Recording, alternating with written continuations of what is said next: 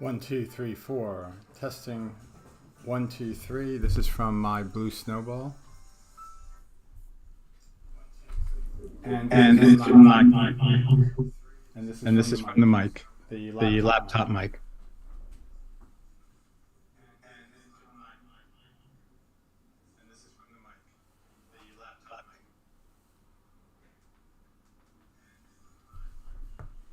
Testing from the blue snowball. Testing from the laptop. Testing from the blue snowball. Testing from the laptop.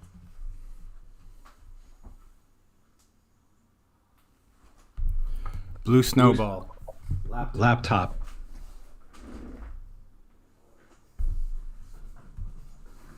Blue snowball. Laptop.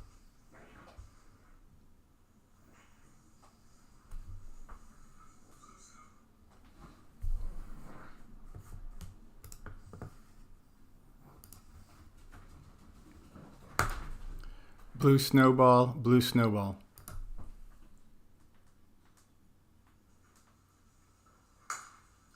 Blue snowball, blue snowball.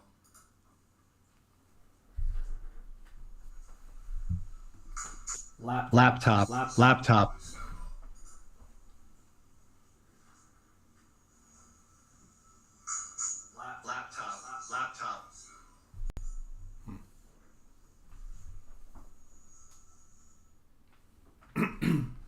1, 2, 3. 1, 2, 3. 1, 2, 3. Oh, it's coming from my mic. 1, 2, 3. Okay. Laptop. 1, 2, 3.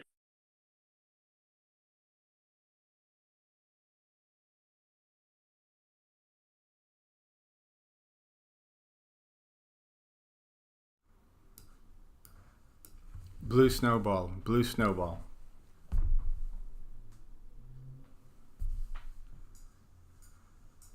Blue snowball.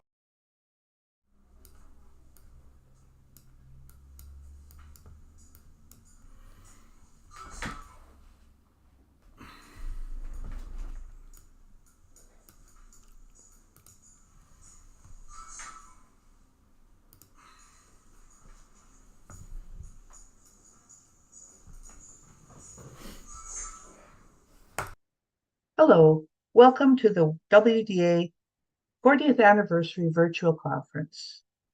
I am Jean Prague, and I'm the president of the Wilson Disease Association. I work with... Hello, and welcome to the Wilson's Disease 2023 meeting. It's my pleasure to start off. My name is Fred Ascari, the director of the Wilson Disease Center of Excellence.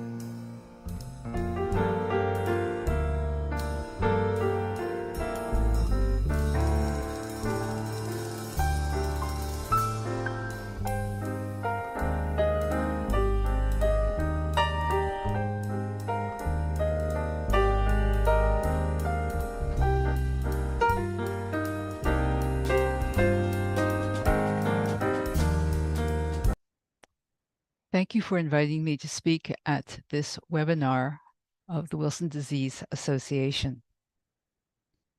I have no relevant conflicts of interest to disclose. You can see that this talk is coming from Nova Scotia, and indeed it was prepared in rural Lunenburg County. We are located in Mi'kma'ki, the ancestral and unceded territory of the Mi'kmaq. If you have any questions about this talk, please send them in as soon as you can so that they can figure into the question and answer.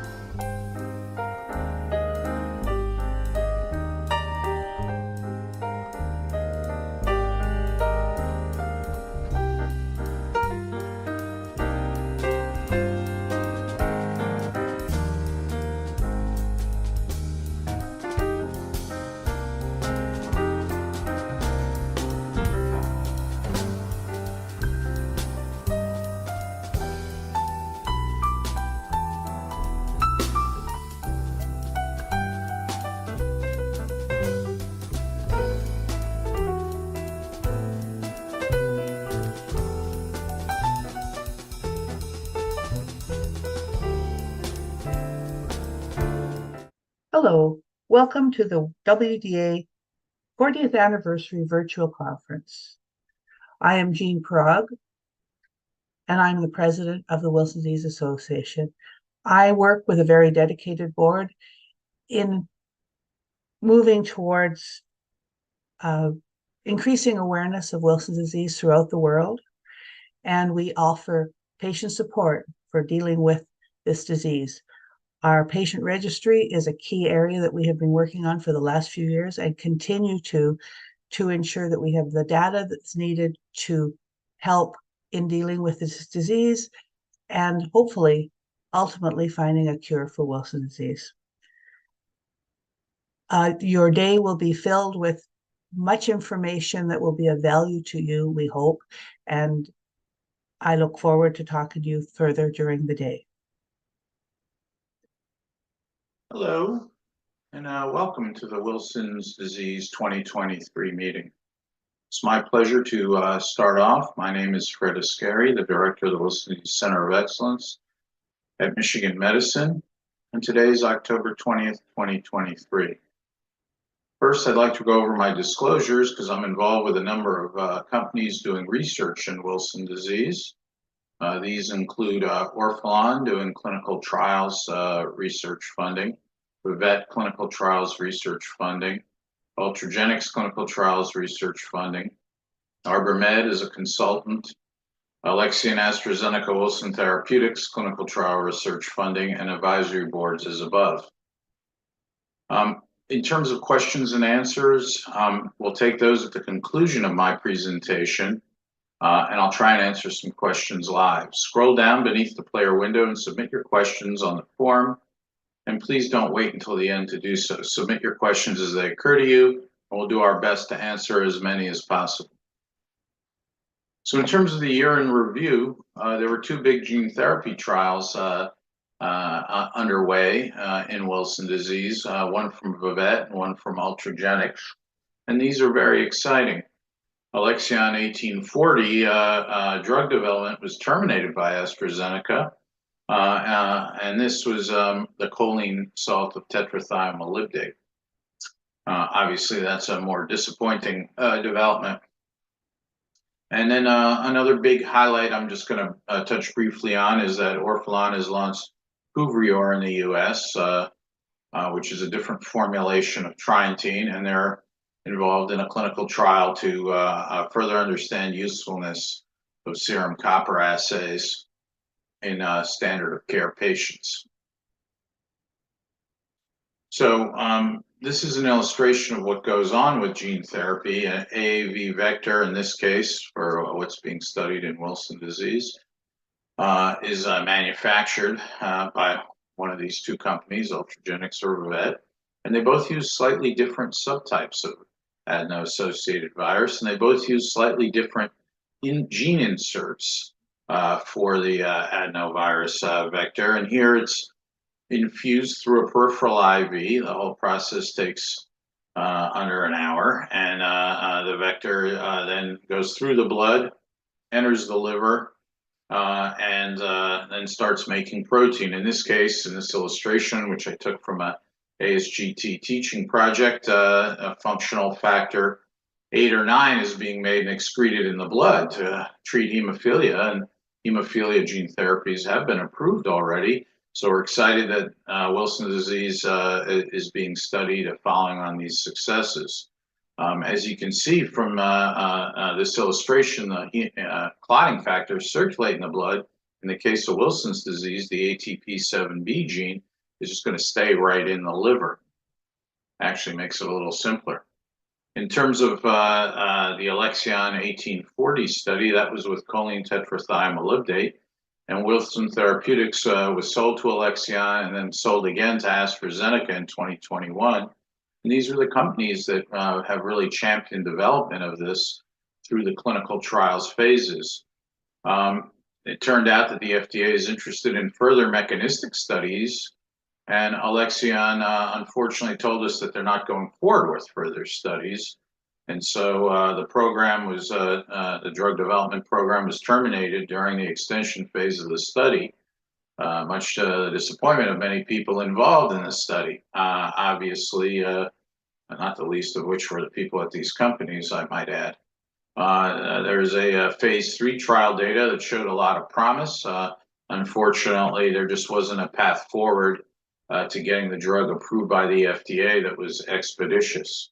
Alexion, the good news is Alexion is committed to publishing multiple further papers and sharing data from the choline TTM studies, so please stay tuned.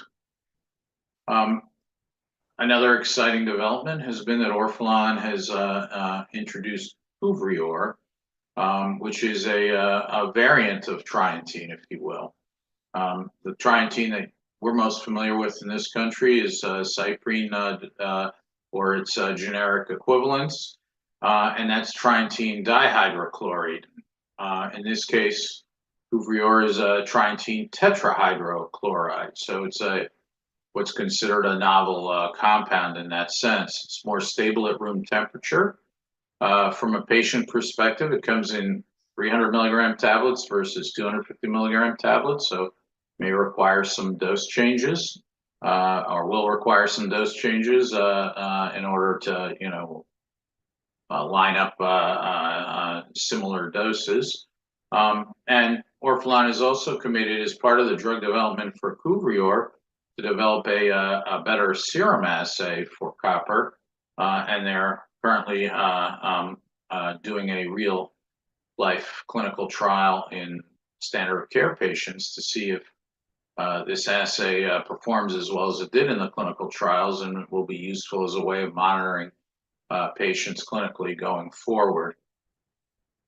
So there's a bright future coming down the road for Wilson disease patients. Obviously, the current treatments are available, and now we have a question of whether there will be further choline TTM trials. We know it's not going to come from Alexion AstraZeneca, but there may be another company at some point that picks this up. We don't know. Obviously, it's a large expense and may have a smaller target population to treat, so that makes it more difficult than the ambitious projects that Alexion and Wilson Therapeutics and AstraZeneca funded for many years. Right now, we're on the horizon is the next phase of the gene therapy trials, and we'll be hearing more about this later today from Vivette and from Ultragenyx, and obviously these are very exciting developments. I can't talk excessively about the data, obviously, because these trials are ongoing and I haven't seen it all. So suffice it to say that I think things are going well and things look quite promising at this point. The trials are going forward. There are also some new medications in preclinical studies, and this is an area of great optimism in the future too, because we may see very, very exciting other compounds come to clinical trials in the not too distant future. And so with that, I'd like to close and take any questions that may be on people's minds. Hi. So if you have questions, you can queue them by scrolling down on your screen and entering them in the chat, clicking on the chat box.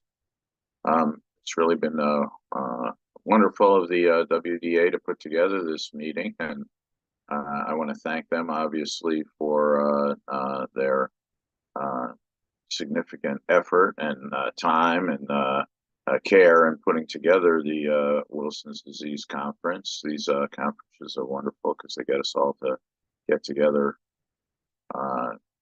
virtually and chat about Wilson disease, which is so important to all of us. Not seeing any questions in the chat just yet, but I can further discuss some of the updates for the year. Obviously, we're very excited about the gene therapy projects and how they're going. And we're excited about, the new monitoring system too from Orphan that's coming out. There are a few other things I would like to say in terms of updates for the year that perhaps aren't as happy as others. We lost Mary Graper, who made some wonderful contributions to Wilson disease this year, and I'd like to acknowledge all of those. She was a dear friend and board member and past president, one of the main liaisons. But I think one of her biggest contributions was really trying to get improved access to medication, the medications that are already approved. Talk about the future and what is coming out, but she was really committed in a passionate way to being sure that people could get the medications that they wanted and needed, both here and overseas. And so we're all going to miss her a lot and carry on with her care that she provided and her vision and guidance for the organization. We have a question coming up in the chat saying, I've been taking an over-the-counter zinc gluconate for 2 months before I was confirmed, as we yet not started other treatment. Can you start with Cuvrior? Well, Cuvrior is approved. Cuvrior is that trientine tetrahydrochloride, and it's a FDA approval indications say it's for people who've been decoppered already. And so someone who's initially being treated right now, their packaging label says they don't have that indication. So and we actually have to, when we're prescribing it, test that someone has been decoppered. So I think that for right now, the answer to that is, unfortunately, in theory, you could start with it, but I don't think you can access it very well because of the companies pursuing restrictions along with their FDA guidance. In terms of over-the-counter options to treat, the zinc gluconate is the main over-the-counter option.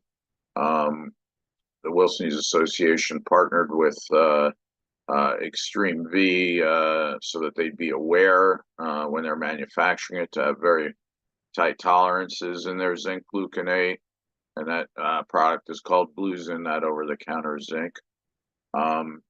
So in theory, any zinc that's bioavailable should work. The problem is that some of these may not have the same tight quality control and stringency that you would like when you're treating a disease that's potentially fatal if left untreated. So that's the main over-the-counter recommendation, and that again was something Mary Graper worked so diligently to see to it that there was an accessible, more reasonably priced over-the-counter zinc option that people could turn to if they had trouble with their insurance coverage.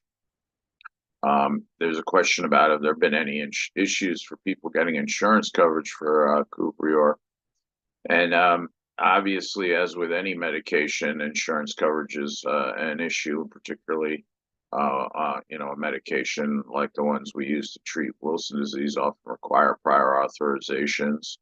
The company also has a patient assistance program, so in the event that insurance coverage isn't as robust as people would like, people have been able to access the medication that way as well. And then there's a question here, what if someone wonders if they would be a good candidate for the gene therapy trials? What should they do? Any more details on the assay and how it might impact patient care? Well, in terms of, if you're interested in participating in the gene therapy trials, there are many sites enrolling patients throughout the country.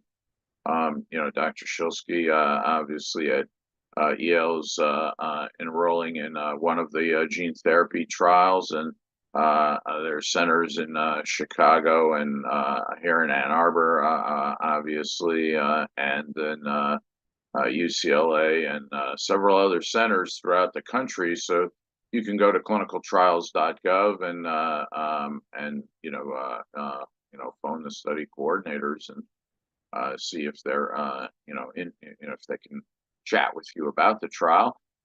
You can also read more information about the trial, but I encourage you to reach out to one of the centers. A study coordinator is a person who's trained on this study and knows about this study and is able to communicate, very, quickly about it. I'm also happy, obviously, to see anyone who's interested in the gene therapy trials in clinic and chat with them face to face about it.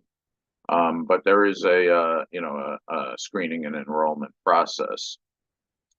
In terms of the assay, the assay basically one of the problems we have with monitoring people on copper reduction therapy, regardless of the type of copper reduction therapy someone is on, is to monitor whether it's effective and we're not over treating someone or under treating someone with making them copper deficient. And so some of the tools we use currently to do that are total serum copper, ceruloplasmin measures, calculations of non-ceruloplasmin or free copper, you'll hear those terms, and then 24-hour urine copper. There's also some study of an assay called an exchangeable copper assay. So you'll hear that term as well. But what this is going to be is a more precise measure of copper so that we can see more precisely that free copper component, because part of the problem with current assays is they're just not as precise, and so we wind up getting sometimes copper numbers that are negative and in the serum assays, and obviously a person really doesn't have a negative copper, they have copper in them because copper is an essential trace element, so we know they have copper, but we get negative numbers which are impossible and things like that make it much harder to adjust and monitor dosing based off those assays. So these new assays we're hoping will be more precise and provide more reliable information for monitoring Wilson disease. And I might add, there's another assay that Alexion was developing as well, and they hope to make available. One of the other nice things that did come out of that trial, which was disappointing that it was the development of that drug was stopped, but there was an assay that was developed, and they were partnering with Mayo Clinic to bring that out as well. What is the timeline for the new drug that doesn't require refrigeration being available? Well, there are several drugs that don't require refrigeration right now. One is penicillamine, one is zinc, and then the third one is this Cuvrior. So they are available. Those are available, and the Cuvrior is the trientine tetrahydrochloride. And then will it be more or less expensive than what is currently available? I think that the goal of the company is to make it the drug accessible with copay assistance and with patient assistance programs, so the hope is that it won't be more expensive out of pocket to you. And I don't really know precisely how they're pricing the product, although they tell me that it'll be comparable. It's priced comparable as Cyprine. Whether that's again, I don't know their precise pricing. Pricing of pharmaceuticals is very, very complicated because of discounts and other issues with insurance coverage. What additional information from the Alexion program might be shared that you're excited to learn about, and why?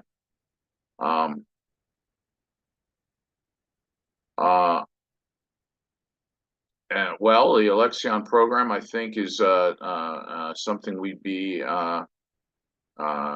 very excited to see. More data coming out on how people improve neurologically on the drug.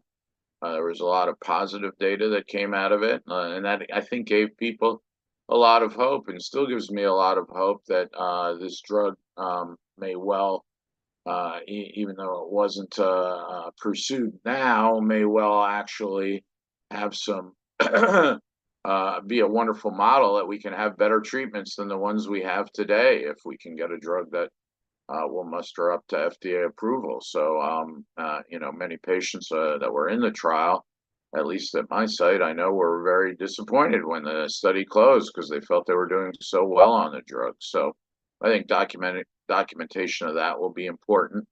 Obviously, you'll hear perhaps even some data later today from other speakers about the mechanism of action of the drug, and which was one of the stumbling blocks to getting it approved, or the main stumbling block to getting it approved. And I think that data will be very important if there's going to be a path forward for this compound for some patients.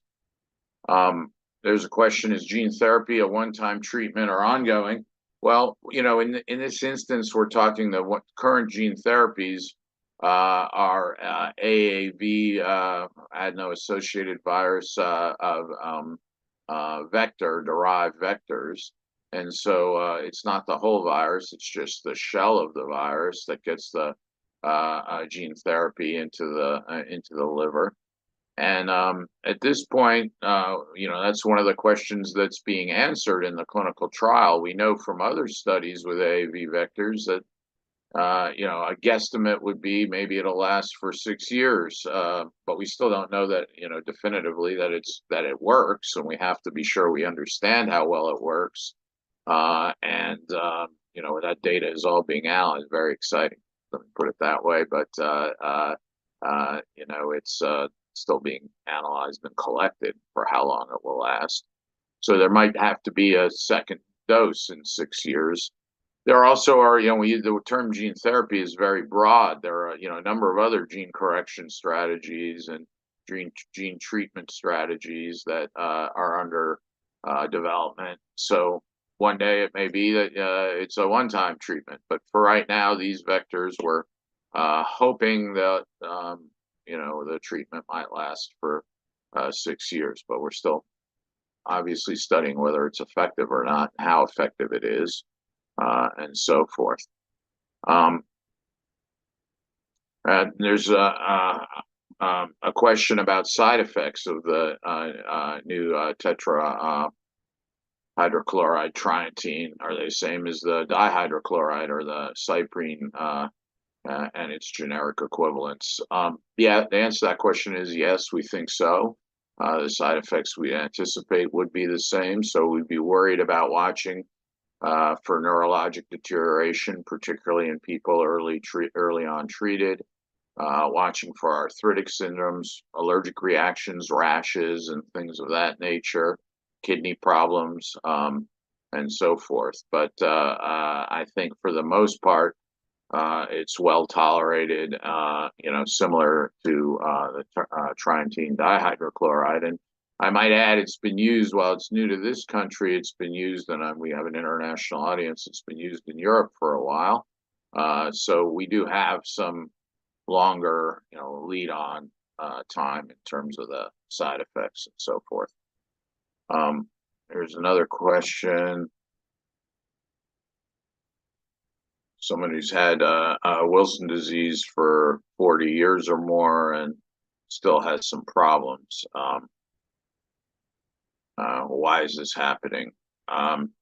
Yeah, I think the main issue is there's two issues. One is why does someone still have any symptoms if they've been treated with copper reduction therapy?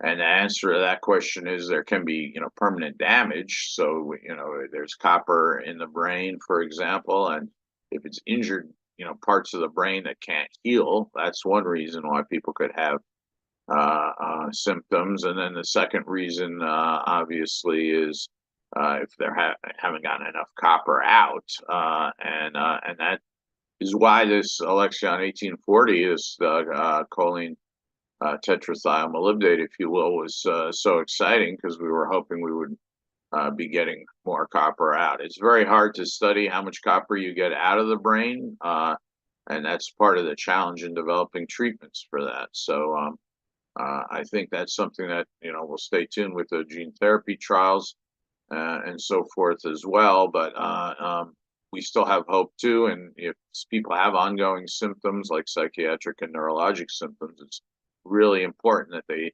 see doctors who can treat those symptoms as well, and not just be focused exclusively on the copper levels, although it's important those are kept in a safe range. There's some questions about connectivity. I'll defer those to others. And again, another question about why do people who've gone through chelation therapy not recover fully? And again, I think we've addressed that. The over-the-counter zinc, someone asked how to spell it, Gluzin, Gluzin. It's on the Wilson Disease Association website as well. I think there are links to it. So I direct you, the Wilson Disease Association website is a treasure trove of information, and probably even find more information about how to get more information about the gene therapy trials there. But, that would be a good resource for people who have a lot of FAQs about Wilson disease, and I direct you back there.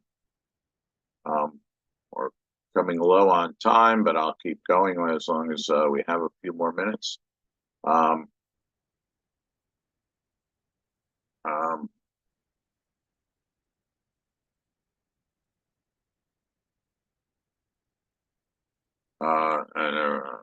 There's someone who's reasserting that not every zinc that you would want to get 50 milligrams 3 times a day of zinc from over the counter has it. So I are agreeing with that discussion.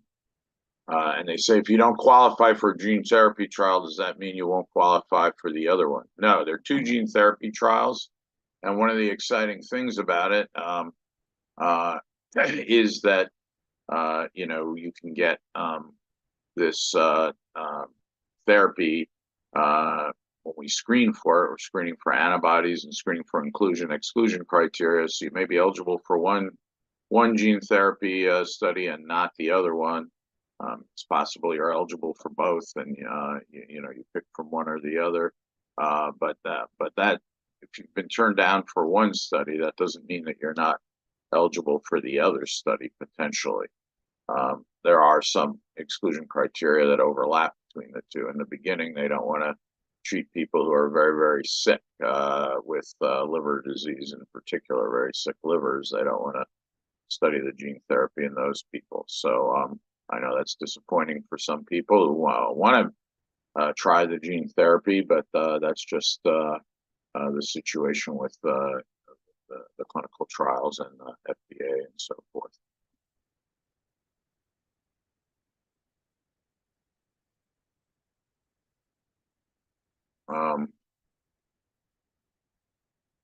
There's some questions about international sites for gene therapy trials, and thank you, for asking that. Again, you can look at the company websites. There are other sites coming up in other countries. I think both countries wanted to, companies wanted to start their trials first in the U.S., but there are international sites coming online as well in the future. All right. Well, thank you very much. I see that we have many more questions, and I apologize we didn't get to all of them, but thank you all for asking such great questions. And I really appreciate the Wilson Disease Association. Thank you.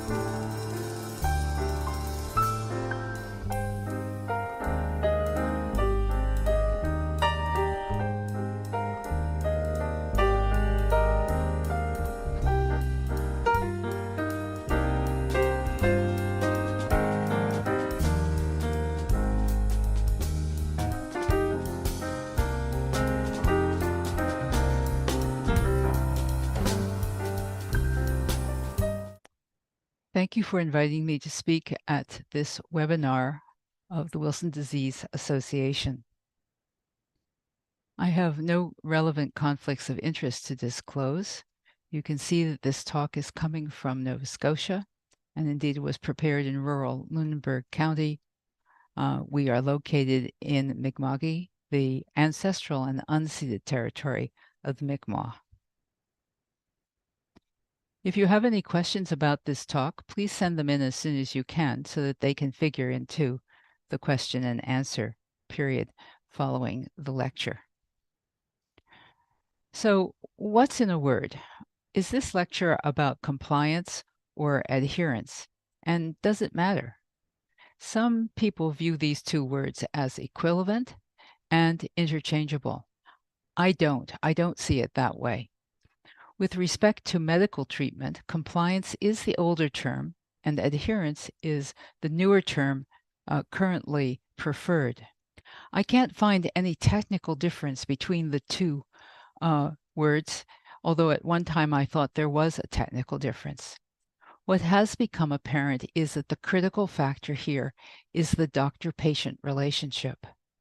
When you talk about complying, the power is really on the side of the doctor. You are complying with the doctor's request. However, when we talk about adhering, then the focus is on the patient who agrees to a medical treatment and also agrees to having it customized to your own needs. So I will argue in this lecture that adherence in Wilson disease involves a collaborative approach between doctor and patient so that the power split is approximately 60% to the patient and 40% to the doctor, and thus the patient is empowered. So it's reasonable to ask whether this attention to adherence in Wilson disease is new. After all, we have always emphasized the importance of taking medication for Wilson disease consistently. So it's not really a new or emerging topic. However, I would point out that the usual approach to adherence is something on the order of take your medication or else. What is new and emerging, I think, is the way we look at adherence. We're now beginning to examine it objectively by questionnaire or by studies of relevant biochemistries. We're recognizing reasons apart from non-adherence for treatment failure. And we're looking for effective and positive interventions to support adherence. Furthermore, and these are in green print because they're perhaps a bit more innovative, we are shifting the responsibility from the patient to shared with the healthcare providers. And we are trying to take a practical and realistic approach to promoting and ensuring adherence. My second key point for this lecture is that an organization like the Wilson Disease Association can gather and provide information about problems with adherence in Wilson disease and also practical ways of coping. After all, no matter how sympathetic a physician may be, we do not have the same real-life experience as somebody who actually has Wilson disease. So what am I talking about? When I say adherence to a medical regimen, I mean running your life in such a way that is regular and consistent and appropriate for managing your disease. And usually this features taking the prescribed medication as directed and without fail, and observing dietary and other possible restrictions. There are also aspects of adherence which I think are not adequately emphasized. For example, seeking and getting accommodations that you may require, and that could include psychological supports, and also paying attention to lifestyle issues which should be important whether or not you have Wilson disease, such as maintaining a healthy body weight, getting enough exercise, avoiding alcohol, and making sure that you get protective immunizations against other diseases. So it's not just taking your meds every day. And I think this is a description of adherence which could apply to other diseases such as type 1 diabetes, cystic fibrosis, and other rare genetic diseases, and liver transplant. And I mention that because the research done with those diseases can be broadly relevant to Wilson disease. I've been interested in this problem for some time.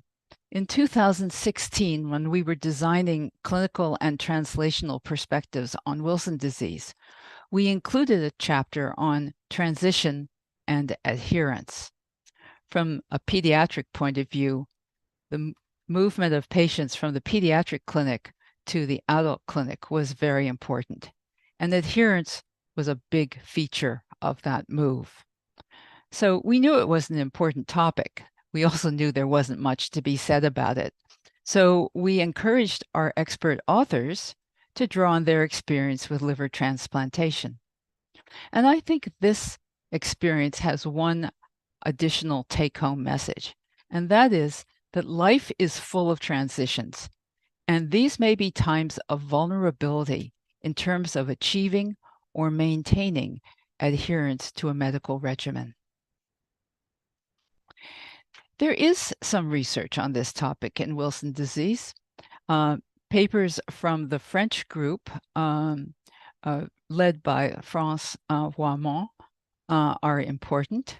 And this one is their 2021 paper, a cross-sectional study of about 130 adults, all of whom had Wilson disease and had been treated for at least 1 year.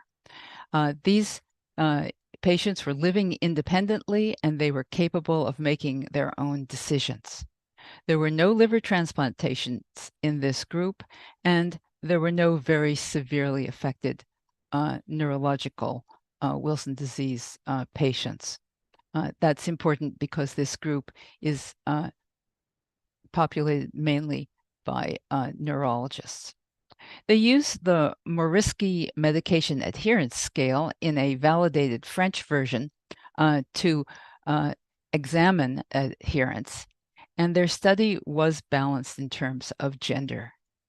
Their findings were that only about 20% could show high adherence on this scale. About half of the patients had medium adherence, and about a third had poor adherence. So to qualify as high, you had to get 100%. To qualify as low, you could only say yes to 5 or less questions out of 8. They found that adherence was better with the neurologic form and poorer with asymptomatic Wilson disease. They also found, perhaps surprisingly, that having somebody else affected in the family or having a higher level of education, or which was actually the drug in your treatment regimen, did not influence adherence. They did find that patients who were having problem with delivery or storage of medication tended to be non-adherent. And they also found that non-adherent patients had evidence of less satisfactory disease control, namely high serum ALT and high serum exchangeable copper. So here is the French version of this scale, and all I want you to notice is that they modified it so that recall was over the previous month in most of the questions, unless it's specified 2 weeks ago or yesterday. Here's the Morisky test questions in English from taken from the web, and I've blocked out the high blood pressure pills allusion because this was actually developed for patients with hypertension. And you can see the kinds of questions they are asking. Do you sometimes forget to take your pills? Are there any days when you didn't take them? Do you sometimes cut back and not tell your doctor? And so on. You can read these. If we try to make this more suitable for Wilson disease, you can see some problems. Did you take your pills? Well, both doses all 3 doses? Did you miss 1 dose? Did you miss 2 doses in a single day? Have you ever cut back or stopped your medication without telling your doctor? But it could not be limited to because you felt worse when you take the medication. There could be lots of other reasons. Number 5 is clearly an internal validation question. Number 6, do you sometimes stop taking your medications when you think everything is really good? That certainly relates to asymptomatic Wilson disease. And is taking a medication an inconvenience? Do you feel hassled? So is this an allusion to bullying? Is it a question of time management? These are good questions to be asking. So going back to what they found, I must admit it would be hard, I think, for all of us to get 100% on that set of questions. Medium adherence seems more like what most of us would qualify as. So what's really important here? I think what's really important is that 1/3 of these patients couldn't even manage medium adherence. Another recent paper is from the Warsaw group, and it's a little bit older, and they actually don't look at adherence. They look at persistence. Now, non-persistence in taking in a medical regimen is really the extreme limit, the extreme version of non-adherence. And these authors defined it as at least 1 reported break, where a break is not taking any medication at all, of more than 3 months, or a minimum of 2 breaks lasting longer than 2 months. I think that means each of them was at least 2 months. They had over 200 patients. They studied them over a 10-year interval. And in the end, they had 170 subjects to analyze. They were all adults. And what they found was that there was really quite a high rate of persistence, 74%. And they could see that patients who were persistent, who took their medication without breaks, had a good treatment outcome. So here, I think the really important take-home message is 1/4 of these patients did not qualify as persistent. They were non-persistent. So, and these patients did not do as well. So this study really gives us some numbers about the general contention that we tell our patients with Wilson disease that consistent lifelong treatment is important. And indeed, a previous study from the same group showed that effective treatment of asymptomatic Wilson disease prevents overt symptoms from developing. Okay, let's look at this problem from another point of view. And it is simply this. Your Wilson disease treatment was working, but now it is not working. So the usual way for us to detect not working is in the blood work, increased serum aminotransferases, the liver function tests. Although it could be the onset of a new tremor or some other symptom which seems just not quite right. And indeed, non-adherence is usually the likely explanation. However, in the 2022 AASLD practice guidance on Wilson disease, this issue was approached as an instance of treatment failure, and the point was made that there are various possible causes. Non-adherence may be at the top of your list, but there's a list.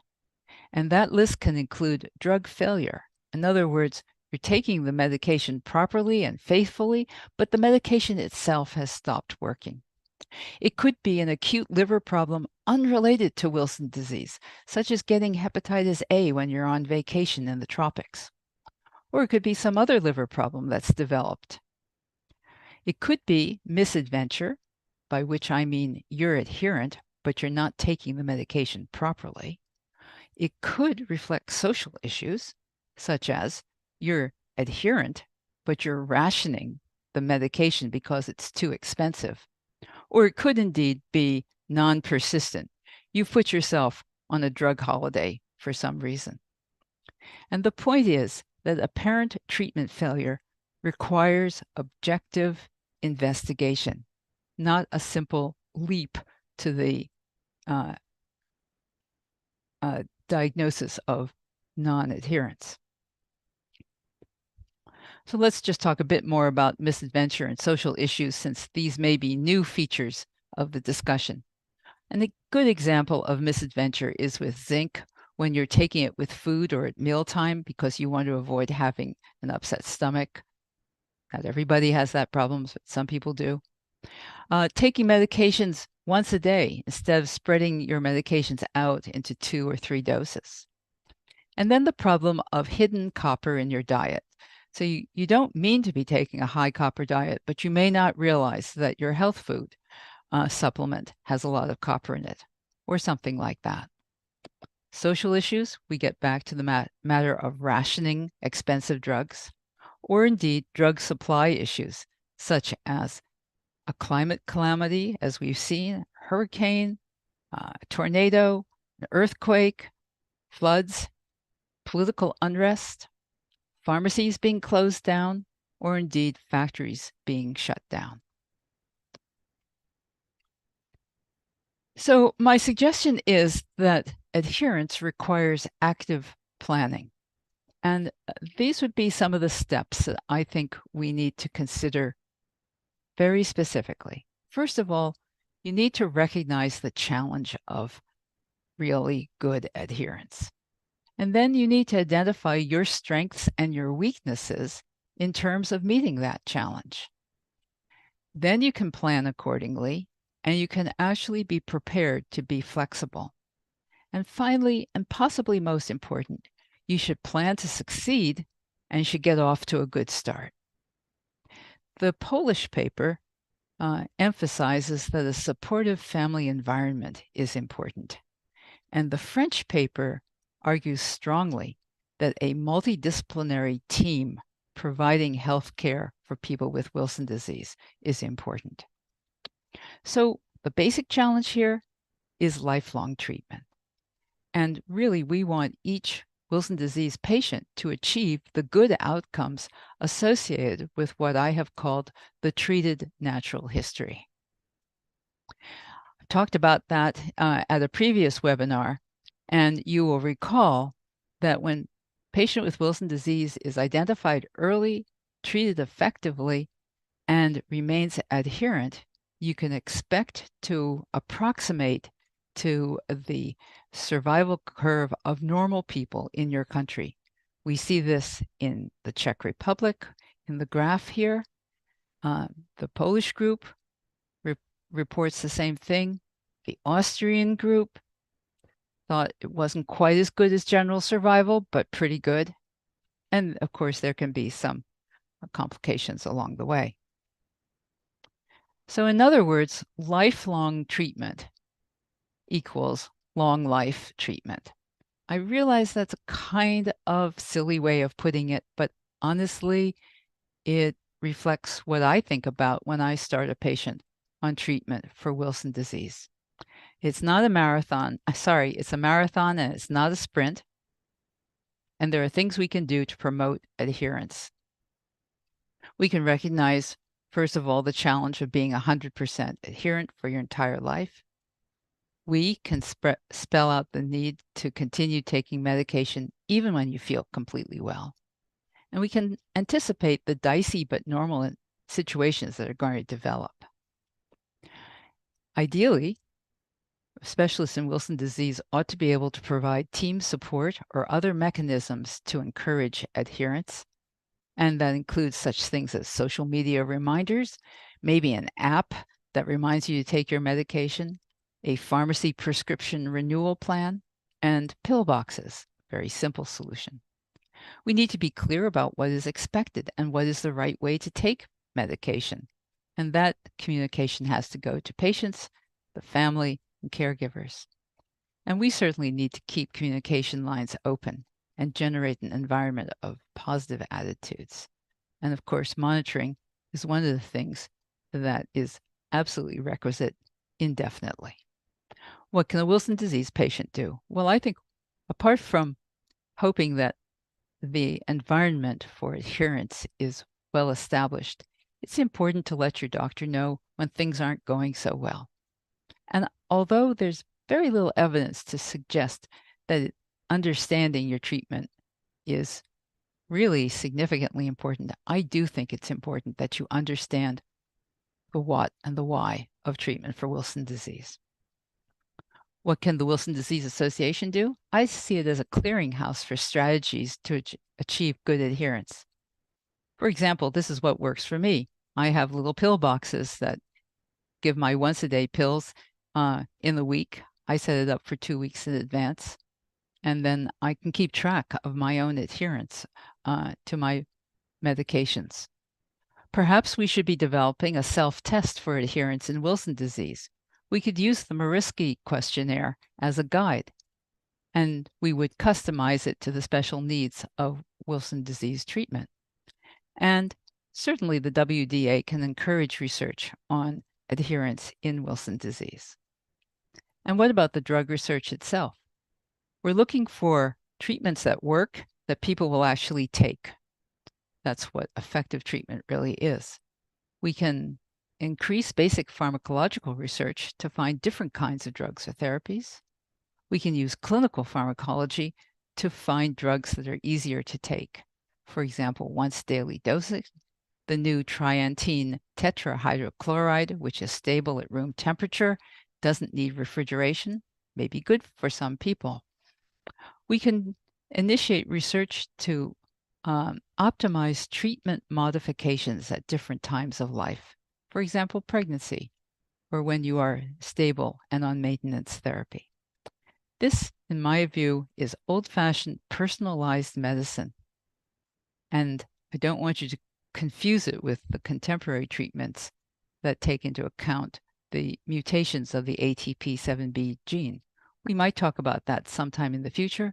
This is much more fundamental. And with that, I will thank you for your attention, and I'd be happy to welcome any questions.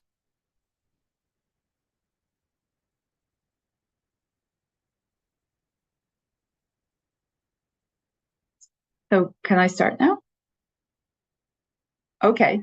Well, hello to those of you who are attending this webinar around the continent and possibly around the globe. I'm now talking to you from Halifax, Nova Scotia. And there are several questions which have come in. I will start looking at those immediately and talking about them. The first one has to do with standards of care. Do I have an opinion about those? And what about the need for a new chelating agent? Well, I would say that the current standards of care represent an evolution of practice since the early 50s. And of course, they are still open to further evolution, but those that we have right now are in good standing, as it were. They seem to me to be reasonable standards of care. Do we need a new chelating agent? Thank you for asking that question, because I've asked myself that question in the past. My original reaction was no, we have great medications to treat this disease and good outcomes.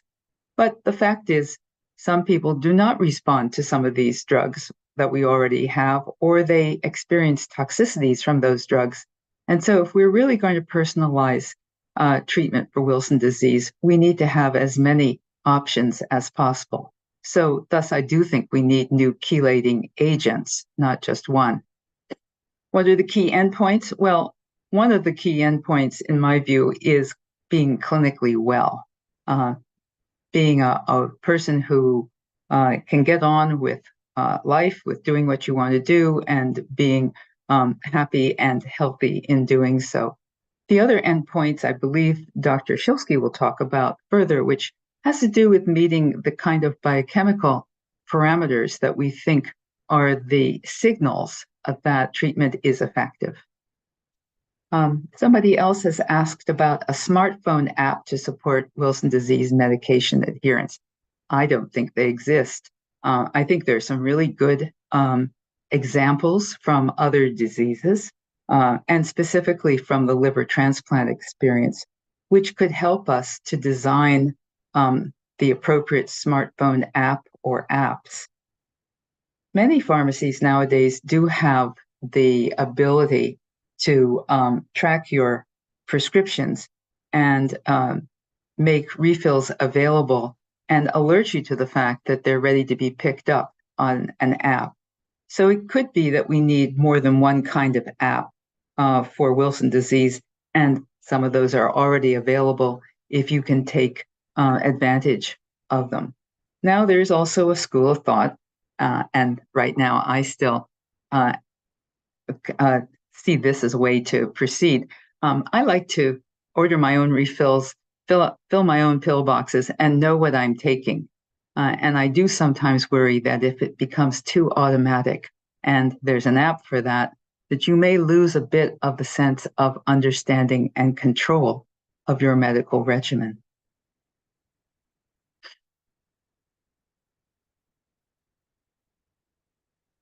I don't know about apps for talking to your primary caregiver. This is pretty much something which primary caregivers might want to start. And it might be that for certain diseases where supervision should be fairly close, and Wilson disease could be an example of that, that it would be worthwhile to have some interest or agitation to get primary care docs or family doctors having some kind of app to help coordinate care. I'm sure that there would be regulatory questions and questions from the College of Family Physicians that would have to be met for that kind of service. But I agree with this person who's posed this question that it would help monitor medical adherence, and it might be particularly valuable at transition times when your Wilson disease patient is moving to a different home or changing jobs or going off to university, and you'd like to have a little extra supervision remotely. Okay, what is multidisciplinary team-based adherence? Well, apart from being a mouthful, this is the idea that a disease like Wilson disease is managed by a team of specialists with different kinds of expertise. So such a team might consist of a hepatologist, a neurologist, possibly a psychiatrist, perhaps a physical therapist, maybe a speech therapist, a nutrition, a dietitian. And in my worldview of this, we would create the team from a number of different possibilities to suit the needs of a patient. Clearly, if you have asymptomatic Wilson disease and are totally well, you don't need to worry about problems with your handwriting or needing physiotherapy or possibly occupational therapy, whereas other patients might. So this is the idea that we deal with this disease by having a team, and the team is effective and focused enough that it promotes adherence to the entire medical regimen, taking your pills, watching your diet, and then doing the other things that maintain generally good health. Somebody else, or perhaps the same person, wants to know about with a drug like Triantine, which we take twice a day, does it have to be 12 hours apart? I have always thought that you did have a little bit of leeway there. And so for my patients, I would certainly not expect them to set an alarm and take the pills exactly 12 hours apart. First thing in the morning, last thing at night is a reasonable regimen, as long as you're going to bed relatively late, like, you know, getting up at 7 and going to bed at 10, or so we're not stretching the closeness too much. Also, these are times when you can take it easily on an empty stomach, and I think that's important. Another thing which I've personally found helpful is when I need to do something regularly, if I kind of latch it onto something I really do regularly, then I'm more likely to do both of them. So for example, I could brush my teeth on the way to bed, and then I could stop in the kitchen and take my medication at that time, because I always go to bed, I always brush my teeth, and then I can easily bundle in taking my medication last thing at night. I hope the kind of practical example is of some help to you.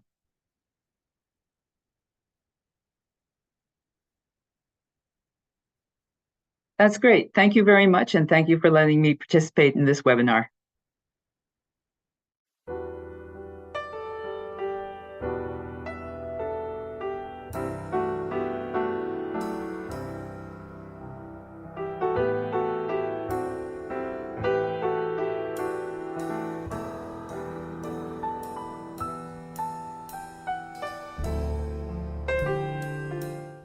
Hi, my name is Dr. Michael Shilsky. I'm Professor of Medicine at Yale University Medical Center, and I'm here today to talk to you about monitoring of Wilson disease therapy. Monitoring is a process to periodically collect, analyze, and use information to actively manage a disease to maximize the chances for a positive patient outcome while minimizing the risk of adverse events. Common baseline elements should be collected before treatment is initiated, and monitoring must be conducted at regular intervals going forward for the life of the patient. Monitoring frequency and testing can be individualized for each patient, and this may take into account specific treatments. However, core elements should be attained on a regular basis. 3 key tenets for monitoring to keep in mind include monitoring for effectiveness, safety, and adherence. I will next discuss the following: what information we should collect, how often should we collect the information, and when to change the frequency and type of monitoring. Monitoring frequency is phase of disease dependent and also circumstance dependent. Initial therapy, when therapy is first begun for Wilson disease, is the time typically when we do more frequent monitoring, and it may depend if the individual is asymptomatic, in which case we should look typically about 4 times a year, or if they're more frequent, if the patient has particular symptoms. Maintenance therapy maintenance monitoring is the monitoring of what we call maintenance therapy, and that's the lifelong monitoring that occurs after that initial period is completed. And this includes regular interval monitoring, typically at 6-month basis. And there are special circumstances when we need to step up and more frequently monitor, and this includes when we suspect there is a treatment failure, if patients become pregnant, if they have change in their symptoms, whether it's neurologic, psychiatric, or related to their liver disease. In particular, we worry if there is liver failure, or when therapy is changed. Baseline testing should occur before treatment's initiated, and this includes a careful physical examination. And if patient has neurologic issues or mental health issues, that may also include very detailed evaluation from neurologists or mental health professionals, in addition to specialists for liver disease. And also, an ophthalmologic exam may be performed for Kaiser-Fleischer rings. Typically, once a patient is above the age of 5, that should be considered. And in children, separate from the Wilson disease part, we also need to consider standard evaluations of growth and development, which are typically conducted by our pediatric specialists. Other testing is laboratory testing, liver imaging, liver biopsy if it's needed for diagnosis or disease, and that includes histology and quantitation of the copper in the specimen, as well as brain imaging and MRI or CAT scan if there are neurologic or psychiatric symptoms present at the outset. Laboratory testing includes looking at blood counts and platelet counts, prothrombin time, and what's known as a normalized prothrombin time, or INR, liver tests, and tests of electrolytes and kidney function, and other blood tests may be serum copper and ceruloplasmin, uric acid, and if cirrhosis is present, an alpha-fetoprotein, which is a liver tumor marker. Other things that can be measured include iron parameters, iron binding capacity, and ferritin to have good baseline values, as well as urine analysis and a 24-hour urine for copper and volume prior to treatment initiation. Imaging should include at least an ultrasound or maybe a CAT scan or MRI just to know structurally how the liver is doing, and if it's available, elastography, which helps us look non-invasively at the scarring in the liver. Additional baseline testing may include mutation analysis for ATP7B, and this is useful for family screening. And bone density testing can be performed to have baseline in adults, and this helps us later on, especially when we are concerned about potential loss of bone density at a faster rate in some patients. There may be urine, for those on zinc therapy, urine and serum zinc levels may be helpful to then know later on if the zinc is being absorbed well. And there should be testing for immunity to hepatitis A and B and immunization if an individual has either not been exposed or not received immunization before to protect against these disorders. Follow-up lab testing that should be performed at intervals includes blood and urine testing, and this includes blood counts with platelets, prothrombin time and the normalized prothrombin time, INR, liver panels and basic metabolic profiles, urine analysis for patients on chelation therapy, and 24-hour urine copper. And for those on zinc therapy, you can measure it in the same specimen zinc, and that just would be reassuring for the absorption of the zinc as well. Other optional measurements include serum copper and ceruloplasmin, and elastography in patients who've had it before to see that it is not changing, especially if the patient does not have advanced fibrosis or cirrhosis. If they have cirrhosis present, then separate liver imaging should be performed for liver cancer, typically twice a year, and they may need screening or surveillance for varices, which are the blood vessels that become dilated in either the esophagus or stomach and increase the risk of bleeding complications. And this can be done either annually or if a patient is placed on beta blocker to prevent bleeding, may not need to be done at any frequent interval. Now, initial therapy is the time when we look most closely. As I mentioned, there's the core testing that needs to be done, the pre-testing, and then the core testing that can be done afterwards. Typically should be done about 4 times during the first year, and then more frequent if testing is abnormal or if there are symptoms which aren't changing. Importantly, for those with neurologic disease who start chelation therapy, you have to pay attention to the clinical exam and symptoms, especially during that first to 6-12 months of therapy, when they may be at risk for what we call paradoxical neurologic worsening, that is, worsening of their neurologic symptoms despite being treated specifically for their Wilson disease. And 24-hour urines for copper and zinc should be performed 2 to 4 times during this initial period, more frequently if it is needed to help direct therapy. Monitoring for maintenance therapy should be performed twice a year at minimum, and this helps us detect problems before they become clinically relevant. 24-hour urines for copper and zinc should be, again, typically once a year, twice if there are any issues.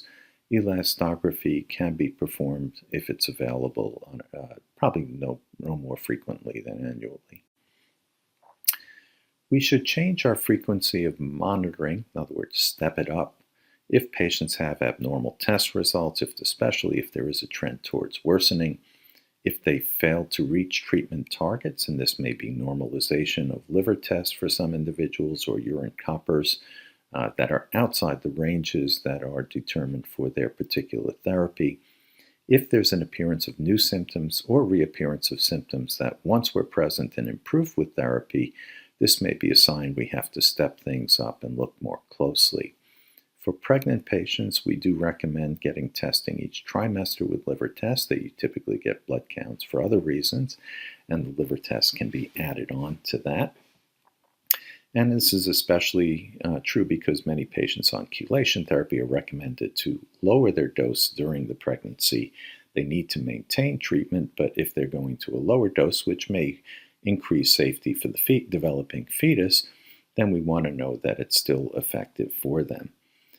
If there is knowledge that the patient has been non-adherent, that may come from the patient themselves, may come from other caregivers around them, or even a pharmacy that may let the provider know that the patient has not been picking up their prescribed therapy in a timely fashion, then we may need to, again, step it up and work with that individual and try to find a way to improve adherence. If patients change therapy from chelators to zinc or zinc to chelators, then we would want to repeat the standard testing. For those going from zinc to chelator, we should now be doing urine analysis along with the core testing, and we want to do this somewhere between 4 to 12 weeks after the change in therapy. For these individuals, urine copper excretion will increase. If they go from chelator therapy to zinc therapy, we want to repeat again the testing in that 4 to 12 week period. In this case, the urine copper excretion is going to decrease typically to under 100 micrograms a day over time. And if there is worsening, obviously, in the individual, and that's the reason for their change in therapy, then you want to do these testings earlier as opposed to later during that interval. Now, clinical monitoring is important. That is examination, as well as speaking to the patient about their history of their symptoms. And also, if they have cirrhosis, we want to monitor for hepatic encephalopathy, monitor and manage fluid accumulation. And neurologic disease, we want to follow patients, especially if they have dystonia and tremors that may interfere with their activities of daily living. Similarly, or if they have speech and swallowing issues, this may pose safety problems or communication issues, and these need to be monitored and worked upon, perhaps separately with other specialists. And similarly, for mental health, if a patient has a mood disorder or experiences impulsivity, or especially if they have suicidality, this requires additional professional help. Adherence is important for achieving an excellent outcome, and we again use the history that we get from patients to help us or from those around them. Liver tests tend to detect this early, which is why we do this on a more frequent basis, and similarly 24-hour urines for copper will change from what their baseline values are, either become higher for some patients that had previously been good with therapy, and then in patients on zinc it may actually be lower. Zinc values in the urine may tip you off that they're not taking the zinc or not taking it properly, may not being absorbed well.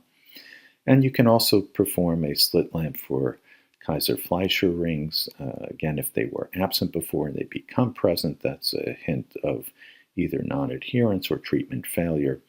And we usually can use serum copper and ceruloplasmin as well. We hope a better assay for non-ceruloplasmin copper in the future will help us detect, again, changes in this copper bioavailability before it becomes a problem to the liver or other organs as well. Now, one thing that can occur, and it doesn't happen early in disease, usually very late, is overtreatment. And in this case, we might find the urine coppers become very low below our targets. Serum copper becomes low, and similarly ceruloplasmin, which is often low in patients to begin with, can become even lower. Iron values, because we need the copper to help move iron around in cells, actually become elevated in tissue.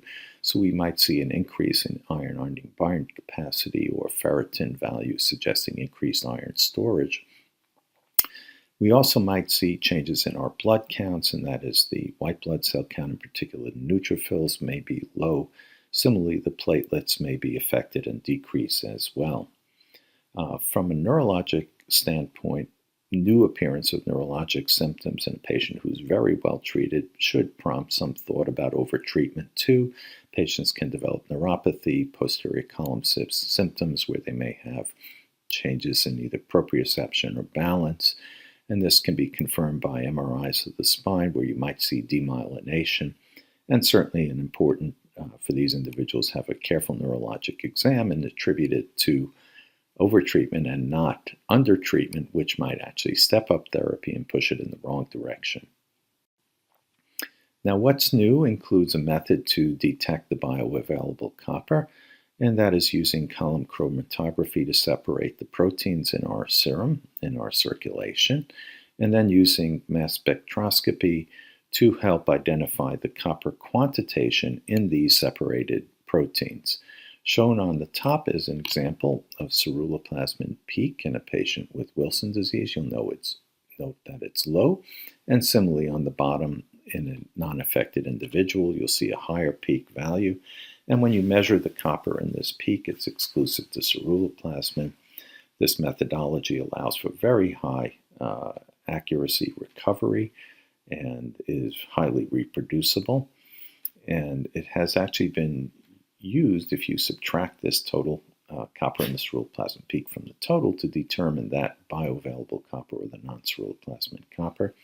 It was used as a primary endpoint in a clinical study comparing depenicillamine and trientine, and is now being looked at experimentally in separate studies to determine if it is useful outside the just the group that has stable disease, so that we can see if we can detect changes in this in patients which may have either treatment failure or during the initial phase when we expect the values to be higher.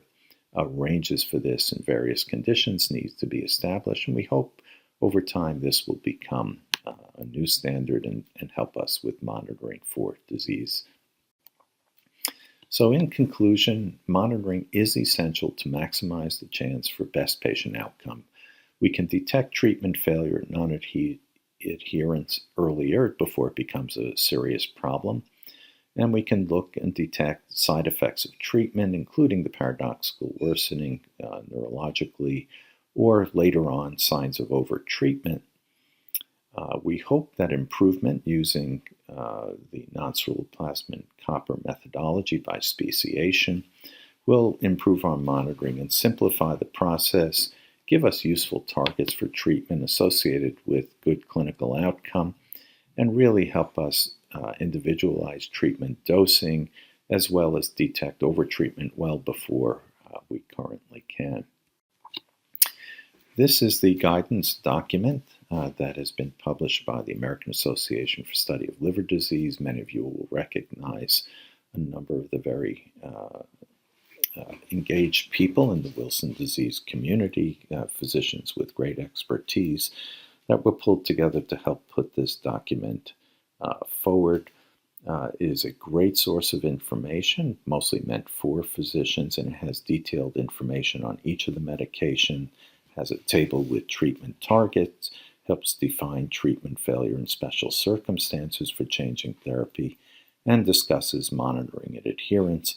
I suggest for many who have any difficulties bringing this to the attention of your physicians that are working with you if they haven't already seen it. And for those who wish to become very educated, it's a great place for information, but it is sometimes challenging. And so then please ask your physician and try to learn more about some of the information there, but it is a great resource. And finally, I'd like to thank everybody for their attention and share with you a photograph of a patient who has kindly agreed to share this picture with you all today. She is 93 years old and has achieved this 93 years with her Wilson disease because of the monitoring and care that she's received over the years. And she wanted to share this with you all today so that you know, one, you can achieve this and you can live with your Wilson disease, but take your medications and work with your physicians for the monitoring to get your best outcomes. Thank you, and I look forward to your questions. Thank you to the Wilson Disease Association for providing us the opportunity to be here with you today. This is a special year for the organization, and for those of you who are just joining us newly, you'll begin to understand how important this organization is in providing educational opportunities, as well as what Dr. Ascari mentioned in terms of both their longstanding history of helping with patient access, as well as information about the latest and greatest in clinical trials. So today my topic was monitoring, and there have been some very good questions in the chat, and I'll try to address some of them in the brief time allotted here. There was one question about penicillamine causing proteinuria, and should you ever go back after you've changed medication afterwards? Well, the question highlights first the fact that we do need to monitor the urine analysis in patients on chelation therapy, because there can be damage to the kidneys that causes a loss of protein into the urine, and other damage may ensue as well. So that when that does occur, that's a reason for changing medication and changing monitoring as well. And in these individuals, we typically don't go backwards. I'll show my age a little bit by knowing that when penicillamine was really the only medication available, patients were undergoing desensitization using steroids so that they might be able to tolerate the medication again. No reason to do that now with alternative therapies. There was another good question about what about during chelation therapy before and then after? What happens to the non-ceruloplasmin copper, and what happens to your 24-hour urine studies, and what should be the expectations?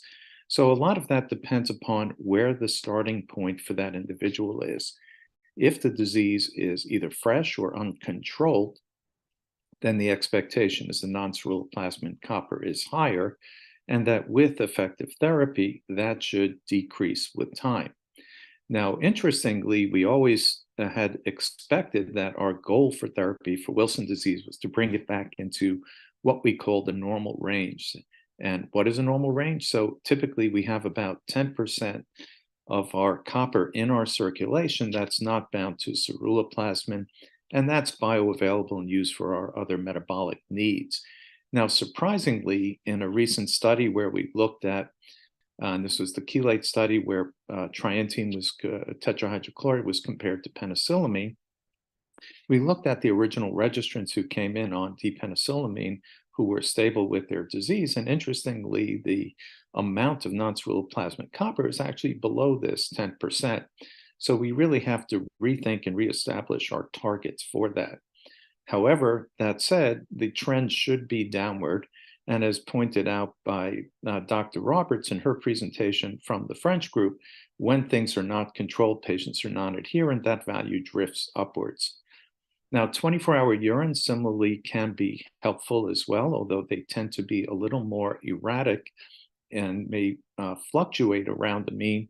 That said, initially, prior to treatment, patients who have symptomatic disease tend to have elevated values, typically much greater than 100 micrograms. And if you start on chelation therapy, this can go as high as 1 to 2 milligrams a day, or even more in some individuals. And with time, this should decrease. And it varies a little bit in terms of the amount of copper put out, both by your dose based, and depends on medication as well. And certainly also the dietary copper intake during this time also can matter, but the trend should be downward for patients on chelation. Separately, there was a question in the chat about what about with zinc? If you start off with a value of copper in your urine that is typically under 100 micrograms a day, and then when you start on therapy, this may go down slightly, but your goal is to keep it where it is. For those who have values higher than that, the goal is over time to decrease it. And then after many years of therapy, whether it's on both zinc therapy or on chelation therapy, you want to follow that copper both in the urine, and then it's helpful also sometimes in the serum as well, just to make sure that you don't reach that point of overtreatment where the values may be extremely low. As we pointed out, you may want to measure a number of things, and it's not just the biochemical parameters, as Dr. Robert points out, it's how you feel that you should be well. And that's why we look at this in a holistic way. And for certain individuals with different manifestations of disease, we may need different specialty people, whether it's mental health experts or neurologists, to help make that better. And also to determine, how much is related to the Wilson disease, how much may be other factors as well. Now, there was a question about also monitoring and changing medications in pregnancy. So that's an option between the patient and their doctor, whether they stay on the same medication. But if you do stay on a medication such as trientine or penicillamine, the chelation therapies, dosage should be reduced as early as possible in the pregnancy so that you have less exposure to the fetus. But medication should be maintained throughout. For zinc therapy, you could maintain entirely during the pregnancy on that. Whether or not to change once you become pregnant, that's also a challenging question. There's no need to change if you dose reduce, as good outcomes have occurred on all the available therapies. So it's not an absolute necessity to change therapy. If you wish to do so, then you have to step up the monitoring to make sure that the treatment that you change to is effective. Same principle applies even in non-pregnant situations. Now, similarly, if you have other development of neurologic or psychiatric symptoms after chelation over time, you have to then go into the concerns that Dr. Roberts raised. Do you have a treatment failure? In other words, are you no longer having effective therapy, whether that's related to the medication, how it's being used, other factors, dietary copper, or secondary injuries to the liver or other ailments that are concurrent with the Wilson disease. And that's where you then require that very careful multidisciplinary group evaluation using the standard monitoring to try to see biochemically where you're at, as well as the clinical evaluations to see where in particular there may be challenges or secondary symptomatic therapy may be helpful. Now, there's a good question out there, and not necessarily related to monitoring per se, but is there recovery after a long persistence of symptoms in certain individuals? Well, there can be changes in therapy later on that might mobilize copper, but it really is dependent upon the degree of damage to the individual and to the structures. And if it's neurologic, then obviously we're talking about the brain. It's very hard to predict entirely. In one of the studies Dr. Ascari mentioned using the tetrathiomolybdate, we were really very interested to see that even long-term treated patients, when they were treated with that therapy, could have an increased mobilization of copper, and whether that could be done with current therapy that's available with stepping that up. That's always possible, but it's never certain that you will achieve change in the outcome, again, because that is very dependent upon the structures that were injured and whether or not there is reversibility. That is sometimes really challenging. There was a question about iron stores and being zero. If you have zero iron stores, you better look for other reasons for blood loss. Usually that's where endoscopic evaluation for whether it's other polyps or cancers or ulcers or things are probably very useful, or is there a very strict dietary limitation to copper in the diet? Usually we're actually in monitoring looking for, in potential overtreatment, looking for iron accumulation, not low iron stores. And that has to do with the fact that we need copper to help mobilize our iron stores.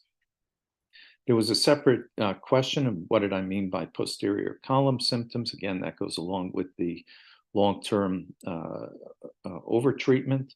And in that case, we're talking about balance and another thing, what we call proprioception. That's like the ability to sense where your limbs are. If you feel your toe, move it around, and you cannot feel that moving into a different position, that's a loss of proprioception in that.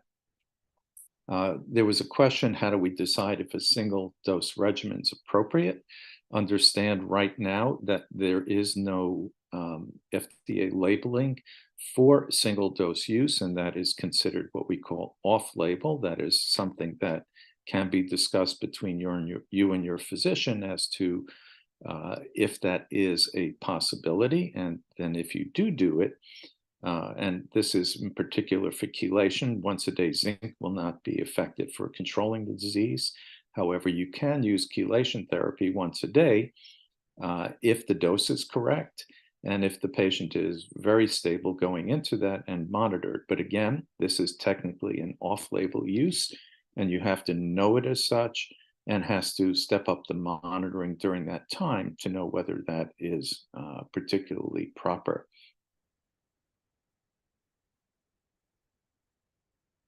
Thank you, everyone.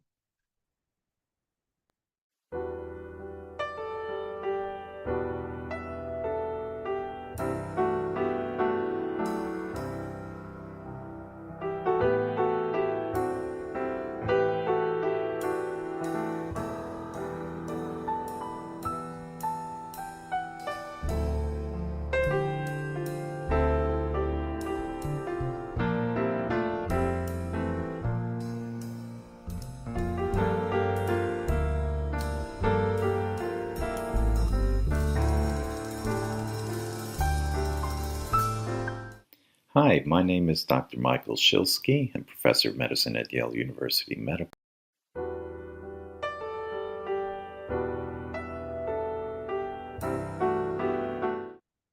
So, hello everyone. My name is Thomas Sandel, and I'm a gastroenterologist and hepatologist working at the University Hospital in Aarhus, Denmark.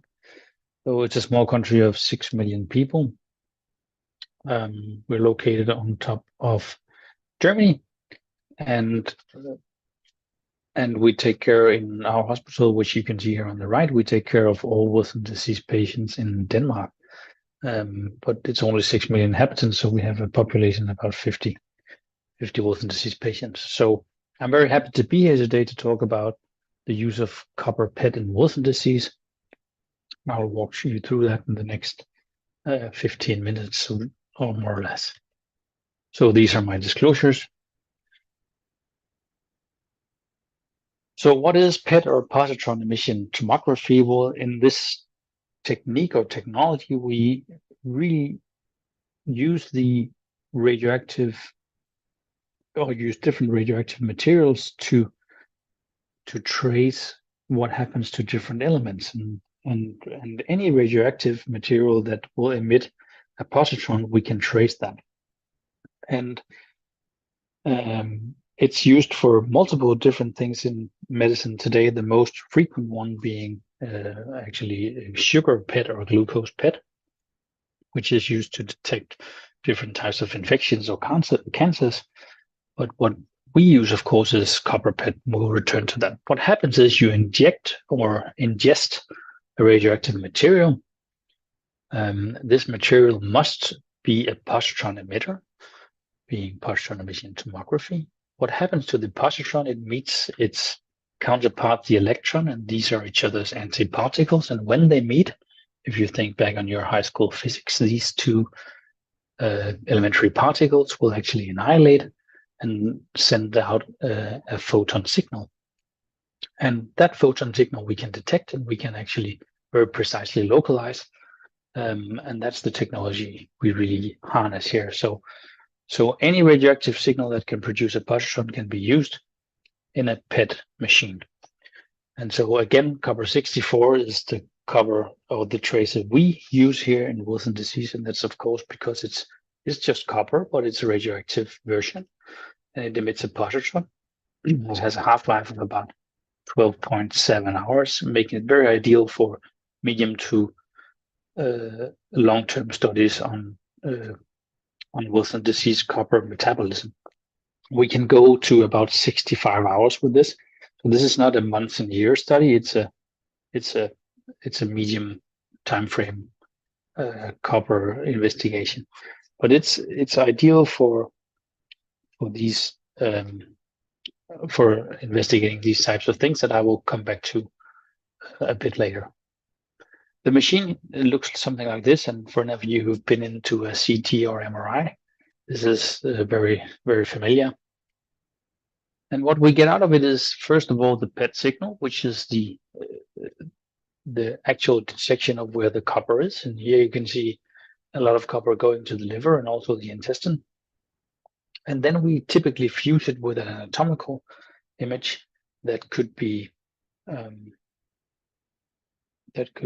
either a CT or an MRI. And when you fuse those two images, you get something very beautiful like this, and you can see, oh, this is where the copper is going. And one thing is you can see where it is. You can actually also quantify how much is where. You can furthermore follow it over time, so you can see, well, now it's in the liver, now it's in the bile, now it's in the kidneys, or wherever it goes. So this gives you both the quantification and the resolution time-wise to see what's happening, making it very ideal for copper metabolism investigations. So today I'm going to talk about three possible projects we use. One is to diagnose Wilson disease using PET. The second is the evaluation of different treatments by PET.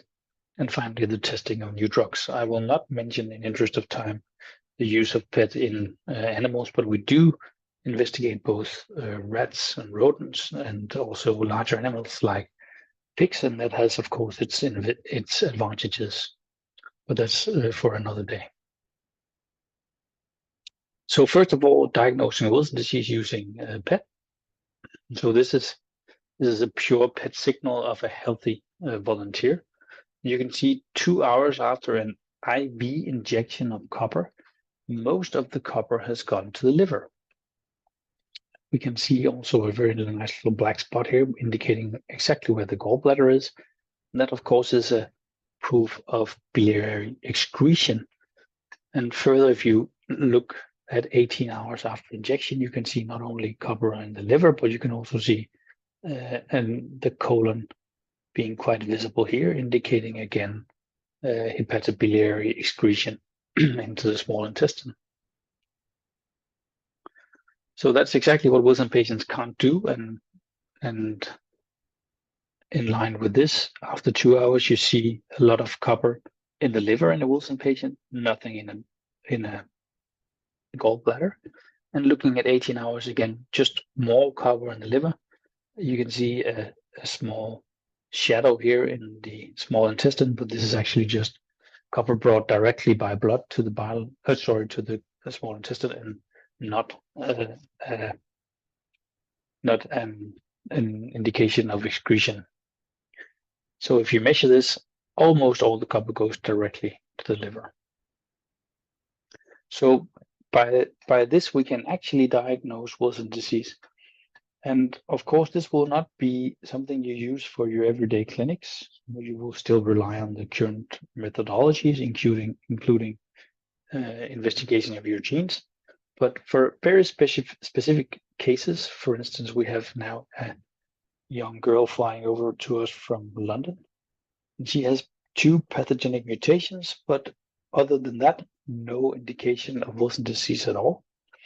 And she has been on therapy since she was 3, so should she continue or not on this therapy? And that's, I think, if we can prove she has copper excretion by this method, we can take her off treatment, and that would really be a way forward for her. So it's in these kinds of rare cases that this is really an interesting tool.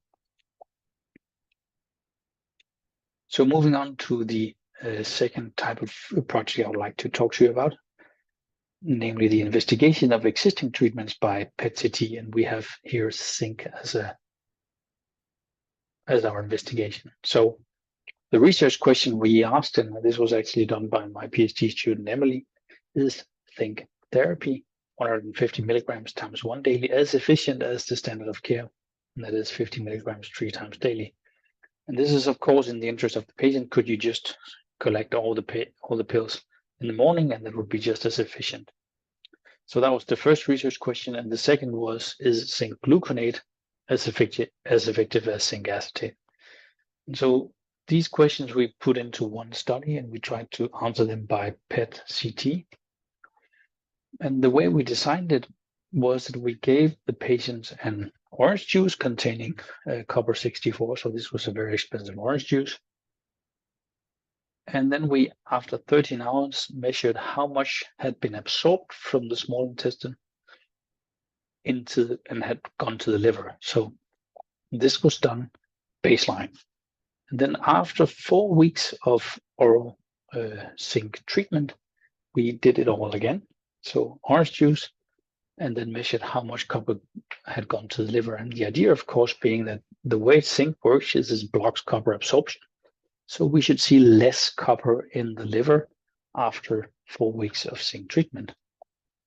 And for this study, we used healthy subjects because in Wilson disease, the copper absorption is not impaired. It's the excretion by ATP7B that's impaired. So we could either use Wilson or healthy subjects for the study. It really doesn't matter. So much easier for us to use healthy subjects. So we divided the study into these 4 groups: zinc acetate 50 milligrams 3 times daily, zinc acetate 150 milligrams 1 time daily, zinc gluconate 50 milligrams 3 times daily, or zinc gluconate 150 milligrams 1 times daily. And then we did a scan before and after 4 weeks of treatment. And let me guide your attention to this image on the right. This is a before and after PET image of the liver, and you can see a lot less copper here. You can see that by the different colors, a lot less copper going to the liver after treatment. And we saw a median reduction of about 50% in the first 3 groups. The only one that really stood out as not as efficient was zinc gluconate 1 times daily. But the other 3 groups had a very comparable and very comparable efficiency in reducing hepatic copper uptake. So on its own, this indicates that zinc acetate 3 times daily is just as efficient as zinc acetate 1 times daily, or as zinc gluconate 3 times daily. And this is, of course, very interesting, but has to be viewed in context of the other available zinc literature out there, and there's quite a lot. So please talk to your doctor before you switch your therapy. What was also interesting for us was the quite variable effect we saw in the patients, some having very, very, very profound effect of zinc therapy and some not. And some of this is due to variability within the study, and others is probably also due to different efficacy of zinc for that specific patient. And this has actually also been published in previous studies. So food for thought here, but talk to your doctor before you do anything. And the third possible project I will talk to you about was the testing of new drugs, and I will use tetrathiomolybdate, also known as Alexion 1840, to some of you. And I'm sure some of you have been on this drug. And my PhD student, Frederick, did the work here. So at the time, we started conducting these studies in collaboration with Alexion Therapeutics. It was a promising experimental copper chelator for use in Wilson disease treatment. It appeared to have a different mode of action to depend on trientine, but the precise action of TTM was unknown at this time, and still is to some extent. So what was available in the literature at the time from in vitro studies and also from animal studies was that we knew that copper would find TTM, that would again find albumin, and together these 3 compounds would form the so-called tripartite complex with TTM, copper, and albumin. And there was a study from Japan in rats showing that then this tripartite complex would actually be excreted into bile. And so this was kind of ideal for us to see if we can show biliary excretion in humans. And so we gave Wilson disease patients IV copper before and after TTM treatment. What we first saw was actually looking at blood, a retention of copper in the bloodstream. You can see here, you can see the vessels in the arms. You can see the heart after treatment, and this is not visible before treatment. And this is the graph of what it looks like. So this fits completely with the idea of the tripartite complex. It's absorbed differently than copper alone. So just an indication that something has gone on very efficiently with the copper at this time. And then we really wanted to look at hepatobiliary excretion. And so what we saw here was a lot of copper in the liver, some in the kidneys, but to our surprise, we couldn't see anything in the gallbladder. And this was also the case for the small intestine and the colon. We could not see any sign of copper excretion by TTM in Wilson disease patients. And so this was a surprise to us. And what we then looked at was, what about copper absorption? Could TTM have an effect comparable to that of zinc, where it would bind copper in the small intestine? So we gave healthy volunteers TTM treatment, and then gave them oral copper before and after, just like the design you saw before with the zinc patient or zinc study. And as you can see here, this was a very, very powerful copper signal before treatment, and the liver is then, after TTM, completely void of copper. And looking at it more quantitatively here, we can then confirm that TTM has a very, very powerful impact on hepatic copper absorption. And then secondarily, this is probably due to an impaired intestinal copper absorption. So we believe that this is one of the ways that TTM actually works. And that was, to us, of course, very interesting. So let me summarize for TTM. TTM did not increase hepatobiliary copper excretion as measured by copper 64 activity in the gallbladder. Copper was retained in the bloodstream after TTM treatment, and this was in line with our theories about the tripartite complex formation. It is unclear if and how the TTM copper complex leaves the body, but we can say that TTM strongly and significantly reduces hepatic copper 64 activity, indicating a very effective inhibition of copper uptake from the intestine. So in conclusion, ladies and gentlemen, I hope I have shown you that copper 64 PET is a very versatile tool in the investigation of Wilson disease. It sets new standards for drug investigation, and it can help aid in diagnosis and in drug development in Wilson disease. So thank you so much, and I'll be happy to take questions. Oh, everyone, this is live. So there's a few questions here that I'd like to answer. So one of them is this PET similar to radioactive copper that was used for Wilson diagnosis back in the 60s? So the radioactive copper in the 60s was typically the same as what we use now. They also used radio copper 67. We use 64, a bit different, but the principle is completely the same. And what's new here is the much more in-depth spatial and anatomical information you can get. Back in the 60s, you could only get a blood sample, for instance, and measure the radioactivity in that, or in a very broad area across the body, you could measure radioactivity in that area. With this PET technology, as I've shown you in the pictures, you can very specifically and clearly see where the copper is at a certain time point, and you can follow it where it goes afterwards. So in principle, it's the same as it's an add-on to the technique that was developed in the 60s, but now with a much more, it's like playing on a very new stereo compared to what you did for many years ago. So that was the first question. The second one here is, would the PET scan show copper in different areas if the Wilson disease patient had more neurological symptoms and no liver symptoms? So bear in mind that this technique only has a half-life or the copper only has a half-life of 65 hours. So, 12.7 hours. And that means we can detect it for about 65 hours. So we only have this really short time span to look at. And for neurology, we don't see a difference at this within this short time frame. So no, this will be the same for both neurological patients and for liver patients. So moving on to the next question. Is there any difference with using zinc sulfate rather than gluconate or acetate? Well, in theory, they are comparable. Only one have been, at least in Europe, approved by the EMA, but we still use some of the other compounds in the clinic. There is a difference in side effect profile for sure, but in theory, it should be equally efficient. But there's a lot of other stuff going on here, so you should definitely talk to your doctor before you change therapy.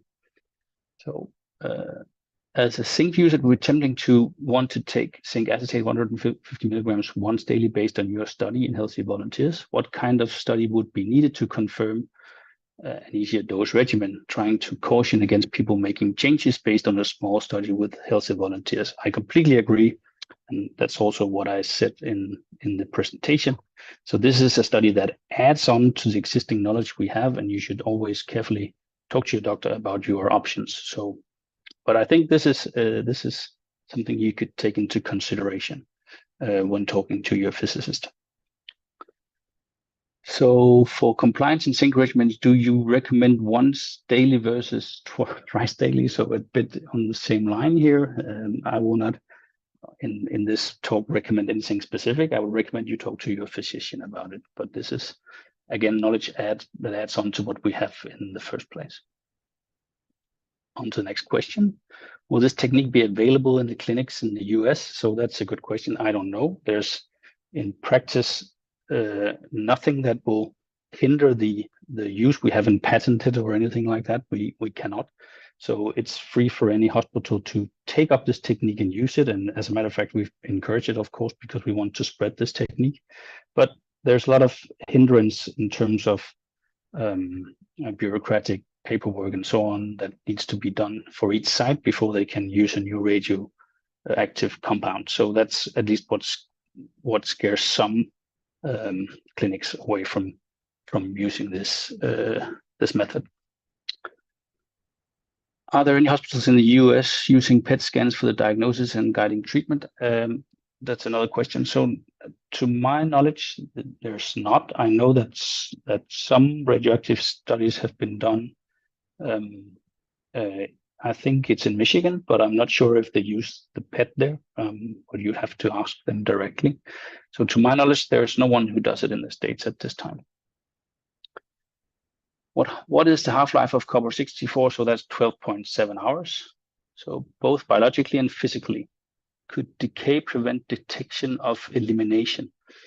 So yes, that's a good question. Of course, since we only work within this time frame, you have typically about 5 half-lives, and that means 12 hours times 5, where you can detect the radioactive copper, and anything that happens with the copper afterwards, we can't detect it. So if elimination of some compound or drug or whatever we're testing, if that happens afterwards, then we cannot test it using this technique.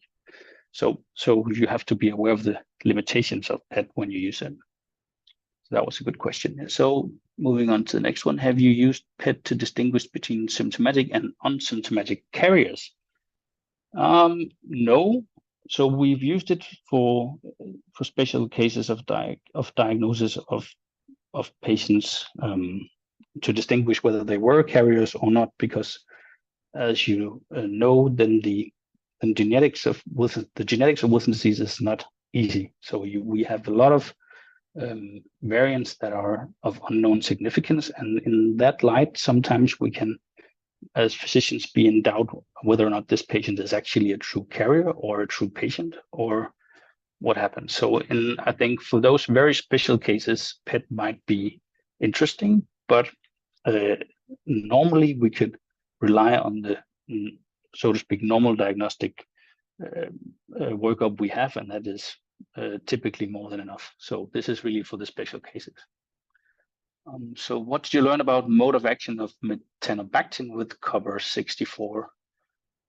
So metanobactin is a compound under investigation at this time point. We have, along with other groups, published papers where we looked at rats, where we gave them metanobactin, and looking with PET, we could see that there was actually a clear excretion via bile to the gut using metanobactin. So that was really something we learned from the PET studies, or actually that we confirmed, because they had some studies in the rats already that indicated this was the case, and we could really nicely show it with the PET studies that this was indeed the case, at least in a rat model of Wilson disease. So this has not been done in humans, I must stress, at this time point. So what is the half-life of zinc gluconate? I can't remember at this point, so sorry about that. So I think that was the final question here. So unless anything else is coming up, I'd like to say thank you for your attention.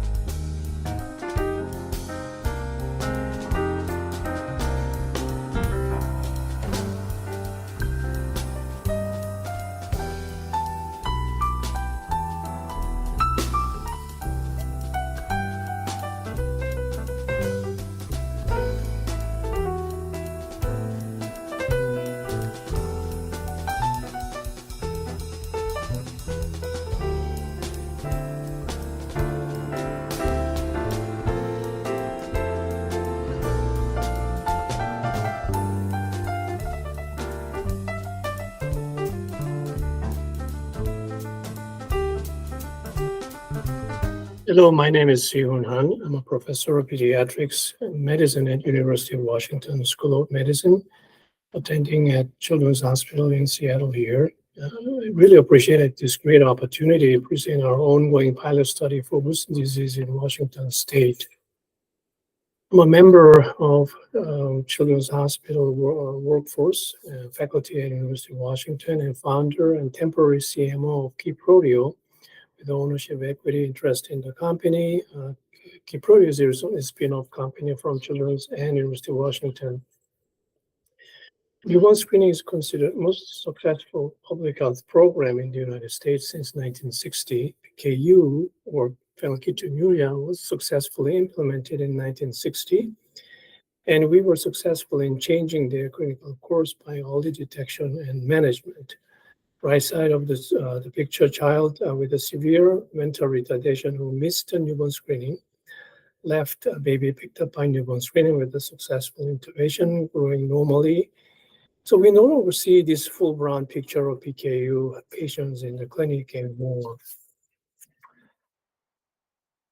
Untreated Wilson disease can be fatal, with many deaths attributed to liver disease and some to complication of progressive neurologic disease.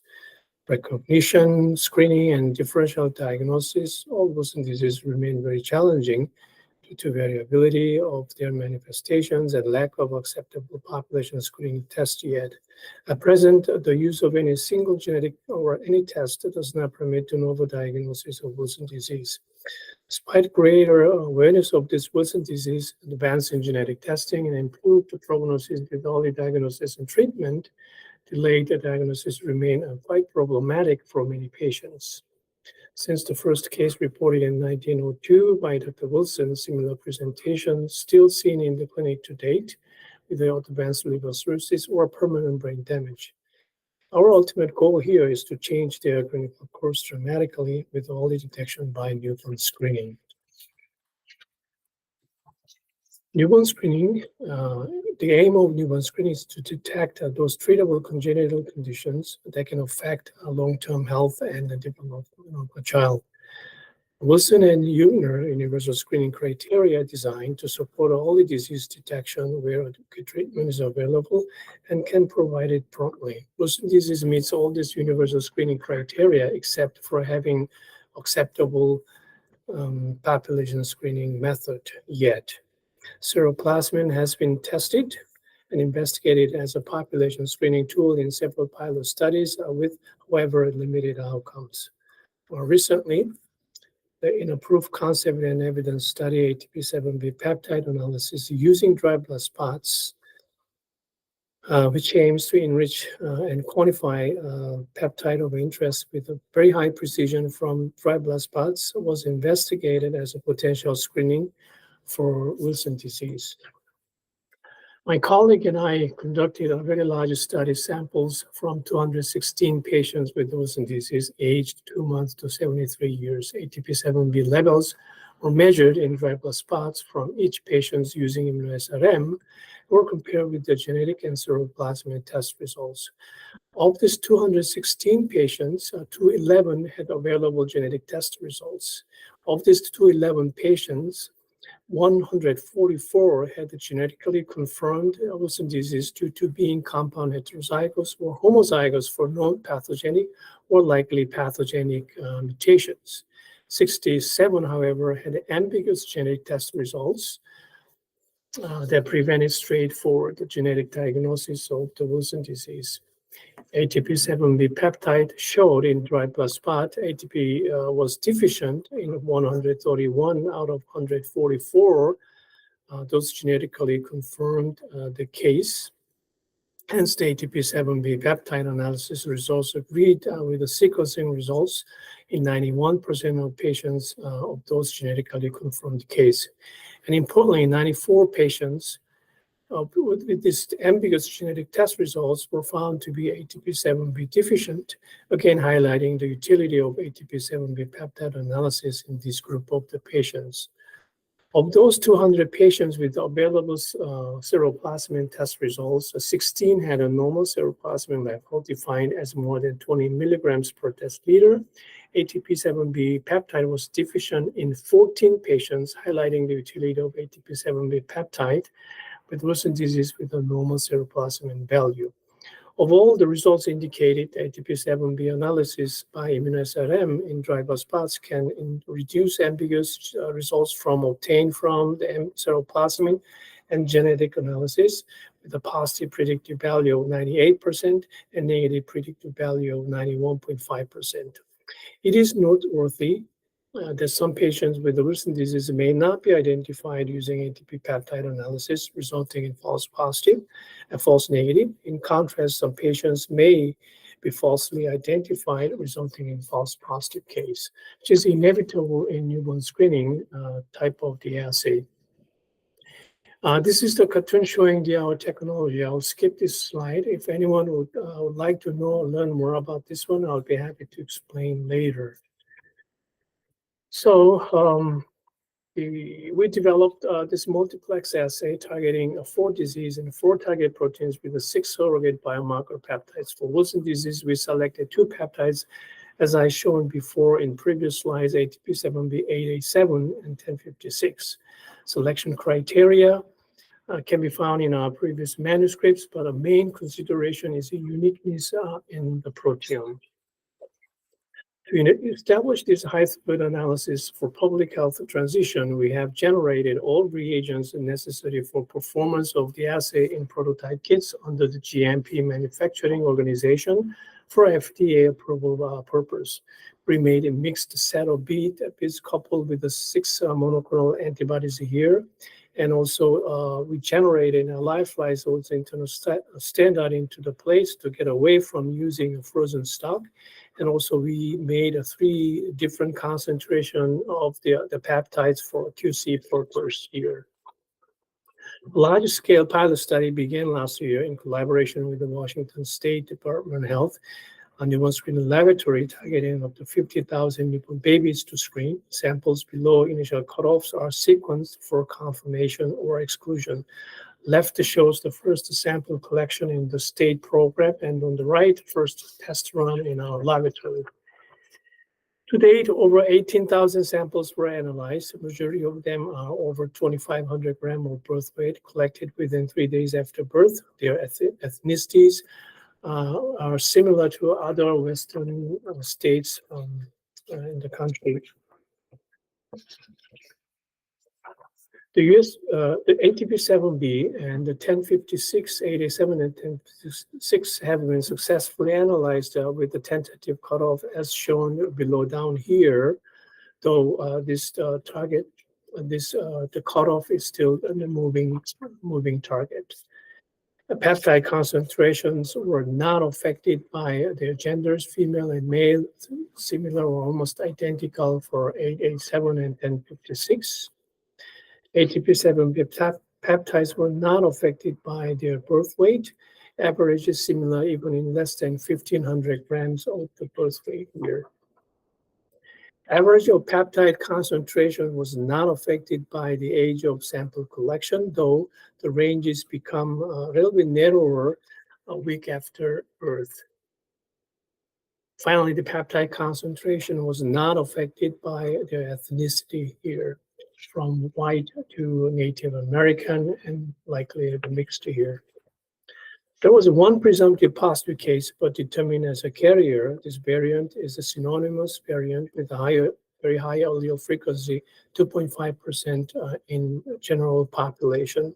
So this case was determined as a carrier. There's no physical evidence of hypomorphic the mutation for this synonymous mutation. We explored those cases with the marginally above cutoff case to see if we miss false negative cases. They were all above the current cutoff. The most recent case was an intriguing case here with the 2 variants of uncertain clinical significance. They both are extremely rare variants. The predictive program for 610 was suggestive of most likely a benign in nature, but the other one, the 1225, was probably damaging with the predictive rebel showing a 0.744. So we Presumably, this is most likely a carrier, but we'll need a more further study in the future. In summary, the study highlights the use of novel IVD assay demonstrating the feasibility of LC-MS/MS proteomic for MBS for Wilson disease. The performance and precisions were very excellent. Overall, the false positive rates seem very low, while false negative case cannot be entirely ruled out at this point. Of course, the large-scale prospective pilot study would be very helpful. LC-MS/MS is considered very highly specialized technology. However, it has been broadly adopted in clinical laboratories, including newborn screening.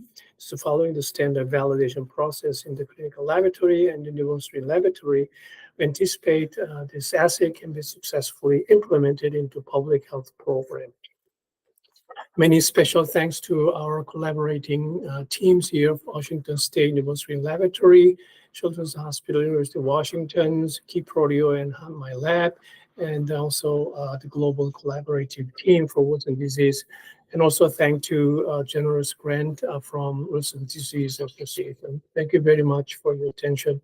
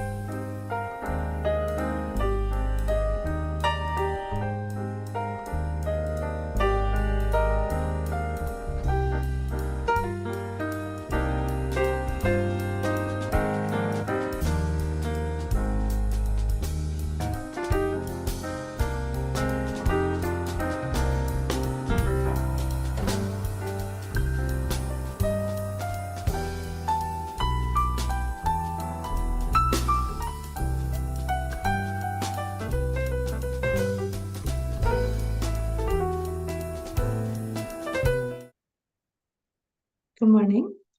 I'm Dr. Ayşe Kaskan from Yale University. During the next 13 to 15 minutes, I will present a brief overview of the Wilson disease registry study. Let me start with sharing my screen. Yes. So Wilson disease registry is a multi-center international study that is developed under the leadership of Dr. Michael Shelsky at Yale University.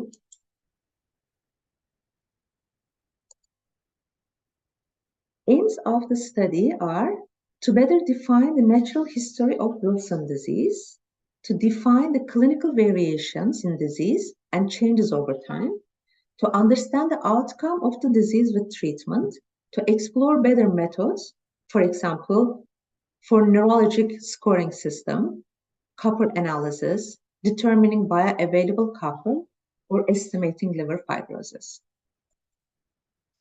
These aims are actualized through annual clinical assessments, analysis of the documented data, and specimen collection and processing.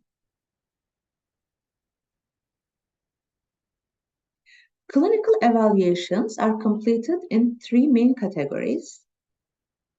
One, assessment of liver by reviewing medical and medication history, calculating liver scores, and completing cirrhosis assessments. Two, assessment of neurologic functioning using Unified Wilson Disease Rating Scale, also known as UWDRS, Pediatric Stroke Outcome Measures, PSOM, and Denver Developmental Screening Test. Three, assessment of mental health by using validated instruments such as Mini International Neuropsychiatric Interview and Montreal Cognitive Assessment, as well as self-assessments and parental assessments for children. This is the timeline for the registry. After enrollment visit in two main cohorts, adults and pediatrics, our study participants return to clinic once a year. At the end of fifth year, each study participant is re-evaluated for their clinical stability and moved to the extension phase. At this point, there are two alternatives. If the patient is stable, annual follow-ups continue via only chart review. If the patient is not stable, based on clinical and biochemical findings, visit continue in person. At the end of the study, all patients return to the clinic for a final in-person visit.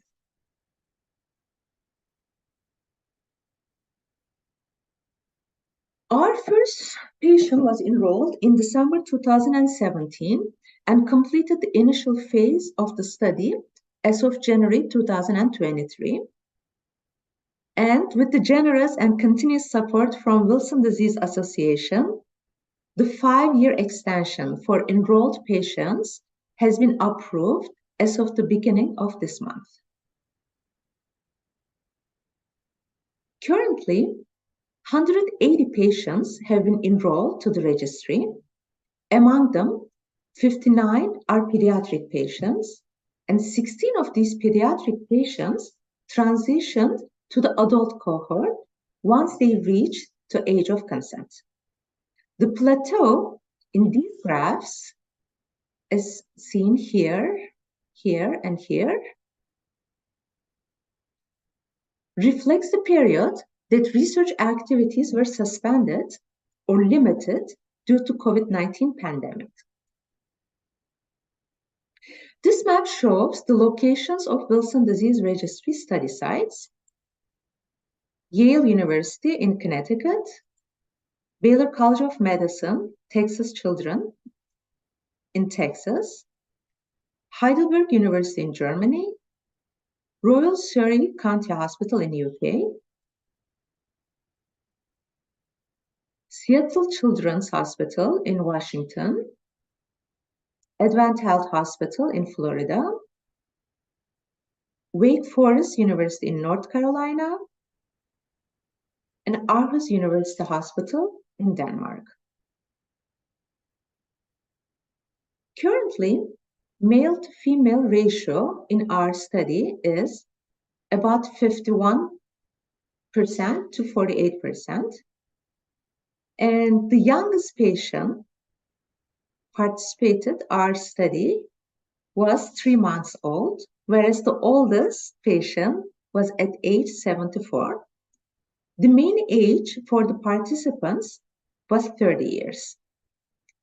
Our participants diagnosed at the different stages of their lives. Their age of diagnosis ranged between at birth to 68 years, with the mean diagnosis age of 17.5 years. Today, my time is limited, but I would like to at least share 2 examples of the data we collected during our first years of registry study.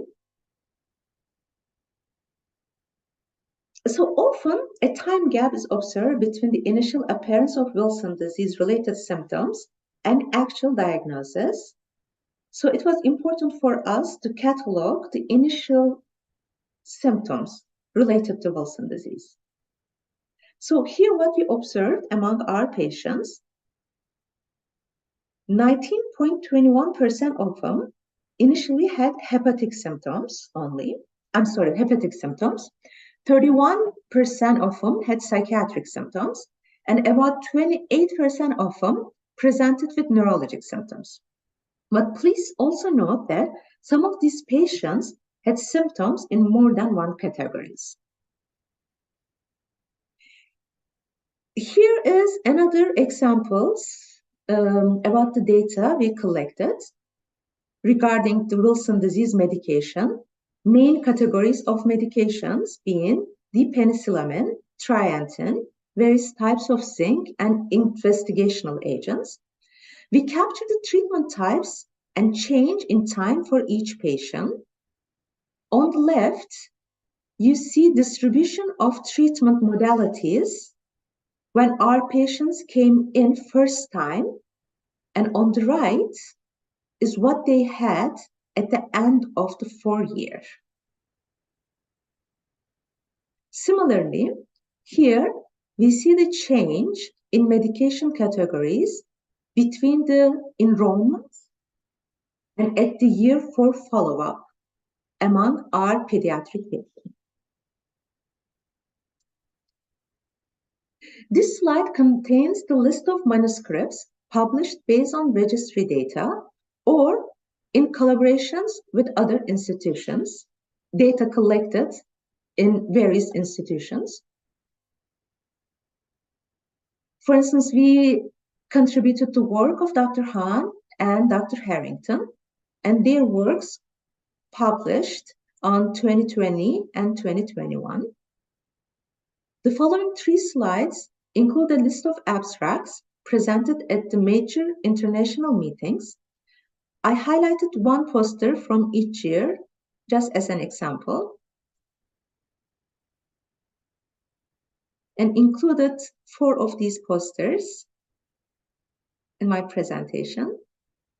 So here, for instance, this poster titled Major Depressive Disorder in Patients with Wilson Disease, Relationship with Liver Disease, Neurologic Disease, and Quality of Life, presented by Dr. Camarata at the 55th annual meeting of the European Association for the Study of the Liver in 2022. Dr. Camarata highlighted high prevalence of depression among Wilson disease patients and the importance of mental health care for this population. And this poster was presented at the annual meeting of the American Association for the Study of the Liver in 2021 by Dr. To. In the conclusion of this poster, Dr. To highlighted the pressing needs for better surrogate markers of copper balance, so treatment recommendations can rely on more accurate measures.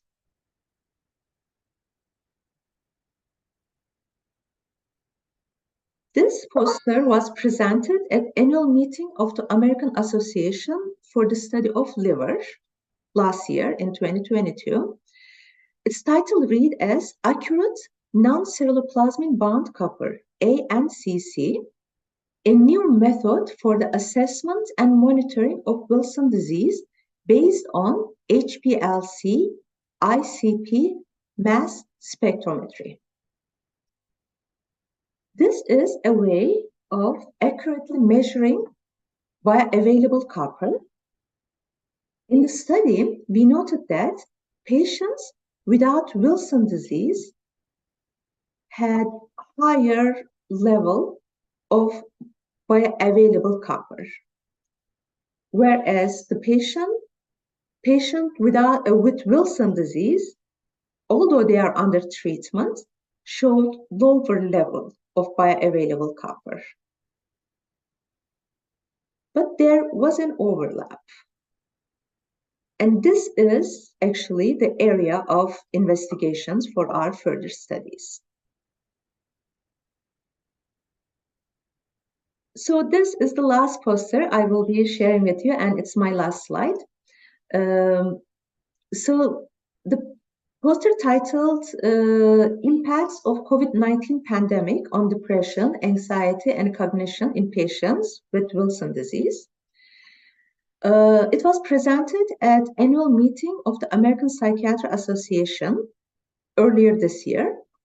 And after analyzing the surveys from our registry patients in combinations with their self-assessment, we noted that the pandemic didn't actually cause any worsening of anxiety and cognitive functioning among the patients with Wilson disease.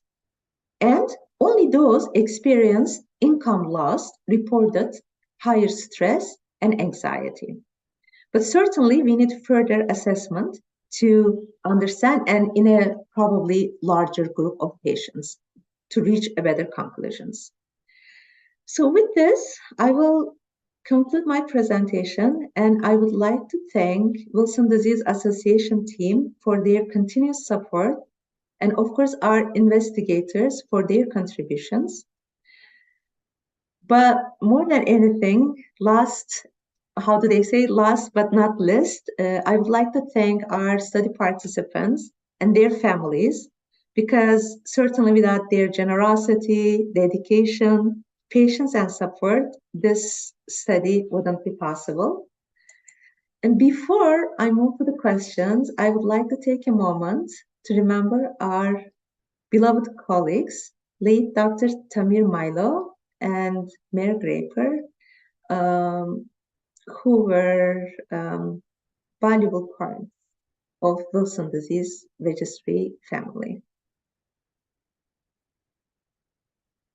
Thank you again for your time and listening patiently.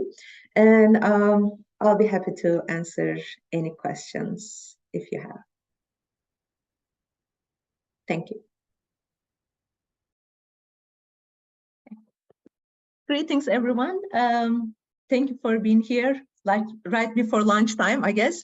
First of all, thank you again for being here, and I am sure there are a number of you participated registry study. Thank you for your time, your dedication, your support. And also Wilson Disease Association has been amazing support throughout the registry study for this past year. And if you have any questions, actually you could scroll down and submit them. For now, let me see. Okay. So for now, we do not have any standing questions, but if you have any, please submit it. But I also would like to note that you can get my contact information from association or even on the NIH website. I'm sorry, like the Clinical Trials Gov website. And if you have any specific questions regarding yourself or any loved one, you can reach out to me. And as many of our speakers already highlighted, the importance, it is very important to have a multidisciplinary approach to Wilson disease. And one of the goals of registry is actually to create this model. And again, if you have any questions, you can reach out to me in person, or we have one question here. I'm curious as to why Toronto General is still not involved with the study. This is more of a follow-up from the last time I saw an update on this project. French Wilson disease patient living in France. Oh, I'm sorry, that's another question. Actually, that is a legitimate question. We are looking forward to expand the registry in anywhere we have actually dedicated investigators and of course the resources. And we are hoping that registry will expand throughout the years as long as we have dedicated communities and dedicated investigators willing to take part in it. And I'm a French Wilson disease patient living in France. Can I enroll in the patient registry? Yes, absolutely. We have a number of international sites in Europe. You are more than welcome to reach out to PIs, primary investigators in those sites. Logistically, I don't know what would work better, but we have a site in France. I'm sorry, we have a site in new established site in Denmark, and also in Germany. And we also have a number of patients actually traveling to US, to Yale from overseas to participate in study. We could talk, I mean, if you would like to reach out to me, then we can discuss it further in terms of logistic and such. Another question, are there plans for a hospital in Canada to join Wilson disease registry so that we could join the study? Actually, I think it is I don't know if it's the same person, but it's the repetition of the question. But again, a very good question. Our goal is to reach out, all different locations all over the world. But as you can understand, it takes resources and dedicated investigators, and we are hoping that that could happen one day as well. So a group from Canada could join as well.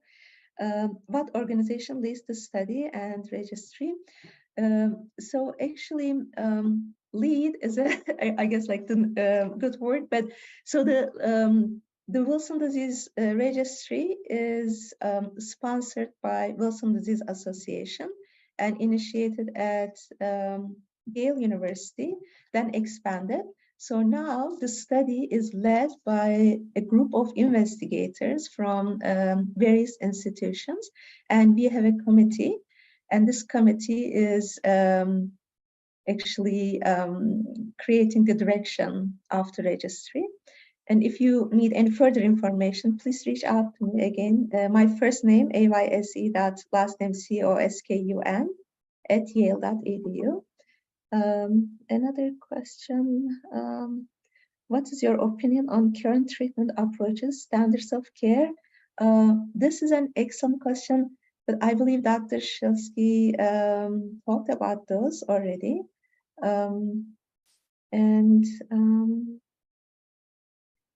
How is your registry similar to the CF Foundation? I'm not familiar with CF Foundation. If you could spell it out, perhaps I can answer this question. I understand the Wilson Disease Registry is still enrolling patients, and there are particular stages of disease type that are needed in particular. Actually, we are still enrolling patients, and there is no specific age or specific presentation. Our patients actually range between a newborn who completely asymptomatic and diagnosed via prenatal screenings, and we have patients who have very heavy neurologic presentation or liver presentation. So it doesn't matter what the presentation is. the only criteria, I mean, main criteria to enroll in registry is to be diagnosed, to have a confirmed diagnosis of Wilson disease, and being able to consent for the study. And our main exclusion criteria is being a transplant patient. But I should note that if you have not received transplant yet, you are still eligible to enroll the study. And we really value every single patient and contribution that comes from every single one of our Wilson patients, because our ultimate goal is to understand the disease better. And this is an observational study, and we are trying to understand the natural history of the disease better. So every single patient, every single visit, I mean, for instance, till now, I think we completed around 494 visits in all different sites, and every visit actually contributed to our knowledge of Wilson. What body owns the registry? Is it Yale? Again, there is no, we have a committee of investigators, and if, for instance, there is any request to have access to information, the data we collected, the committee of investigators discuss the proposal, and then if they see it fit, then we can move forward with communicating the data we have. But I should also note that all the data possibly shared will be identified, and after being assessed with a group of investigators, a consortium to share. Why are more people on trientine instead of penicillamine?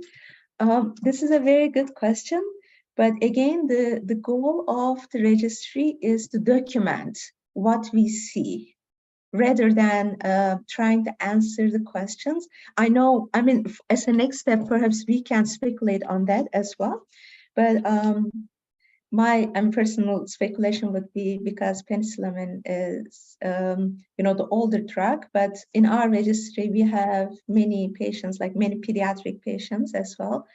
And the provider decision would be on this way. And actually, one of the aims, again, of the study is to understand the changes. Like, again, we are an observational study, and we cannot dictate our providers to go one way or another in terms of their treatment or medication choice.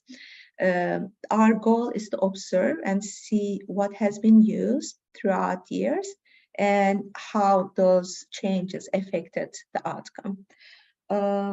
And another, I'm sorry, cystic fibrosis and Mr. Jane and their foundation is an expensive registry. Actually, okay, so going back to the question, how is your registry similar to cystic fibrosis foundation? Well, perhaps, again, I don't know enough about, I would like to comment on this in detail, but one thing I could say is, luckily, cystic fibrosis is one of the diseases that we can do newborn screening, and we can identify patients early enough. And Wilson disease registry is the first example in the US, and our goal is in time to expand the registry and enroll more patients. But I'm sure there are other reasons, but that's all I can say at this time. And how were the patients in the registry that were asymptomatic diagnosed with Wilson disease? A very good question. Some of our patients are diagnosed through only family screening. So, and some of them diagnosed because the parents were screened for, prior to pregnancy, they were screened for possible mutations. And then we also have some patients like, so the genetic testing is one thing, but also incidental findings. For instance, a patient comes to, goes to an ophthalmologist, and ophthalmologists identify KF rings. and they don't have, let's say, any other symptoms. I mean, I'm just speculating. So it is possible to detect Wilson before actually seeing any clear signs and symptoms. How are patients in the registry remunerated? Oh, I'm sorry. Oh, what is the relationship of the Wilson Disease Association to the registry? Does Wilson Disease Association own the registry? Again, the Wilson Disease Association is our generous sponsor, and the data collected is controlled by a group of investigators, and those investigators are primary investigators in various sites. And we have in the committee, we also have the representation of Wilson Disease Association. And if we receive any request in terms of specimen sharing or data sharing, we bring this to this consortium and then discuss the feasibility. And so far, actually, we were able to do such collaborations with some educational institutions. And how are the patients in the registry remunerated? I am not clear about this question. So if you could elaborate just a little bit more, then I might be able to answer this question. I think we have only a couple more minutes left. So if you could elaborate this question, what are patients in the registry remunerated?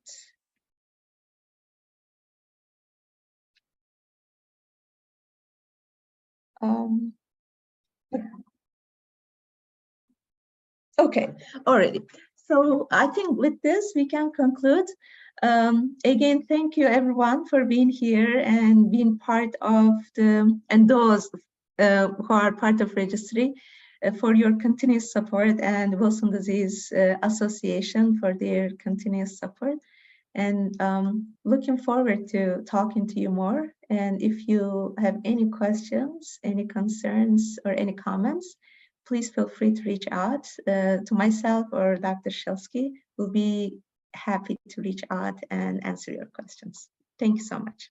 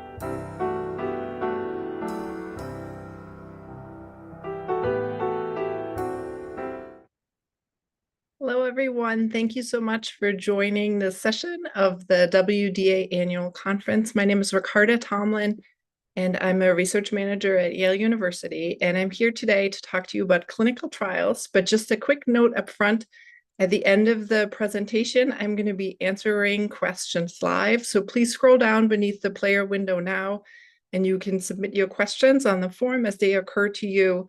Please don't wait until the end. Submit your questions as they occur to you, and then I'm going to do my best to answer as many as possible once we're done here.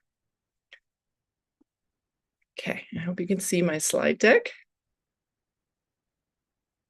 So what I'm going to start with is talking to you about why do we have to have clinical trials. So they have a lot of drawbacks.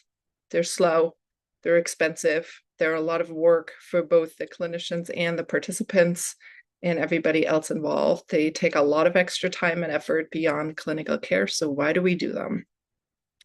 And these are basically our reasons. The most important one being that clinical research is really the only way to get new treatments approved by the regulatory agency and therefore on the market and available to everybody. So there's a ripple effect of benefits. There may not be a direct benefit to the participant, though there may. And in either case, whether the study ends up being successful, as in proving that the treatment worked, the new treatment or not, it will always lead the field of research forward if it's set up properly. So there's, like I said, rigorous testing involved. It does help us to collect the information very systematically, which is important to make it reliable in the end. There will always be an emphasis on both safety and making sure that we figure out if the drug works or not in a pre-designed, planned fashion throughout the different stages. And in addition, clinical trials are designed to remove physician bias and to consider at what point participating of children is or is not appropriate. The guiding principles for all clinical research are these three guiding principles: respect for persons, beneficence, and justice. They guide our research and are expressed in these three basic principles of oversight by both the principal investigator, the ethics boards, and the federal agencies, as well as providing appropriate information up front throughout the study and protecting participant welfare through those mechanisms listed here. When you enter a study, you will always be asked to provide consent in the beginning, either in a written form. If it's a non-interventional trial, sometimes it can be over the phone, but the elements have to be covered regardless, and they're listed here. So you want to make sure you have a really thorough understanding of what the study is doing, what it's changing from what you are currently doing, what the procedures are, how long you're in it, your risks and benefits, if there are any other options, what confidentiality provisions the team and the study design provide. Money should be discussed up front. So who is paying for what? Are you going to get a stipend? Is somebody going to reimburse you for extra travel? Things like that. And of course, also what happens if anybody gets injured while in a protocol should be discussed up front, who your contacts are, and a big emphasis on the fact that participating in research is always voluntary, which is why you can change your mind along the way, and why consent really never stops. It doesn't stop by the time you sign the paper and you can then never change your mind. It's an ongoing process. So throughout your participation, you know, if you forget or if you have questions, and of course, if anything changes, the team will always discuss that with you. Next, I'm going to try to explain some of the terms that we use and why they are part of design of different studies. Not all of these apply to all studies, so it's just to give you a general idea of if you come across these terms, why are they used, what do they mean. Randomization basically means that there is an unbiased assignment of participants to the different treatment groups. So for instance, if there's the new treatment and it's getting compared with a currently existing treatment, People typically are randomized through a computer algorithm or something similar that neither the participants nor the doctors have any influence over, are assigned to the different groups, so that then when we draw conclusions at the end, that they're truly random and comparable. And of course, that also ensures that everything is fair. When we're talking about blinding, we're talking about, does everybody know who's getting which treatment, or do we not know? It's rather complicated to blind studies, especially if there's 2 different treatments happening, but it is possible through providing placebo, which is explained right here. So placebo just means it's a lookalike treatment that does not have any active ingredients in it. And, we often refer to it as a sugar pill, but it doesn't. There's also ways of providing IV placebos and other things like that. I'm going to go to the middle next. Eligibility. What we mean by that is that there is a list of criteria in the protocol for who should and shouldn't be in the protocol. And this is mostly around safety and just the general design of the study.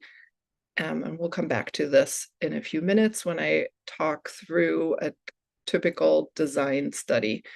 And then the terms of non-inferiority versus superiority. So these are getting at, what is the study trying to prove? So when we say the study is trying to prove non-inferiority of the new treatment, we're trying to prove that the new treatment is not worse than the current treatment, as compared to superiority, where we're trying to prove that the new treatment is actually better than the currently existing alternatives.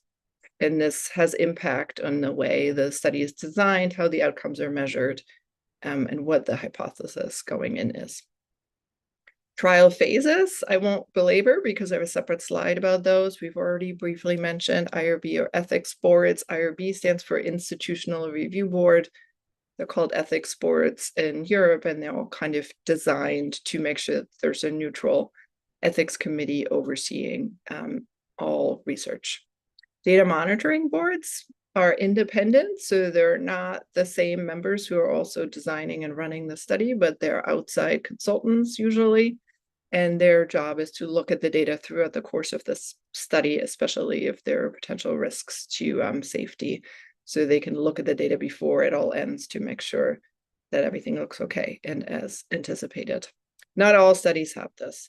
Expanded access is kind of a fifth option, I should say, outside of the phase 1 through phase 4 clinical trial concept, and provides access to investigational treatment outside of a clinical study. So it's not technically research, but provides access to investigational treatments that are not currently available on the open market. And then preclinical research is what we refer to the research that's done before the new treatment, medication, lab tests, whatever it may be, reaches humans. So it typically includes animal testing, general lab testing, toxicology assessment, things.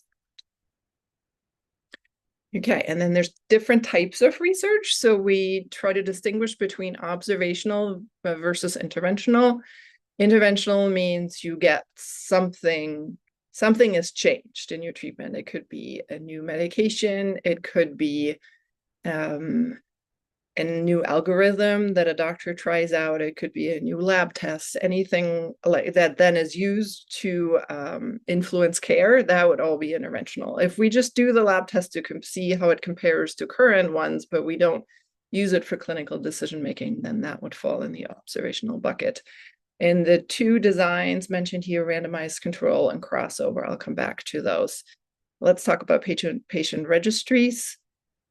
Many of you might be familiar, since the Wilson Disease Association so generously is supporting the one that's currently conducted from Yale, but with many other participating sites, is basically designed to collect a lot of data and then have a reservoir of lots of folks collaborating to then do meaningful things with those samples, with those with that clinical data.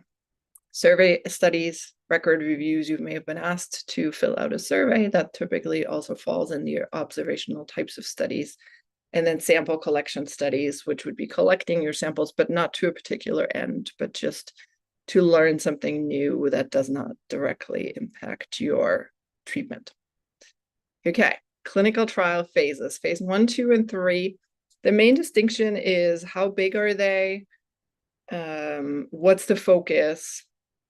And how do we kind of basically design them? So phase 1 is typically the most complex. We're really trying to establish safety here. It's often done in healthy volunteers, but as those of you who've looked into the genetic therapy trials for Wilson disease, those do not use healthy volunteers. They use patients with Wilson disease, but they're also low enrollment, really focused on safety, lots and lots and lots of assessments, very complicated studies.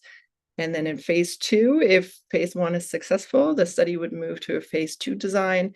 We typically now assign group patients to groups versus in phase 1, everybody kind of gets the same treatment, often in escalating doses. The focus is now on safety, but also starting to be on efficacy, meaning how effective the treatment is. The enrollment sizes are medium, and then in a phase 3 trial, that's the one that needs to be passed in order for a medication to actually become approved by the federal agencies.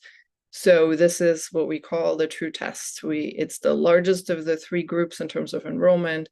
It focuses on the same things, often a slightly simpler design than a phase 2 trial, just to make it possible to enroll as many patients as you can. And as you can see, my numbers are really vague, low, medium, and high enrollment. It really all just depends on whether we're studying a rare disease or not, what the outcomes are, what the expected sensitivity of the outcome measures are. Let's say the study is cleared, phase 3, the FDA or EMA have approved the new treatment. We then sometimes go to a phase 4, which would be post-market testing. It's looking at long-term outcomes, so longer than the typical 1 or 2 year follow-ups for the other studies. And sometimes it's required by the regulatory agency, and sometimes companies or study teams do it voluntarily, just to learn more. And I'm going to show you 2 quick flow charts. This one is for a randomized control trial. So the process starts on the top left with the consent. If you agree to be in the study and you feel like everything has been explained well to you, we would then go to the screening procedures, which will determine whether you're eligible to the study or not. So that's the inclusion-exclusion criteria I discussed earlier. If you're not, your participation ends. There is sometimes a possibility to join a study at a later phase. If in phase 1 you're not eligible, it's possible that the criteria might change in phase 2 or phase 3. If you are eligible, and it is a randomized control trial, you would at this point be randomized to either some kind of experimental treatment. So that's the new treatment we're investigating versus a controlled treatment. So that's whatever treatment you're typically already on, or the one that we're comparing the 2 groups between. And then there's long-term follow-up, and then your participation ends. As compared to a crossover design, which is very similar, except that the controlled treatment is shorter and then followed by experimental treatment. And the point of this design is to give everybody a chance of experiencing the experimental treatment. So that typically makes it more palatable to patients interested in actually trying out the new treatment. And it still allows, though, for group comparison between the 2 groups. I'm going to briefly talk to you about specimen and data storage. This is just something you want to pay attention to when the study team is explaining to you. So these first 2 right here, coding versus anonymization. If they tell you that your data, your samples will be coded, that means that we replace your name and other direct identifiers with a code that allows us to then link this data to other data. So let's say we send the samples out for a lab test, we get the results back. We can then connect the results with the other background data that we have on you. It does allow us to recontact you, and it also allows you to withdraw your data or samples at a later point, as compared to anonymization, where we would send out samples completely stripped of all identifiers, and now we lose the ability to link that data. So it provides the greatest protection for confidentiality and privacy, but we do lose the ability to recontact you if we find anything while we're analyzing the data. It would no longer then have the ability for you to withdraw your data, because we don't know whose sample is which one. and it can't be linked then with other results. So it stands on its own. And there's different reasons for why sometimes one method is preferred over the other. Future research, that's typically optional for you. That means leftover samples or long-term storage of the data for purposes not currently anticipated. And then genetic testing is also typically optional, though not always. Sometimes it's part of the design. And it will be detailed and outlined what exactly they're going to be doing. And there are some special protections in place since genetic data is extra sensitive, since it identifies you directly. Let's talk about children in clinical research. We definitely don't think that children are mini adults, so they do need their own research and adjusted studies because they do have a different physiology. Not every study is deemed safe. Minimal risk studies are typically safe for children. If they're greater than minimal risk, there needs to be an important, finding that the research can yield in order for an ethics board to approve it. Parents and guardians will be asked to give consent. Children, if they're 7 years or older, and able to give assent, which just means they agree to be in the study. So the idea is that everybody has a voice in the conversation that children do for themselves if they're old enough. And of course, parent and guardian has to actually give consent on behalf of their child.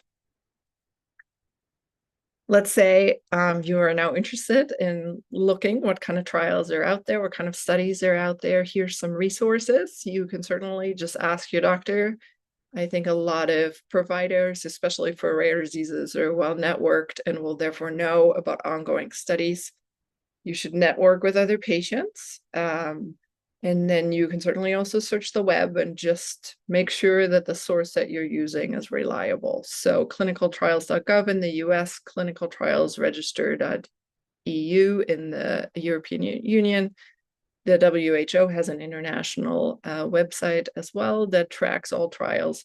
And then wilsondisease.org, of course, is a wonderful resource to find out about ongoing research that they know of and that are open to enrollment.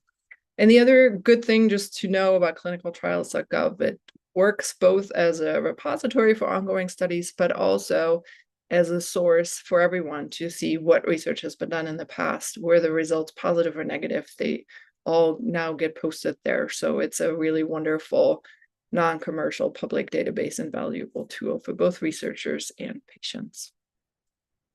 And then to finish out, I just want to emphasize that all of us in the research community really know that and value that research is a partnership between the investigators and the participants.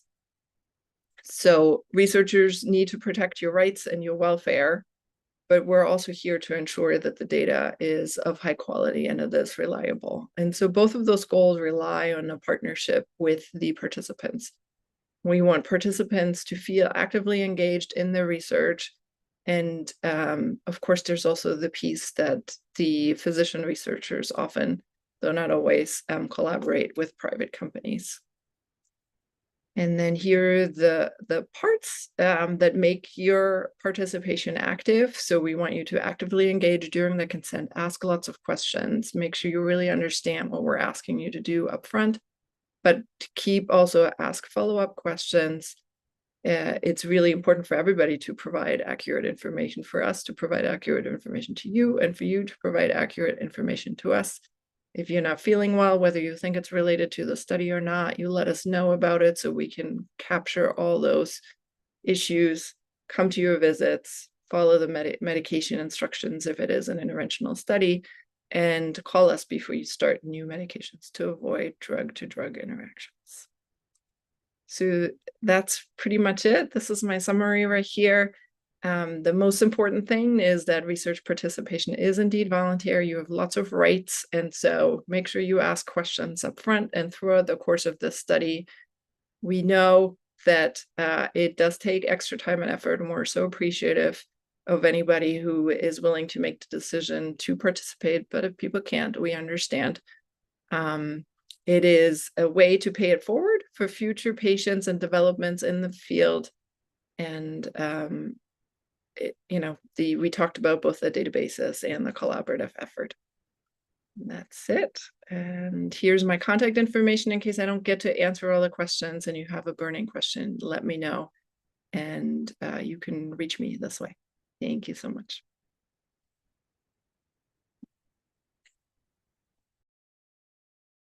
Hello, everybody. Thank you so much for tuning in, and I'm ready now to answer any questions that you may have. Please just scroll down to the questions section beneath the presentation, and you'll be able to enter your questions there, and then I can answer those now.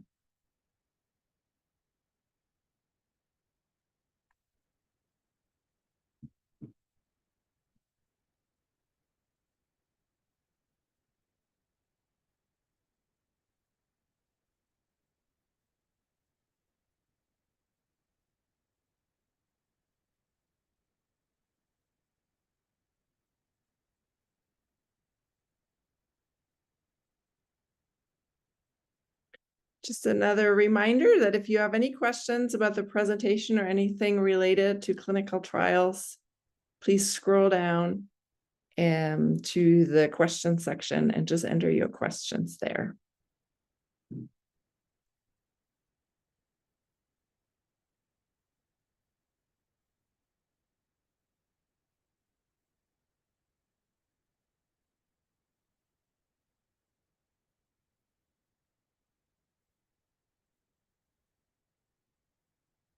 Okay, thank you so much.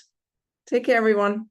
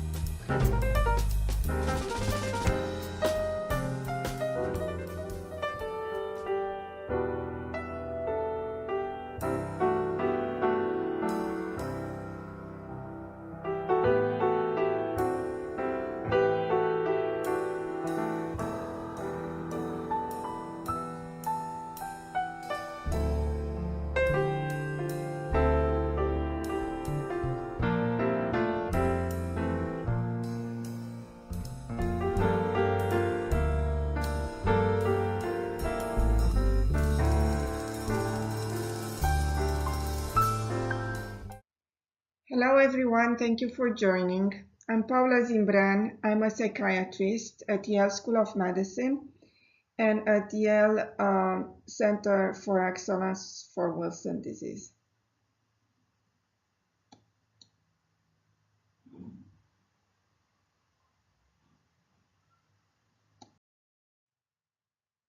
In the past 5 years, I have consulting for Alexion, Ultragenyx, Vivet, and Ancientium in matters related to Wilson disease. In addition, in today's presentation, I will mention some use of psychotropic medications for indications that have not been approved by the FDA.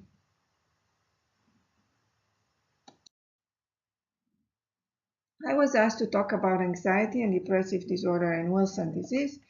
So I will start by some general notions about anxiety and depression, and then talk in more specifics about how these conditions can present in Wilson disease in terms of prevalence and significance. Psychiatric symptoms in Wilson disease are very common, and they can occur at any stage of the illness. At initial presentation, sometimes even in the absence of hepatic or neurologic manifestations. And up to 70% of patients will experience some psychiatric symptoms during the course of the illness. Also, psychiatric symptoms can occur after initiation of decoupling treatment, most commonly with penicillamine.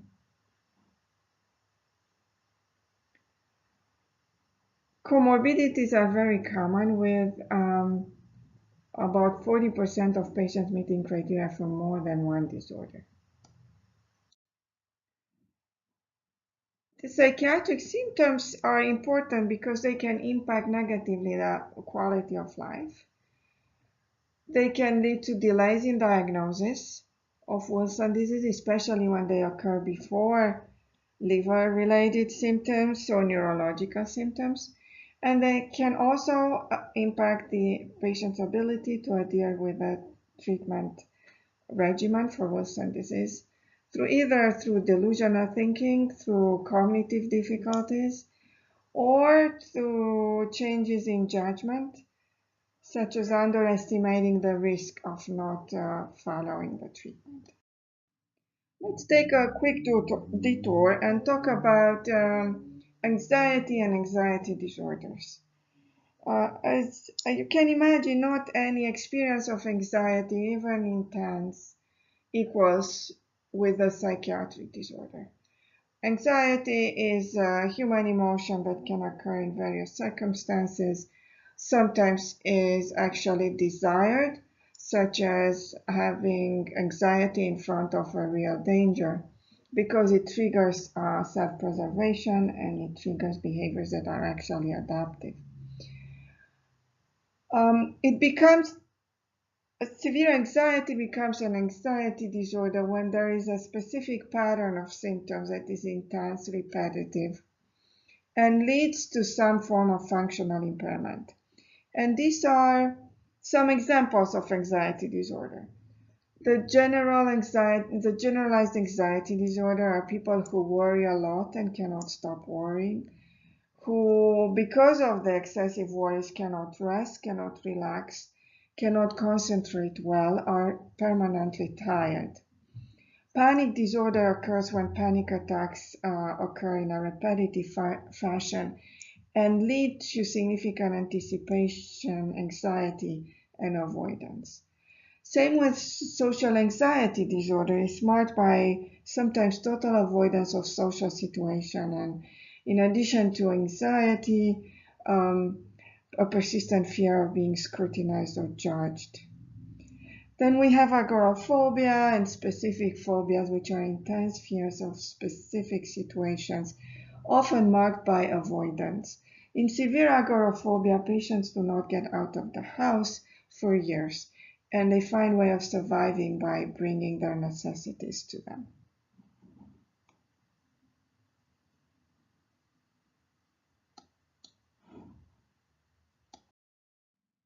As I mentioned, these are some examples of anxiety disorders, and as you can see, they're typically cluster of symptoms that occur for a specific period of time and lead to functional impairment.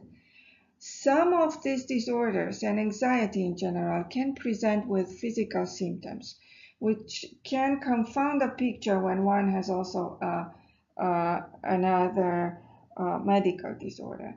For instance, panic disorder can present with chest pains, pounding of the heart, palpitations, sweating, tremor, or chest pains, or even gastrointestinal symptoms, which can confound the picture or can lead to unnecessary medical investigations, or on the contrary, can mask presentations of acute physical illness.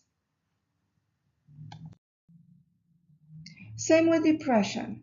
Not any experience of sadness, depressed mood equals the psychiatric disorder. Grief, for instance, is a period of significant, persistent sadness that leads to changes in behavior often, but it's not always seen as a pathological condition. Some examples of depressive disorders are listed here, such as perinatal affective disorder or postpartum depression, major depressive disorder, which is probably the most serious and can lead to more severe consequences. Dysthymic disorder, grief,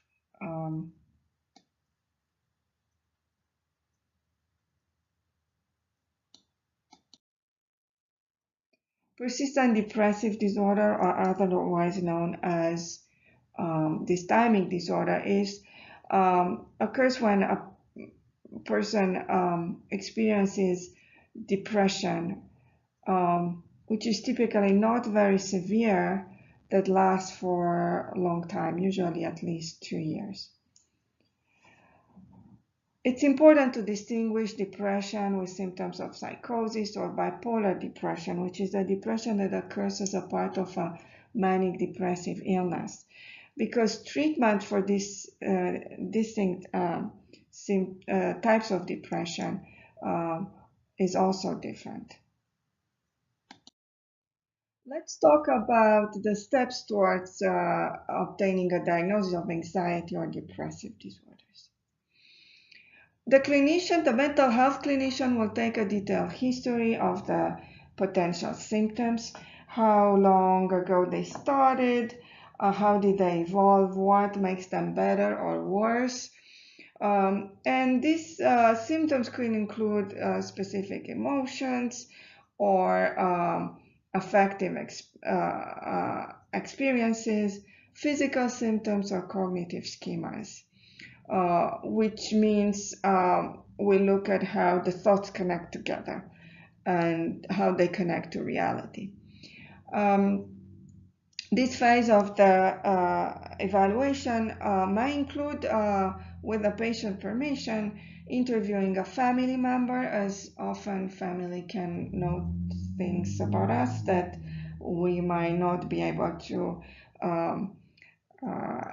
relay to the therapist, or a review of medical records. There will be an assessment of potential functional impairment. How do these symptoms impact one's life? Probably the most common thing we see as functional impairment is some degree of avoidance, especially with anxiety disorders, which is avoiding certain situations or anticipating the recurrence of anxiety and then building a life that would exclude that specific situations from it. It is important always to rule out potential causes such as medical conditions that can cause the symptoms and substances.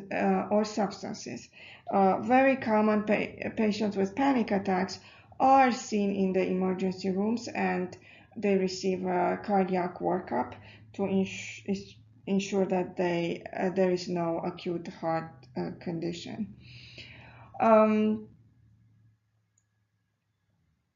Substances can also cause both anxiety and depressive symptoms.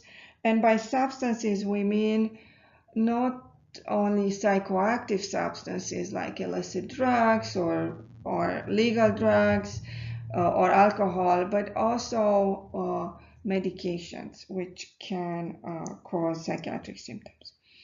And by putting all this together, we reach a diagnosis of anxiety or depressive disorder. We divide the interventions for anxiety and depressive disorders in two main categories. One is so-called biological treatment, the other category is psychological treatment. That being said, there is extensive evidence that psychotherapy, talking therapy, also impacts the structure of the brain, which is often connected with its effectiveness. Biological interventions include medications and also what is now described as interventional psychiatry, things like shock treatments, electroconvulsive therapy, transcranial stimulation, and intravenous agents like ketamine. However, the most commonly used biological interventions remain antidepressants, which are the treatment of choice, first-line treatment for both anxiety and antidepressive and depressive disorders. Other psychotropic medications can be used either for short-term until antidepressants have full effect or as adjuvants to antidepressants. Psychological interventions, talking therapy, are also of different duration and with different focus. These are some examples of cognitive behavioral therapy, psychodynamic therapy, which can be short or intense, or also the traditional, more long-term psychotherapy, interpersonal therapy, which focuses on relationships.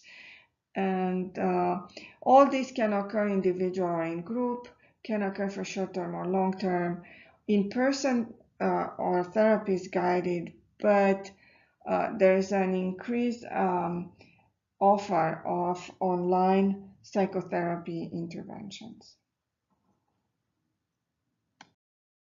What we know about depressive disorders in Wilson disease, and I want to throw a word of caution there because there are a lot of studies or materials that are talking about depression in Wilson disease.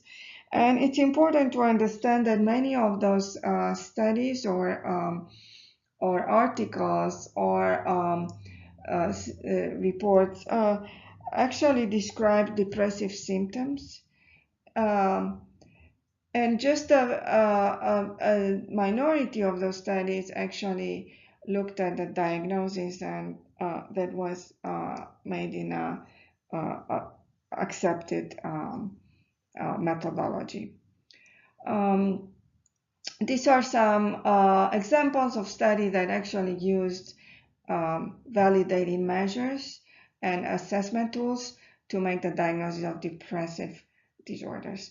As you can see, the major depressive disorder is reported to have a wide range of prevalence, between 4% and 47% in patients with Wilson disease. It is important to understand that depression persists in about a quarter of patients, even later in the illness. And also, bipolar depression must be considered, as a significant amount of patients with Wilson disease meet criteria for bipolar disorder, as you can see, up to a third. And the reason why it's important is that the treatment for bipolar disorder is different than treatment for major depressive disorder or other types of depressive disorders. Our report of that was generated from the data collected with Wilson disease registry and was published last year. And this was based only on the initial assessment, so the first visit in the registry. We found a lifetime prevalence of major depressive disorder of 37%. Just to give you a term of comparison, in general population, the lifetime prevalence of major depressive disorder is considered to be around 15%. It is important to know that patients who, and I didn't include this on the side, but when patients reported a history of depression, that correlated highly, like more than close to 90% with the assessment done by a professional of a lifetime of depressive disorder. Which speaks to how insightful and knowledgeable patients with Wilson disease often are. Lifetime major depressive disorder correlated with worse mental health quality of life, but not with physical health quality of life. And also, there was no differences in major depressive in patients with cirrhosis or without cirrhosis, and major depressive disorder did not associate with worsened physical status. It is also important to note that major depressive disorder often occurs in the beginning of Wilson disease. What we can understand from these findings is that major depression in Wilson disease is not just a reaction to the impact of being sick or being disabled or maybe having to adjust the work schedule. So it's not a psychological reaction because something happens early in the disease before the social consequences of the disease. So this points out to the fact that there must be some biological impact that occurs with brain changes in Wilson disease.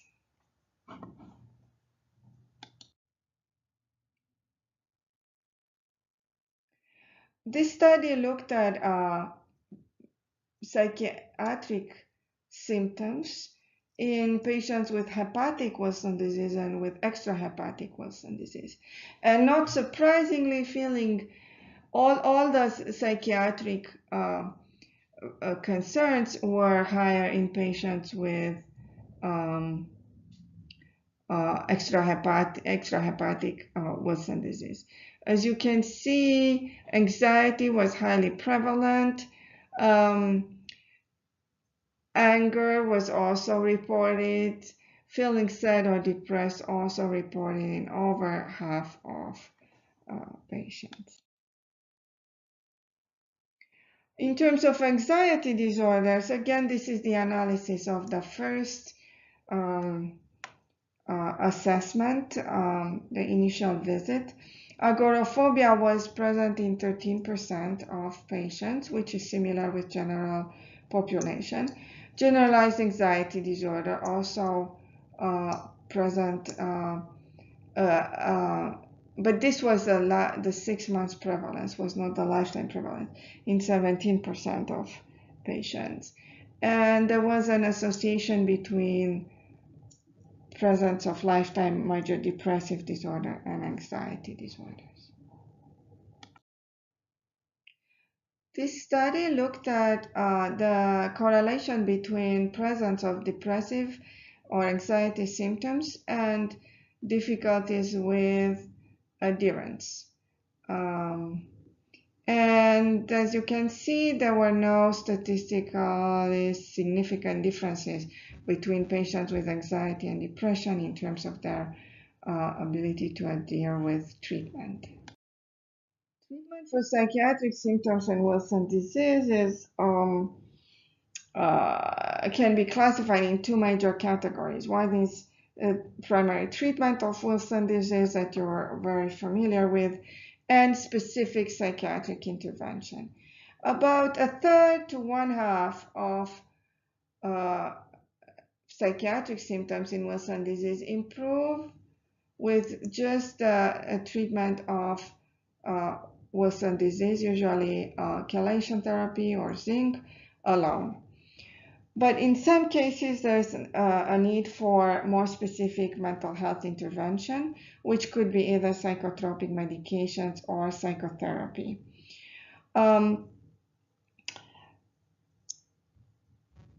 Typically, we think of considering psychotropic medications where symptoms are very severe, impacting a patient's safety or leading to patient being gravely disabled. Also, when symptoms don't remit after a reasonable amount of treatment for Wilson disease. But there are some precautions that must be taken because there is a higher incidence of neurological side effects with psychotropic medication in patients with Wilson disease. So start low, go slow. It's an important principle to keep in mind. Trials of various or case report of use of various psychotropic medications have been reported in Wilson disease. In general, we pick agents that are less likely to cause neurological side effects, including memory difficulties, but also they have no risk of toxicity to the liver, and also, if possible, that are only partially metabolized or even not at all metabolized or excreted through the liver.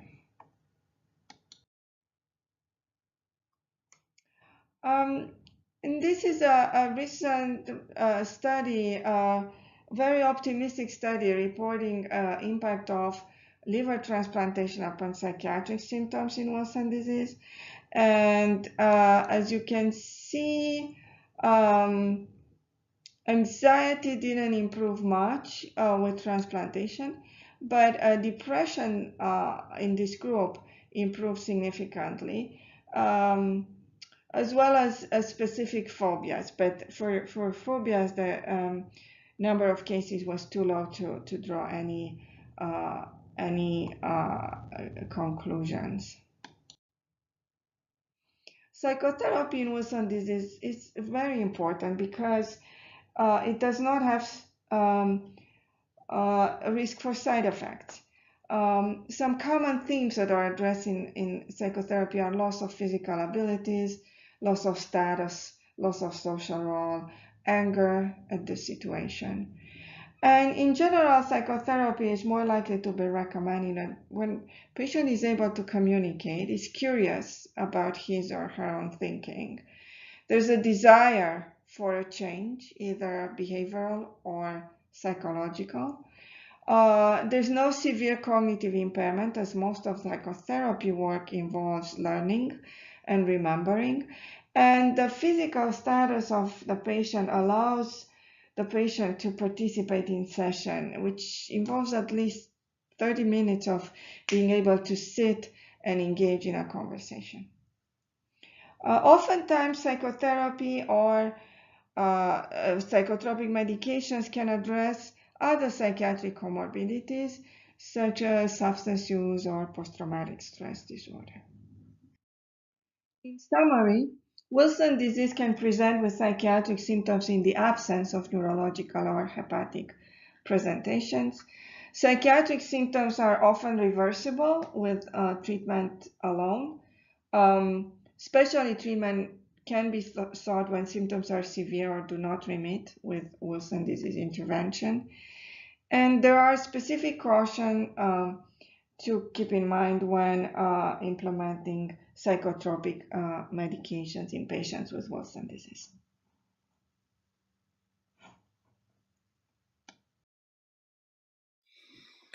All right, thank you all for joining. I'm Paula Zimbran. I'm gonna try to answer as many questions as possible during the few minutes that we have left.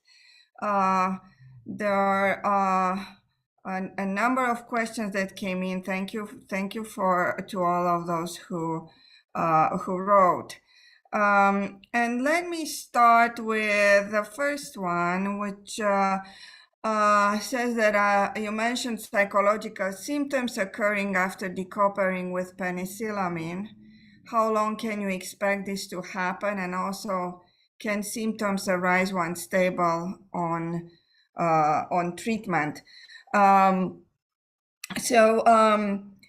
Psychiatric symptoms during treatment with penicillamine, it's been reported in several cases. So for the way we kind of think of evidence-based conclusions, it's a relatively small number of cases, but it's still something that we're watching during treatment.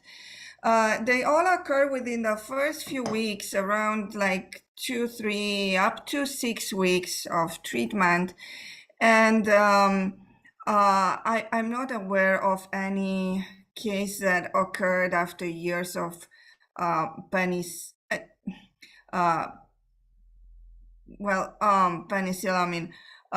treatment that were related to the medication in itself.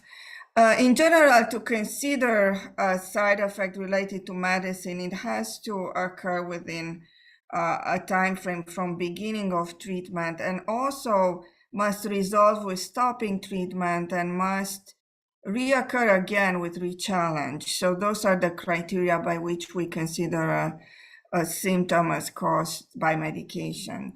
Related to this, the question also asked about could this psychiatric side effects be related to relocation of copper in the brain? And there were a couple of other questions that were similar in the sense of asking about, are the psychiatric symptoms in Wilson disease related to the excess copper in the brain?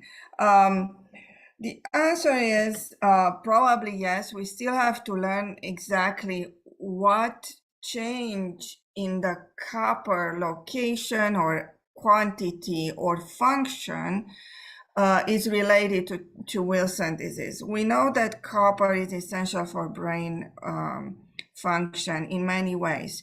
It does help some of the enzymes that produce the neurotransmitters, which are the molecules that connect the neurons and allow various brain functions to occur.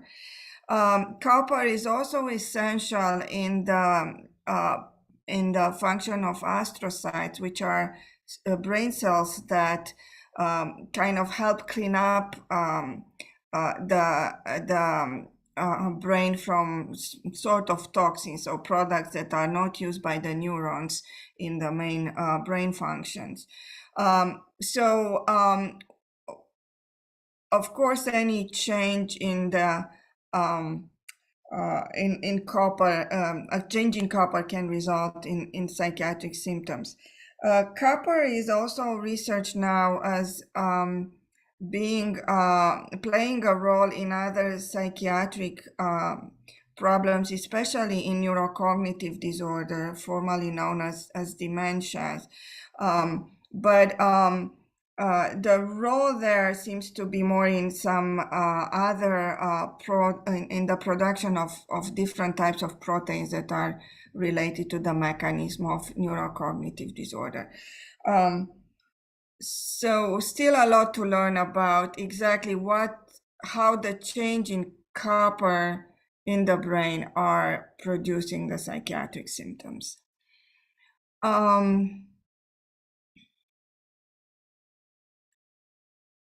Why do you think Wilson disease patients suffer more with anxiety, depression? What are the reasons and causes? So what we know is that the prevalence of major depression is higher than in general population. And as major depression is reported early in illness when the disability, often when disability was not yet fully pronounced and the psychosocial consequences of the disease are not yet clear.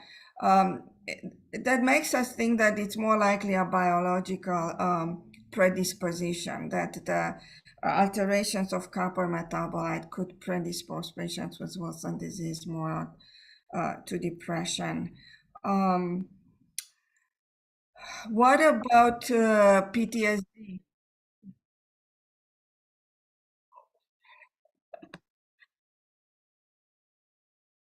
All right, so maybe we could save the questions and I'll try, I don't know if there's a way to answer them in writing. I'm happy to work on that later.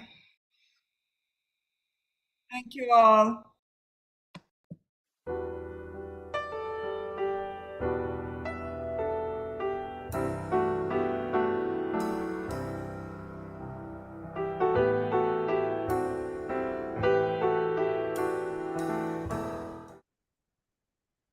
Good afternoon.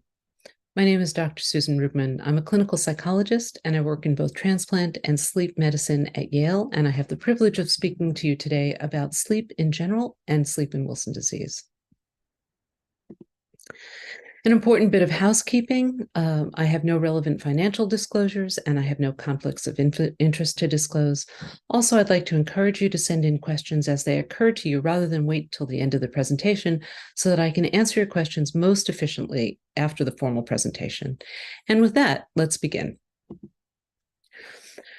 I'd like to present an overview of what you'll hear about in this next half hour. We're going to talk about normal sleep. We need to talk about what sleep is before we talk about what it isn't. We'll talk about types of sleep problems in general and those specific to Wilson disease. We'll talk about insomnia. We'll talk about sleep tips and tricks, and we'll talk about when to seek help. So I want to show you what a normal night of sleep looks like. So if you were to have an overnight sleep test in a sleep disorder center, you would be hooked up to a variety of wires and sensors and transducers, all of which measure different aspects of sleep.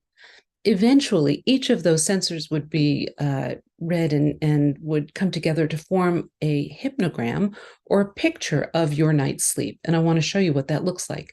Sleep comes in 4 different stages, very cleverly named: stage 1, stage 2, stage 3, and then dream sleep. And we can see those aligned along the left side of the graph here. And we have wake, stage W, at the top. Dream sleep is marked by a green bar, and you can see these are episodes of dream sleep that occur throughout the night.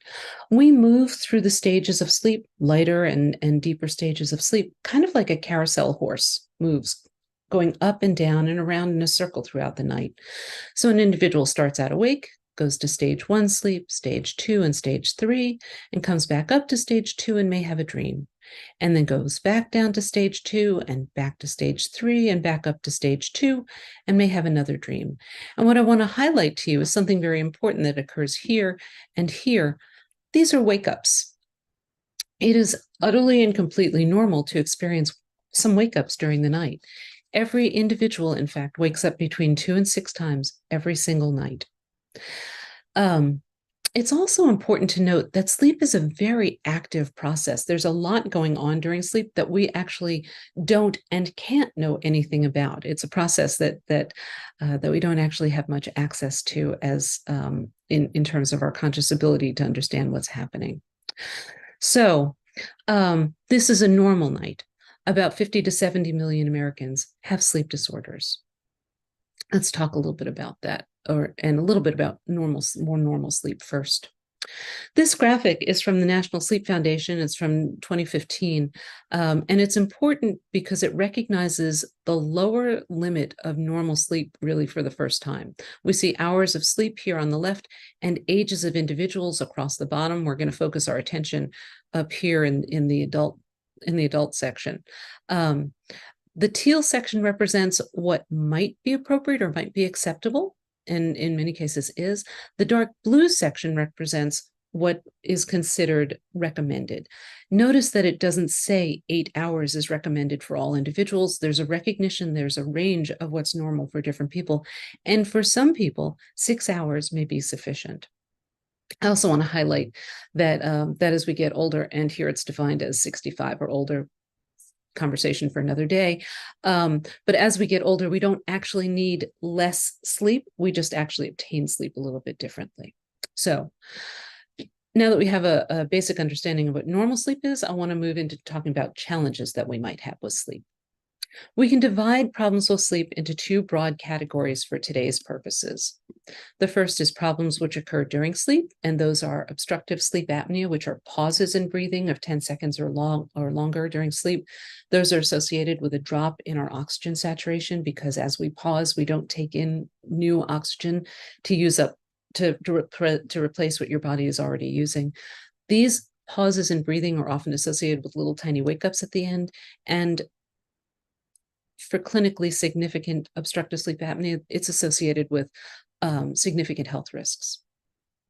Periodic limb movement disorder also occurs exclusively during sleep, and these are little tiny leg jerks that occur in clusters across the night, and those are often also associated with little tiny wake-ups, which are disruptive of sleep. And finally, we're going to talk about REM sleep behavior disorder. This occurs only during dream sleep. REM is rapid eye movement or dream sleep.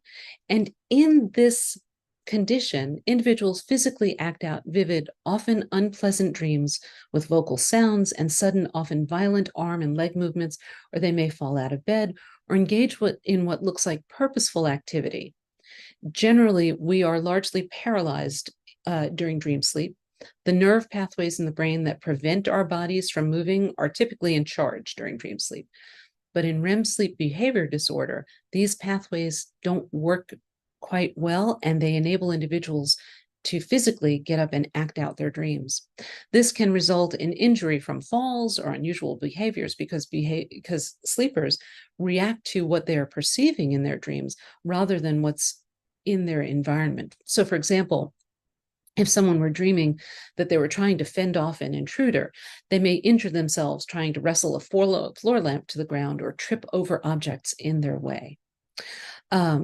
This is different from sleepwalking, as it is almost always associated with detailed dream recall, and it only occurs during dream sleep or REM sleep. We'll talk a little bit more about REM sleep behavior disorder in a moment.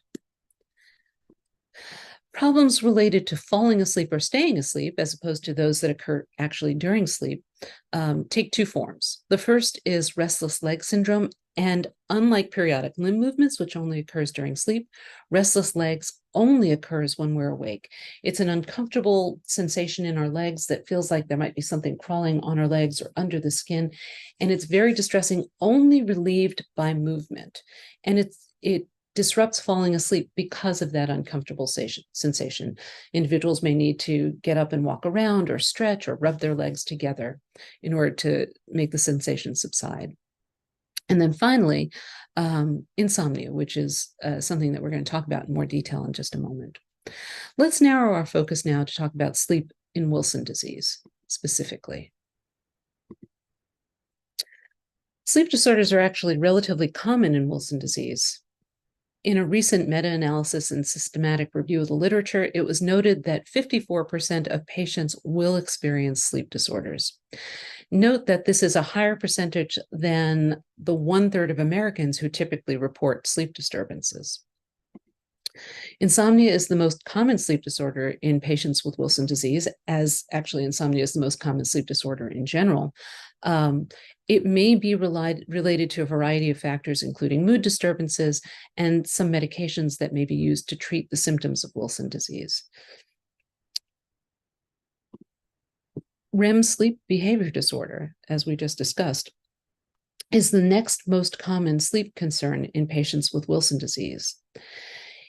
REM behavior disorder in general is related to metabolic abnormalities that affect brain chemistry, particularly associated with the chemistry of dream sleep. More specifically, for patients with Wilson disease, according to recent literature, it may be some dysregulation of the brain chemicals associated with copper deposits in the brain, or it may be that possible changes in the neurotransmitter dopamine, which may occur as a result of other processes with Wilson disease, produces REM behavior disorder and increases the incidence of this in the Wilson population.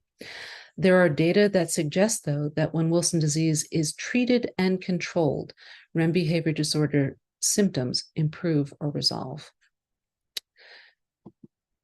Finally, there's no evidence of increased incidence of sleep apnea in Wilson disease. Let's move on to talking about insomnia specifically.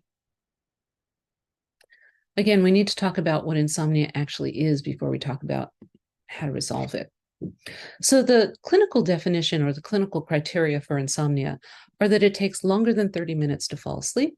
Individuals may wake up frequently throughout the night, and that's more than the 2 to 6 times that we typically wake up, or they may be awake for longer periods, greater than 30 minutes during the night.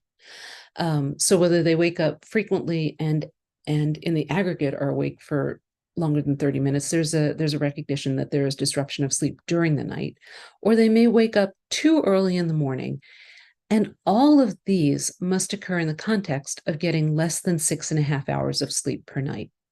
This also must occur 3 or more nights per week for 3 weeks or more.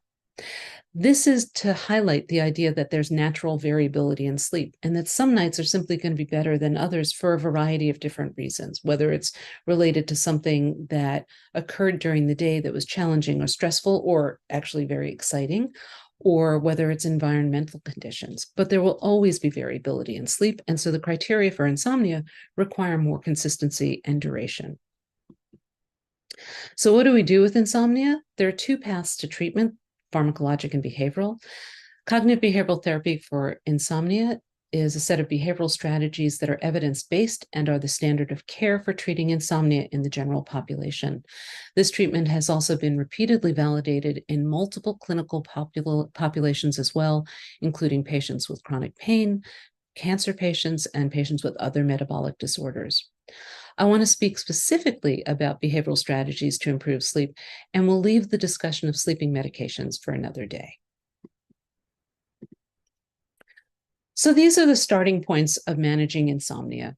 These are the nuts and bolts. The first guideline is to not get into bed until you're sleepy, not just tired, but actually ready to go to sleep. We want to increase the likelihood that when we get into bed, our bodies are going to be prepared for sleep and not extend the time that we may lie in bed tossing and turning.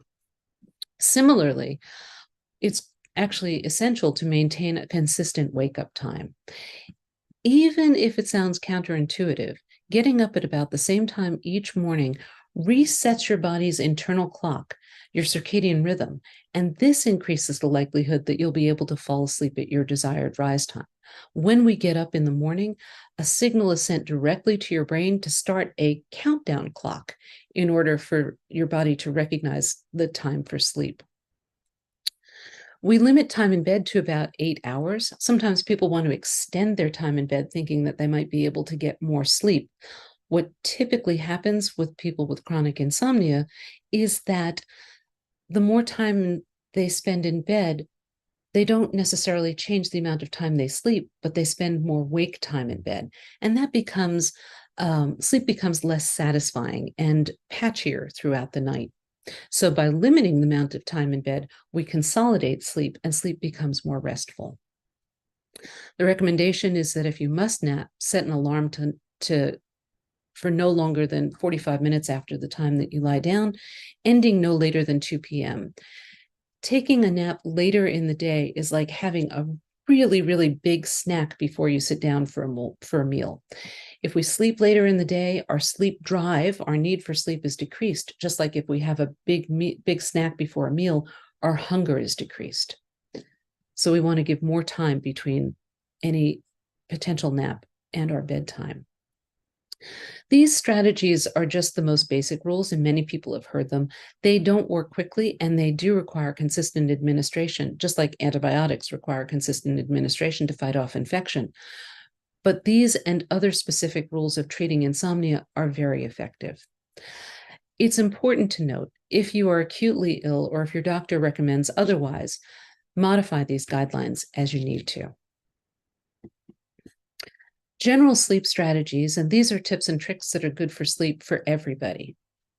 Set the stage for good sleep before bedtime. Make sure that the environment is conducive to sleep. Reduce our exposure to blue light that is often produced by handheld devices and sends an alerting signal to our brain. The blue light produced in these screens is similar to sunlight, which is a natural alarm clock for our brains. So we ask that folks try what's called night shift mode. It's a setting on our devices to eliminate the blue wavelengths. Set aside some time to wind down and allow your body to settle before bedtime to allow us to more smoothly negotiate that transition to sleep from wakefulness.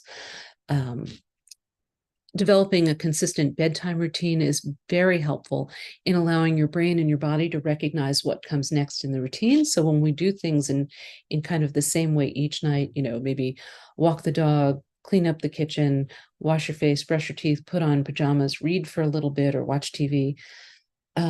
When we do those things consistently in the same way, behavior follows like links in a chain, and sleep is more likely to occur consistently. We also recommend discharging all that excess activity in your brain. Make a list of things that you need to do the next day. Maybe keep a pad somewhere nearby and write things down before you get into bed so that you don't have to worry about remembering them during the night. We recommend, in terms of the optimal sleep environment, that it is cool, dark, and quiet. The recommended temperature for sleeping environments is actually less than 68 degrees. Avoid caffeine within 6 hours of bedtime. Caffeine has a 6-hour half-life. The data on caffeine and sleep are elegant and very clear. The more caffeine we consume, the more awakenings there are, whether people recognize those awakenings or not.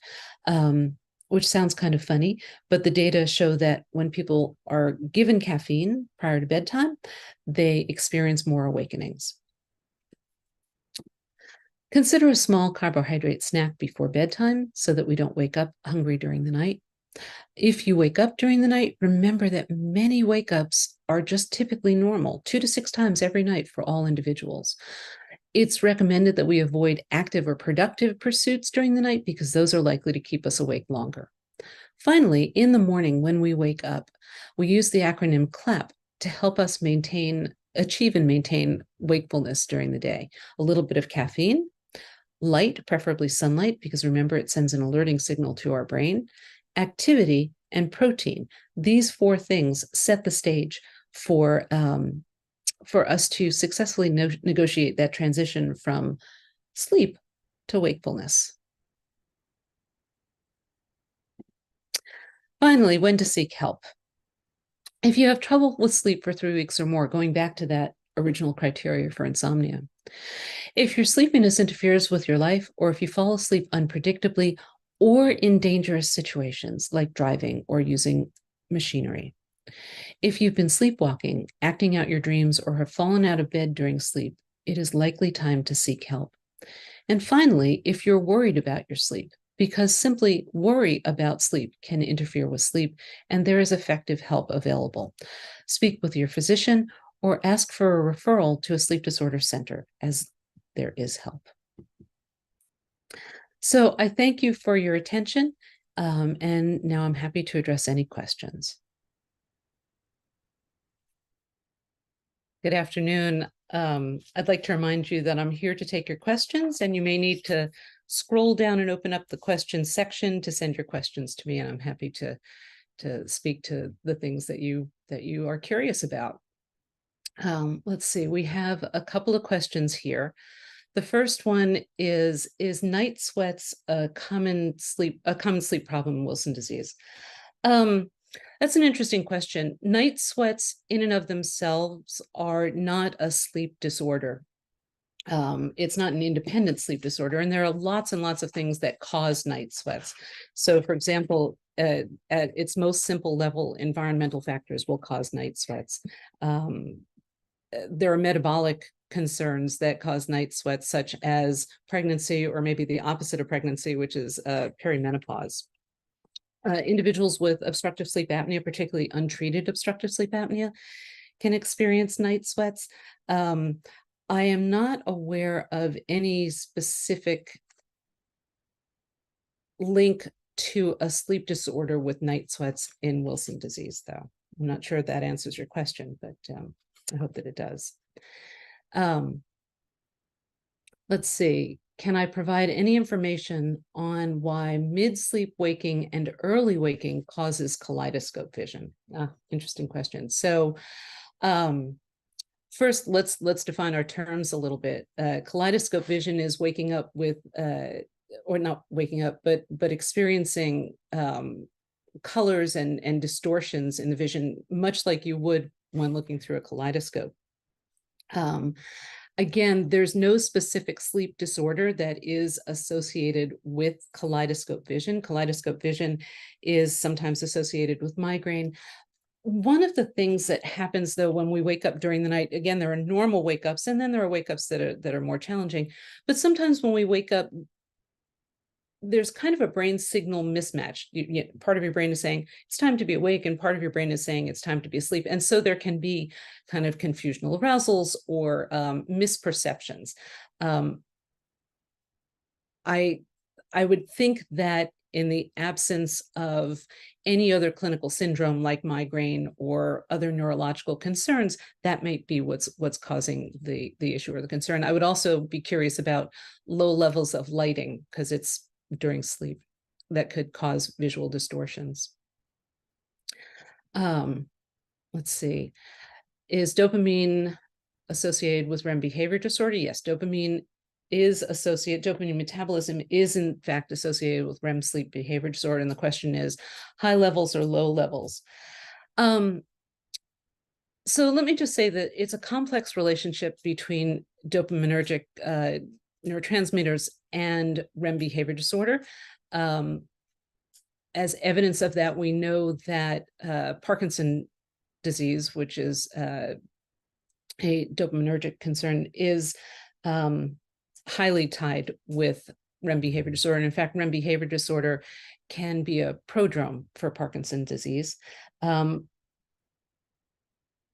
best awareness is that low levels of dopamine are typically associated with REM behavior disorder, but this is an ongoing and complex area of research. Oh, the questions are flying in. So next question. My sister with 45 years of Wilson disease has sleep problems, normal recent sleep study, which is great to hear. Stays up until 3 or 6 a.m. and then sleeps most of the day, can fall asleep and it sounds like she's falling asleep unpredictably and doesn't have insomnia. So as I had said earlier, there are types of problems associated with falling asleep or staying asleep, and then there are problems that occur during sleep. So one of the things that happens is sleep is regulated by our circadian rhythm, our internal clock, and that determines largely what time of day we're going to sleep. Somebody who is regularly falling asleep in the early hours of the morning, the first thing that comes to mind is, and falls asleep in the early hours of the morning and then sleeps later through the day. That sounds like there may be kind of a mismatch between the time somebody wants to sleep and what their circadian rhythm is suggesting. So when somebody sleeps throughout most of the day and they wake up late, getting up is what sends the reset signal to your brain. So the later we wake up, the later we are likely to fall asleep, all other things being equal. In this setting, I would suggest that additional sleep evaluation is warranted. It's great to have a normal sleep study, but that doesn't address timing of sleep. So let's see. I easily fall asleep, but wake up between 2 and 3 a.m. regularly. So that's great. It's wonderful that you're not having trouble falling asleep. And as I had said, and it's really important to understand, every single human being wakes up multiple times every night. And sometimes folks get concerned that they wake up at a particular time. Again, that may be perfectly normal.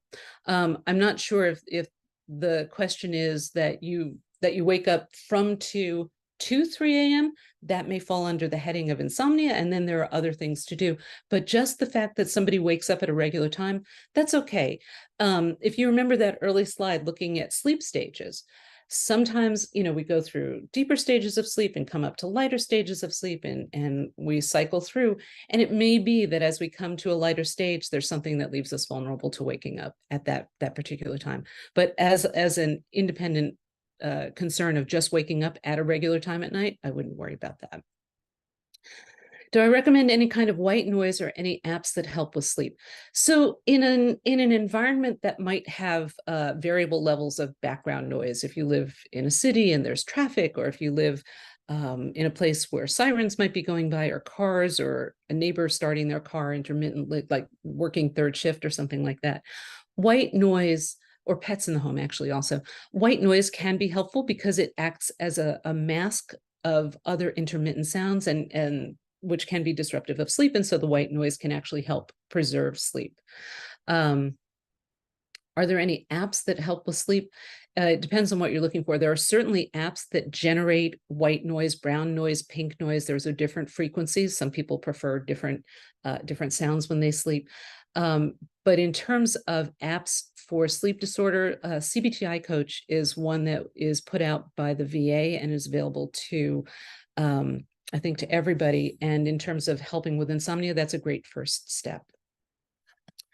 What are my thoughts on sleep trackers such as the Oura Ring? Oh my goodness, we don't have time for that. That's a great question. But the high level answer is all of those devices track factors that are associated with sleep. They can track heart rate, they can track heart rate variability, they can track movement. They almost all of them have an accelerometer, which tells you when you're moving around. And all of these things, some of them can go as far as to get oxygen saturation. All of these things are correlated with sleep, but they don't actually measure sleep. For people who have insomnia, sometimes those devices are more anxiety provoking than reassuring. The general 10,000-foot answer is, if it is reassuring to look at your sleep tracker, by all means look at it. If it causes you great anxiety, if you look at your sleep tracker, then don't look at it. But they can't actually measure sleep. They measure correlated things.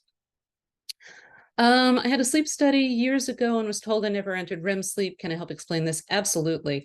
Not everybody goes through every stage of sleep in a sleep lab because it's a weird environment, and it's awkward and uncomfortable. And sometimes people have disrupted enough sleep that they don't get into REM. The other thing is, if somebody has really significant apnea, their sleep may be so disrupted by apnea that they don't register a lot of REM sleep, dream sleep, because apnea will always be at its worst in dream sleep, and sometimes it's so disruptive that we don't see dream sleep on a PSG, a polysomnogram. What's my advice for someone who switches back and forth from night shift to day shift? Oh, that's also a whole separate talk.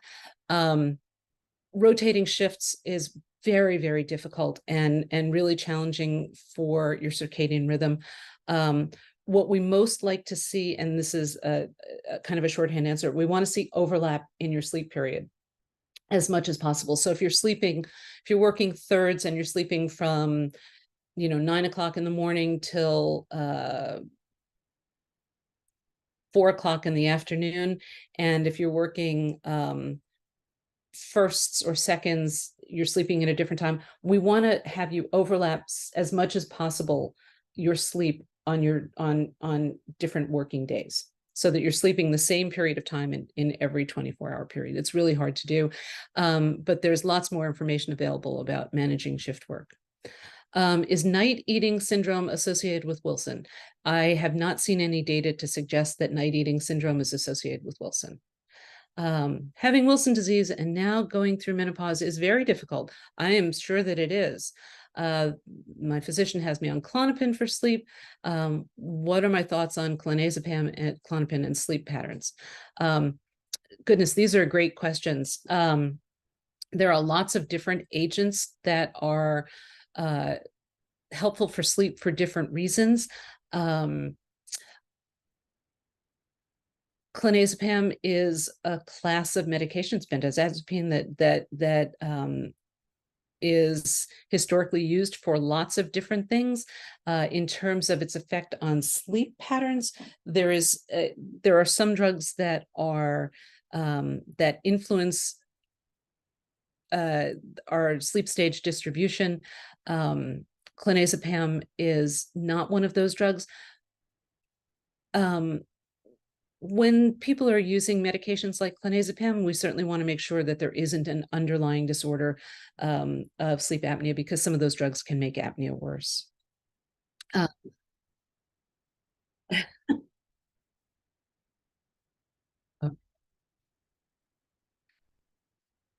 My pleasure. Thank you. Sure.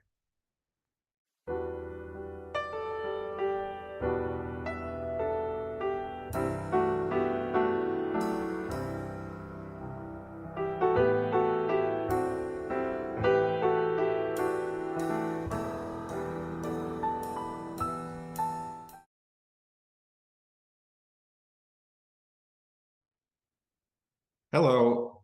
First off, I would really like to say thank you to the organizers of this meeting and to all of you for giving me the opportunity to speak a little bit about what we're doing at Ultragenyx, our ongoing clinical trial for gene therapy for the potential treatment of Wilson disease. And then also wanted to spend a little bit of time really talking about what gene therapy is and really all of the work we're doing to bring this potentially new treatment forward for patients. My name's Eric Crombez. I am the Chief Medical Officer at Ultragenyx. I trained in pediatrics, medical genetics, and biochemical genetics at UCLA and stayed on there in a faculty position for a few years before joining industry, and did have the opportunity to treat some patients with Wilson disease in clinic. So do have a little bit of an appreciation for what patients are going through, and certainly the use of chelators and zinc and the real lack of something new for the treatment of this disease for a very long time. So we're certainly excited about our gene therapy program. We're in the clinic, we're making progress, and we can talk in a little more detail later on in the presentation. So our company was founded in 2010. The mission of the company from the beginning has always been to develop new treatments for rare diseases, first really focusing on inborn errors in metabolism, but with the growth of the company, we've really been able to broaden that reach. And here, a very busy slide, but really exemplifies all of the work we're doing. And what we've really tried to do is really set ourselves up in a way that we can really focus on diseases that currently have very high unmet medical need. And then looking in more detail here, this is our gene therapy pipeline within the broader pipeline. So you can see here, we have gene therapy programs at all stages of development. We have 4 programs in pivotal trials. This includes a gene therapy for Wilson disease. We consider this a pivotal trial because it's a single phase 1, 2, 3 study, meaning we will move through the stages of development seamlessly without needing to stop for discussions with the FDA, European, and other agencies. So it really will allow us to move through these stages of development quickly and hopefully get this treatment available to the greatest number of patients in the shortest amount of time. These programs, GSD1A, OTC, and Wilson, are liver-directed gene therapy. We began with a focus on the liver, and we really have been able to pull through a lot of these learnings from our earlier program into the Wilson disease program, and that's what has really enabled us to move as quickly as possible. So while gene therapy may seem very new to a lot of you, and it certainly is new for the potential treatment of Wilson disease, a lot of people have been working on gene therapy for a very long time with a lot of initial focus on safety. And you can see here, it's not just rare genetic disorders, but a lot of cancer treatments and a lot of other diseases that are being targeted for use in gene therapy. I think this cartoon really helps illustrate how this works, how we deliver these gene therapies to the patient. You can see here with step 3, this is being infused into the arm of a patient. So this is really focused on the peripheral administration of gene therapy. So this would include liver-directed gene therapies. But again, what we're looking at with these rare genetic disorders that are caused by defects in single genes, we essentially take that gene, we insert it into a delivery method. Here we are looking at a virus. We'll talk a little bit later on about AAV, the type of viral vector we are using to deliver these gene therapies. This is done during a manufacturing process. These gene therapies are then infused into the patient. It then travels through the bloodstream to its target organ. In this case, for Wilson disease, to the liver. It makes its way to the appropriate cells and then starts producing the necessary protein to correct the underlying defect. So again, we have focused quite a bit on adeno-associated viruses, or AAV. There is a lot of gene therapy programs using AAV, so you may have heard of this in other contexts. It is a very good choice for gene therapy because an infection with the normal, what you would catch just in transmission in the community with normal functioning AAV, does not cause clinical signs and symptoms. So when you use these as viral vectors, it's not expected to have the same type of immune response as can be seen with other vectors. So we really think this is a very safe way to approach gene therapy. And again, looking in more detail here, so you see the viral capsid here, AAV capsid, that is the shell of the virus. And then what we're doing is we're taking out all of the genetic material from the virus, the AAV genetic material. We're leaving what are called inverted terminal repeats on the ends, because that's how these gene therapies go from single strand to double strand and start producing functional protein. And then insert, and what you're seeing here in green is the gene of interest here, in this case, a functioning copy of ATP7B. And why this is important is because then we really use what, in a sense, what evolution has created, the delivery of these transgenes through AAV capsids, how viruses normally infect and travel to the liver, without the ability to replicate or cause other signs and symptoms, because we have taken out the genetic material of the virus itself. Again, another cartoon, it's illustrating here how the viral vector and transgene, here the recombinant AAV, and in pink, really looking at transmission through the bloodstream after infusion into the patient. It is then taken up by the cell, and that's really that transition from pink to green here, and travels through the cell into the nucleus, where it is converted from a single-stranded DNA to a double-stranded DNA. It takes shape in an episome. That's just that ring formation there. And that's how the gene starts producing protein, the transporter starts functioning, and the potential impact for signs and symptoms associated with Wilson disease. This episome is important because the big contrast for AAV, which is considered non-integrating gene therapy, meaning it does not integrate into the rest of a patient's genome, the rest of the genetic material. And that's in contrast to what a lot of people are working on for other diseases, where you have integrating gene therapy, where the transgene inserts into the patient's DNA and replicates that way. We think non-integrating gene therapy is the right way to go today, because we need to make sure with integrating gene therapy that transgenes are integrating in the correct places and not integrating into a place that could cause problems down the road. And our goals here are to make sure we really understand the safety of gene therapy, and that has to be front and foremost in what we're doing here. We do think AAV is the right way to go. We have had active clinical trials in the clinic in patients for quite a long time. So we feel we have a lot of confidence that we can safely dose patients with Wilson's disease with AAV-directed gene therapy. And then we need to really focus on how are we targeting this AAV to the correct tissues. You'll hear people talk about tropisms, and the type of AAV we've selected for Wilson has a high tropism. It has a high affinity and likelihood to traffic to the liver, where we need this gene to function. again, looking at the broader work with gene therapy earlier on, and then here just highlighting that there are over 50 AAV gene therapies in the clinic today. So that allows us to learn. There are shared learnings between companies. Certainly the FDA and other regulatory agencies are learning, and we're all learning and growing together. And now really shifting focus for a few minutes to our ongoing clinical trial for Wilson disease.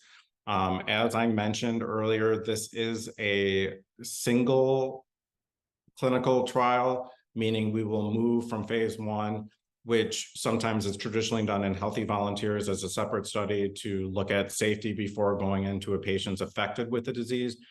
You will sometimes, particularly in rare disease, see phase 1/2 studies, which are designed to establish initial safety and select a dose for a separate pivotal trial. Because of the ability to use copper for what we call biomarkers, is ability to really look at the effect of treatments and how it's working in patients. And in conversations with the FDA and other regulatory agencies, we feel like we can move through these stages of development without having to stop, have additional conversations with the FDA and other regulatory agencies. So why this is important is because this allows us to move through the stages of drug development with the fewest number of patients in the shortest amount of time. And as you well know, there is a burden to participating in these clinical trials. We have to assess patients frequently in the clinic, and there's a burden to participate in these clinical trials. So we feel that the best way to make this potential new treatment available to the most patients as quickly as possible is to move through this seamless design here. We talk about this study as 2 different stages, stage 1 and 2. Because in stage 1, we do still need to evaluate for safety and, importantly, select a dose that we'll bring forward into stage 2. So for our dose finding cohort, these doses are very similar to the doses we have used in our glycogen storage disorder program and our OTC program. So again, we are able to understand the use of these AAVs, the direction to the liver, and understand the overall safety here. So a lot of confidence moving into this trial that we can very safely do this. Those patients who are randomized or placed into the placebo group will have the opportunity to receive the gene therapy in a long-term follow-up. So again, really having the ability to potentially benefit from this gene therapy much more quickly than when it will be available, because of the time it takes to move through development, seek approval, and then bring the drug to market. We do want to the best extent possible, fully treat this disease. So in the clinical trial, we will be reducing standard of care, the use of chelators and copper, and again, following these patients closely to make sure we can do this safely. And again, a lot of this will be on clinical signs and symptoms, but importantly, measuring copper. With the dosing of AAV, the trafficking to liver, we will sometimes have elevated liver function tests, and this means the immune system is targeting those hepatocytes, those liver cells that have taken up the gene therapy. So to control for that immune response, to ensure that the liver cells with the transgene, with the gene therapy, hold on to that transgene, we will be using a oral course of steroids to prevent that immune system from taking out the gene therapy. Because this is a first-in-man, our first study to go into humans, the FDA did request that we start with adults 18 years of age and older, and this will hold true for stage 1 and stage 2. Once we collect more data in stage 1, we may have another conversation about including children, or we will evaluate children in separate studies. Obviously, there is a lot of children under the age of 18 who could potentially benefit from the gene therapy, and we do think it's important to study those patients as well. And then again, as I touched on earlier, the big exclusion criteria, what would prevent you from being able to enroll in this study, is the presence of antibodies to this AAV. And again, that's because a patient had encountered AAV in their normal life at some point. They had immune response, and if dosed with this gene therapy, the immune response would quickly recognize that and clear it from the circulation before it could effectively get to the liver. So I appreciate this is a very short amount of time to really talk in detail about gene therapy and our clinical trial here. So more information available about these websites. We do appreciate the opportunity to come here and speak with you. We appreciate the partnership with WDA. We're certainly always very happy to speak to individuals or individual groups and educating on gene therapy or clinical trial in the best way we can. Again, very much appreciate the time to come and speak with you today, and thank you again.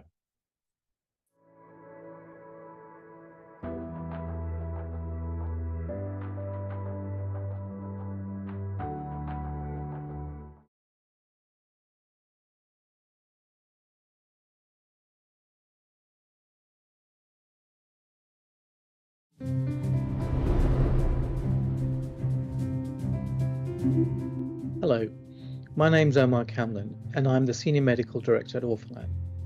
I'd like to join the audience and all the contributors to this webinar on congratulating the WDA on their 40th anniversary. Over the years, they've been truly outstanding advocates for the Wilson disease community. Orphan is a proud supporter of the WDA, and we wish them well for the next 40 years.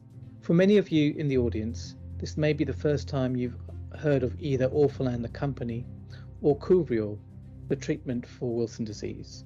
Orphan is a small to medium-sized business with just under 100 employees. We're based in Europe, the UK, the US, and Brazil. We focus on rare disease, in particular Wilson disease. In this presentation, I will, with my colleagues and a guest, provide you, the audience, with the following: a description of our product Couvreau, how we got to where we are today, summarize the key study that led to our approval in the US. I will also provide you with some details about our exciting research program, provide details on Orphan's Navigator program designed to help patients get Couvreau. Couvreau is an innovative treatment for Wilson disease. Many of you will know of or are already taking trientine hydrochloride capsules. These have been around for more than 50 years. Couvreau is different. Couvreau is a tablet. The innovations make it distinct from trientine hydrochloride. Couvreau is more stable at room temperature, and unlike many trientine capsules, does not require refrigeration. I'm now pleased to introduce you to Nassim Amin, CEO of Orphan. Nassim's been with the company from the very beginning, when trientine tetrahydrochloride was first discovered in Paris, France. Nassim, welcome. We're here to celebrate the WDA on their 40th anniversary. Thank you, Omar. And I would like to take this moment to congratulate the WDA on its 40th anniversary. Our journey began with the WDA in 2016, when I had the opportunity and the privilege of meeting with the FDA in partnership with Mary Graper and Mike Shilsky. And both of them joined me in Washington, D.C. when we had our first interactions with the FDA. And they were pivotal in both convincing the FDA and us of the need for trientine tetrahydrochloride. Now, Professors Mike Shilsky and Eve Roberts recently wrote in their New England Journal article that the introduction of chelators revolutionized the treatment for Wilson disease. Now, that was some 70 years ago. Could you explain to our audience why you felt there was a need to develop an alternative trientine? When we first became involved in the development of trientine tetrahydrochloride, we first embarked upon a journey where we spoke to both Wilson disease patients and the WDA, and also to physicians, eminent physicians like Professor Shilsky. And it became very clear to us that there were two main things that we could do to contribute. One was that we learned that the patient journey was a particularly challenging one, both during the day and throughout their lifetime.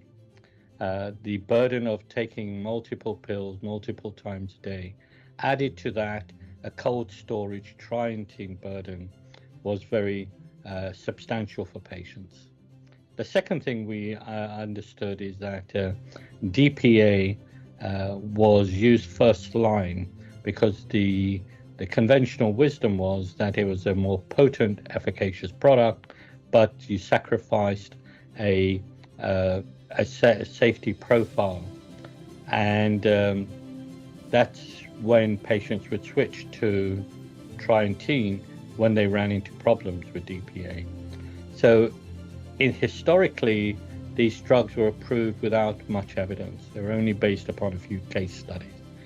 In the current framework of working with the FDA, we felt that if we did a trial where we were able to compare the two drugs side by side, we may be able to show the FDA and the community that the two drugs were equipotent, but you had the benefit of the 50 years of safety profile that the trientines have established. So the chelate trial we performed allowed us to show that. So our two contributions were showing that trientine tetrahydrochloride could be used as an alternative to DPA in patients who are on maintenance therapy, but also contributed with a room temperature stable trientine tetrahydrochloride. I think this was a real critical trial and really covered a lot of ground and filled in gaps of knowledge. For many years, we've used the medications, both penicillamine and trientine, for treatment of patients with Wilson disease. But the labeling is that penicillamine has been used as primary, and the patients who've had complications on penicillamine were indicated to get trientine, although we have known for many years that the trientine treatments have been very effective and good for patients and very safe. So having this ability to put these two products head to head and having the advantage as well of having the trientine compound in the tetrahydrochloride form, which has heat stability and very consistent absorptive characteristics, really gave us the ability to try to answer a very important question: are these two equivalent for treating our patients on maintenance therapy for Wilson disease? So in this trial, we screened 77 patients who were over the age of 18, who were stable on their D-penicillamine therapy. And at the end of an early period of observation, 53 of them met criteria as being stable both biochemically and clinically, and they were randomized to one of two treatments, either to remain on the D-penicillamine or to be treated with the trientine tetrahydrochloride. And this primary endpoint for the study was evaluated at 24 weeks, and then patients were offered another 24 weeks extension so that we can continue to follow the effect of the medications on the patients.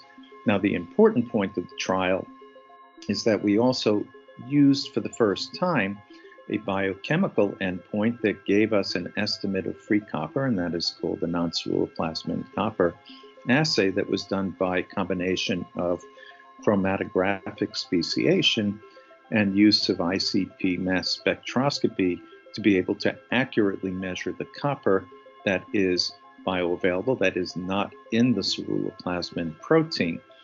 And we, in addition, continue to measure the very standard things, which are liver tests, clinical examination, as well as neurologic examinations in these individuals. And the other endpoint, which is typically used to monitor patients on chelation therapy, urine copper excretion, was checked as well. At 24 weeks, we did find the most important point was the bioavailable or free copper by NCC was found to be equivalent statistically between the two groups. But interestingly, within the use of the urine copper excretion, we did find a change. Those who went on the trientine product had a lower urine copper excretion relative to those who were on the penicillamine. But the fact that this occurred without causing an increase in the bioavailable copper was very critical and led us to go back and think very carefully about the properties of these compounds, in particular the trientine, where we know that it is not completely absorbed. So we postulated that the remaining compound that's not absorbed works actually to bind the copper in the gut, thus preventing absorption of the copper. So it had a dual action. So in the end, it was actually equivalent to the penicillamine in terms of maintaining the non-ceruloplasmin copper and the stability of our patients as judged not only by investigators but by an independent group that adjudicated this separately. And this carried through even to the 48 weeks of observation, which was important because we wanted to know how long we can maintain the stability and the equivalence. And in the end, our conclusion is that the trientine tetrahydrochloride is non-inferior to the D-penicillamine and can be a very effective maintenance therapy for patients with Wilson disease. In this particular study, the Chelate trial, we utilized the NCC to examine a stable population of patients. Now, the important question is, can this assay help us in all circumstances for our patients, whether it's during the initial phase of treatment, whether it's those who are potentially failing therapy or having complications? Can we use this to help guide our therapy better? I'm now joined by Carla Bennett, our Principal Clinical Research Manager. Hi, Carla. Hi, Omar. One of our exciting new things is that we're hoping to plan a Couvreur study in children. That's currently in a design phase, and we're hoping that might be the first prospective study of trientine in children with Wilson's disease, which I'm sure you're excited about, Omar. I am indeed, because I'm a pediatrician, but also because actually the pediatric population is generally understudied in Wilson disease. That's up and coming. What about what's on offer right now? So we currently have an active real-world evidence study, which is ongoing in the US. Our aim there is to investigate further into our promising NCC assay, which we discovered during the Chelate study. Our hope is that assay will improve the diagnostic assessments available to patients and to physicians. The NCC assay was validated during the Chelate trial and was used as the primary endpoint. And so the next step in the journey of evaluating its utility is to see how it performs in day-to-day clinics. And for this purpose, we've designed a non-interventional study for which, for the patient, it means attending routine clinic appointments and having routine blood draws. And what we ask of the patients is when they have their blood draw, we will take an extra blood sample for the NCC and then evaluate it at the end of the study. In addition, we'll be asking patients to complete some brief questionnaires on their general well-being and how they take their medications. If patients are interested, where will they find a recruiting site? So as you can see from the map, we've got a good coverage of the US currently. We're setting up between 12 and 15 sites across the US. We currently have 9 in setup. And you can see what we currently have at the moment. Starting in the east, we have Yale University. Coming over to the middle, we have Chicago and Michigan. Over to the west, we have UC Davies. And down south, we have Advent Health and University of Miami. Now, if viewers would like to have any more information, how do they go about getting that?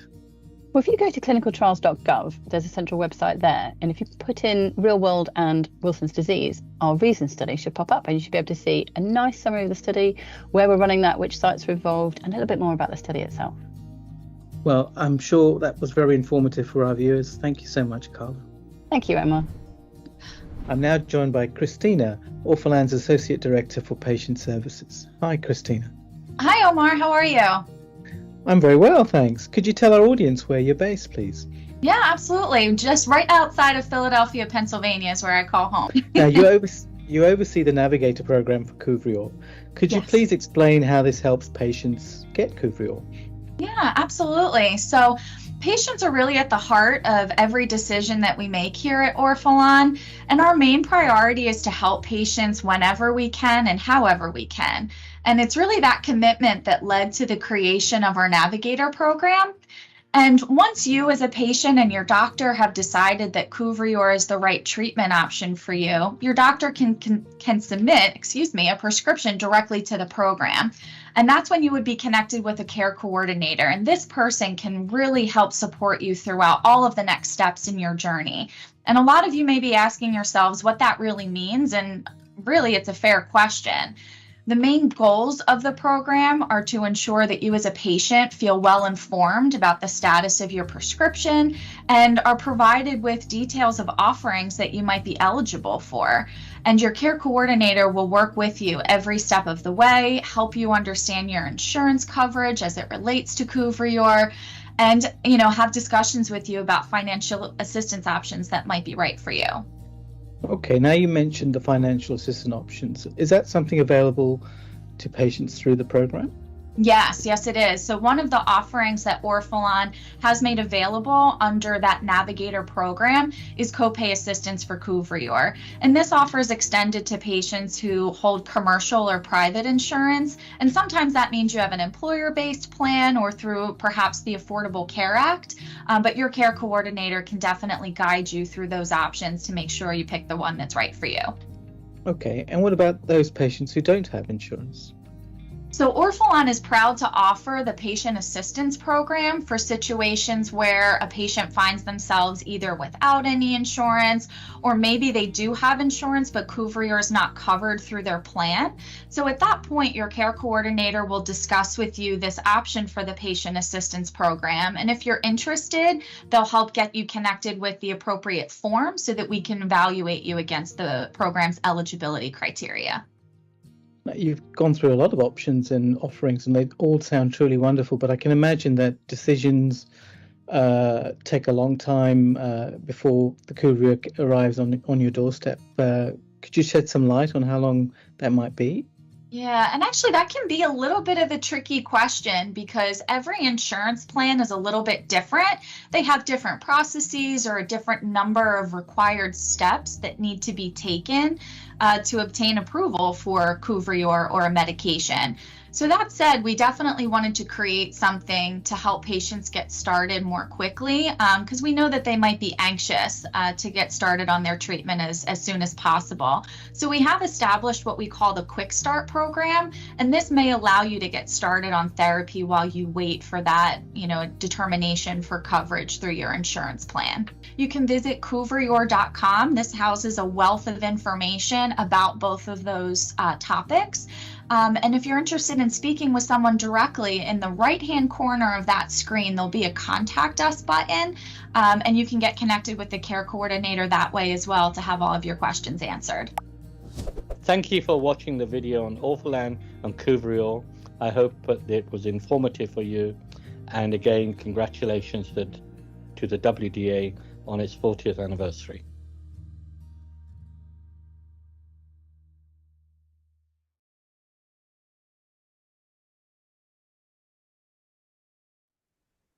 Hello, and thank you for taking the time to watch our video and to learn more about Vivet Therapeutics and our clinical trial for Wilson disease known as Gateway. My name is Lori McKenna, and I work in patient advocacy for Vivet. I'm based in Boston, and I am part of the expanding team at Vivet. And with me is my colleague, Dr. Bernard Binichou. He is our Chief Medical Officer at Vivet, and he has been with our company since its inception nearly 7 years ago. He will share some background on gene therapy and about our own clinical trial Gateway, and hopefully start answering questions that are on your mind along the way. So here's a quick look at our agenda. We'll provide an introduction to our company, a little bit about gene therapy and about our investigational therapy known as VTX-801. And we'll talk about the meaningfulness of gene therapy specifically for Wilson disease, and of course about our clinical trial. So here's a quick look at our team on the left. We are based in France, and we are a clinical stage biotechnology company. The people you see there are entirely devoted to making a difference in the lives of those with rare and inherited metabolic disorders, with our lead program being for Wilson disease. And at this point, I'd like to turn the presentation over to Bernard. Thank you for this introduction, Laurie. So about 30 years ago, I attended one of the first congresses of gene therapy. And at that time, we were wondering, is it going to work? Is it going to be efficacious? Is it going to be safe? What will be the long-term effect? I'm happy to say now, as I said, about 30 years later, that many products have been approved for treatment of patients, for treating rare disorders, inherited disorders, or for cancers, and targeting the brain, the muscle, the skin, blood, the eye. So about 19 products have been approved so far, and I'm pretty sure that in the coming years there will be more products. As you can see, 2 products have been approved for hemophilia. That's of interest for us because they use technology that is very similar to what we are using for Wilson disease, and they also targeted the liver. In this case, for hemophilia, they use the liver as a factory to produce the missing coagulation factor, and this was successful. Next slide. I also want to share with you some very recent results that have been published in the New England Journal of Medicine. So on liver disorder, it's called Crigler-Najjar, very rare, but it affects the liver, and these patients need a treatment for life to survive. And patients have been treated now with gene therapy a few years ago, and this has been successful, and they were able to stop their standard of care treatment. The product has not been approved yet, but this is extremely encouraging for the future. And again, like for hemophilia, they use a technology that is very similar to what we are using for Wilson disease. Next slide. So as you know, in Wilson disease, the defect that is associated with the disorder is a defect in a copper transporter called ATP7B. And this ATP7B copper transporter normally acts in the liver to eliminate the excess copper. If this ATP7B copper transporter is not functioning properly, then copper accumulates in the liver and in the other organs, especially in the brain, and this leads to the symptoms that you know about the disorder. So the objective of gene therapy is to restore this function of copper transporter to allow for a proper elimination and regular elimination of excess copper from the body. Next slide. For that, we use what we call a vector. A vector is actually the empty shell of a virus, just the shell of it. We don't take the viral DNA so that this is not infectious. And in this shell that we use as a shuttle, we introduce the gene of ATP7B, the corrective gene, and we use the whole thing to this vector. We inject it intravenously in the patients. The vector is intended then to circulate into the bloodstream to reach the liver cells, and then to modify the liver cells so that they will then be able to restore this function of ATP7B that can eliminate the excess copper from the blood. If you want to learn more about gene therapy for Wilson disease, I invite you to scan the QR code on the right-hand side of the slide. This is there is a very nice video produced by the American Society of Cell and Gene Therapy that really explains what it is. Next slide. So this whole program of VTX-1, that's the name of the product that we're using. This whole program is based upon previous experiments, as you can imagine, especially experiments in animals and in mice, where we demonstrated the activity and the efficacy of the product. We use a slightly different version of the shell so that it can really work in mice, but otherwise the core, let's say the DNA piece is identical to what we're using in humans. And what we did is the following: we used a very small amount of radioactive copper that is not dangerous to the mouse, and we injected it into the blood of the mice. So what you see on the screen is some kind of an X-ray. You see the whole mouse, and what you can visualize is the radioactive copper as this light blue signal in the liver. Naturally, copper will go into the liver and then will be eliminated below, as you can see, in the intestine. This is this blue signal, and this is the normal pattern that we should observe. Now, if we look to the second mouse, which is untreated, after the injection of radiocopper, we see that there is a strong signal in the liver. It's in red.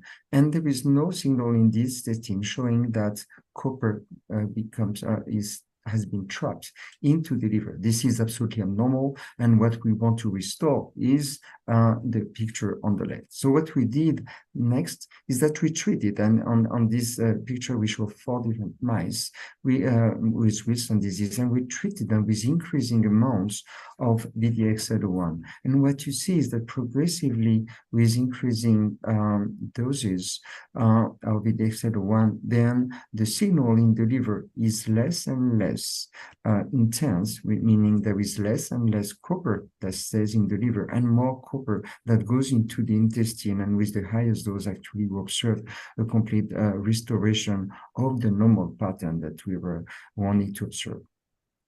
Next slide. I'm not going to show you all the experiments, of course, that we performed, but another one is very important. We looked at survival.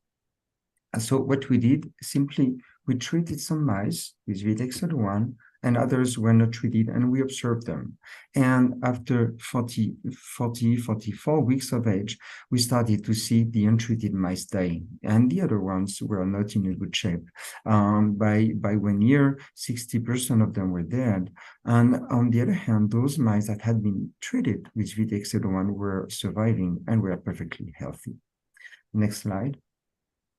So now, what is the ultimate goal of gene therapy? We want to restore the elimination of excess copper from the body because it's toxic. That's what we just discussed. And this should allow us eventually to withdraw the standard of care treatment with a chelator or zinc treatment, and also to interrupt the low copper diet. We want to prevent the disease complication and hopefully improve existing symptoms, including neurological symptoms. At the end of the day, what we want, the ultimate objective, is to improve the life of those patients, of those people living with Wilson disease. On the other hand, what gene therapy is not expected to do is to restore the function of dead neurons. If tissues and neurons are dead, then it's unlikely that gene therapy will improve that. So this means that in the future, we'll need also to intervene as early as possible. Next slide. So let me update you briefly on where we are with Gateway. You know, this is an ongoing clinical trial. This is the first one with VDXL01. And the objective of the trial are first, as is always the case, to ensure to evaluate the safety of the products. And also we want to collect some preliminary efficacy of a single administration of VDXL01. The second important objective is to determine what will be the optimal dose to use in a larger trial. Let me now briefly talk about the visits. During the first 3 months, there will be what we call an intense monitoring of the patients, so frequent visits to ensure both safety, but also to maximize the chances of success of the therapy. We feel this is very important. After 3 months post-injection of VDXL01, we should be able to determine whether the patients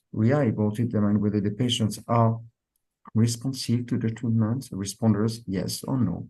And the patient, if a given patient is a responder, then we withdraw the standard of care treatments and we continue the observation of the patients. If the patient is not a responder, then we let the patient under their standard of care treatments. During afterwards, we will progressively decrease the number of visits. During year 2, there will be 4 visits. And then during year 3, 4, and 5, there will be 2 visits per year, which is comparable to standard of care management. So far in the trial, there has been no serious adverse event that has been reported after injection of VDXL01, and the enrollment continues. Next slide. So this is very briefly the trial. There will be about 16 patients that should be enrolled at the end. The key enrollment criteria, there are many more, of course, but the patient needs to have the Wilson, to be an adult between 18 and 65 years of age. And the patient needs to have been treated on the standard of care for at least a year. And the total duration, as I mentioned, is 5 years. Next slide. Initially, we had 6 sites across the US and Europe, and we have expanded that to 10 clinical sites to make it easier for the patients so that they're closer to the sites, and it's certainly much more convenient now for the visits. The lead investigator is Professor Michael Shiskey from Yale in New Haven. In the US, we have another 5 sites with Fred Ascarin in Michigan, Valentina Medici in California, Regino Gonzalez in Florida, Will Lee in Southwestern in Dallas, and Sean Rudnick in North Carolina. In Europe, we have 5 sites, Thomas Sandal in Denmark, Ulrich Lauer and Hartmut Schmidt in Germany, and Aftab Allah in London in the UK. Next slide. So thank you very much, Bernard. We're almost at the end of our presentation. This is our last slide. Please know how much we appreciate what an important and personal decision it is to participate in any clinical trial. And as Bernard said, we are doing our best to take away some of the stress that comes with that decision. We have added more clinical trial sites, and we have a team devoted to answering your questions, your very personal and specific questions along your journey. And for those who are eligible, there is assistance with travel and study-related expenses available. So I encourage you to scan the QR code on the left of the screen and to learn more about our study. So thank you very much, especially to the Wilson Disease Association for providing us with this opportunity today. And thank you for taking the time with us today. Thanks so much.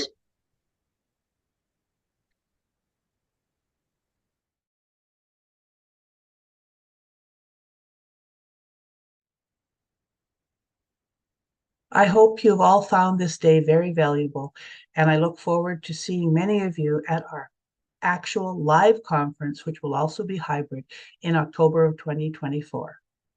Have a great day.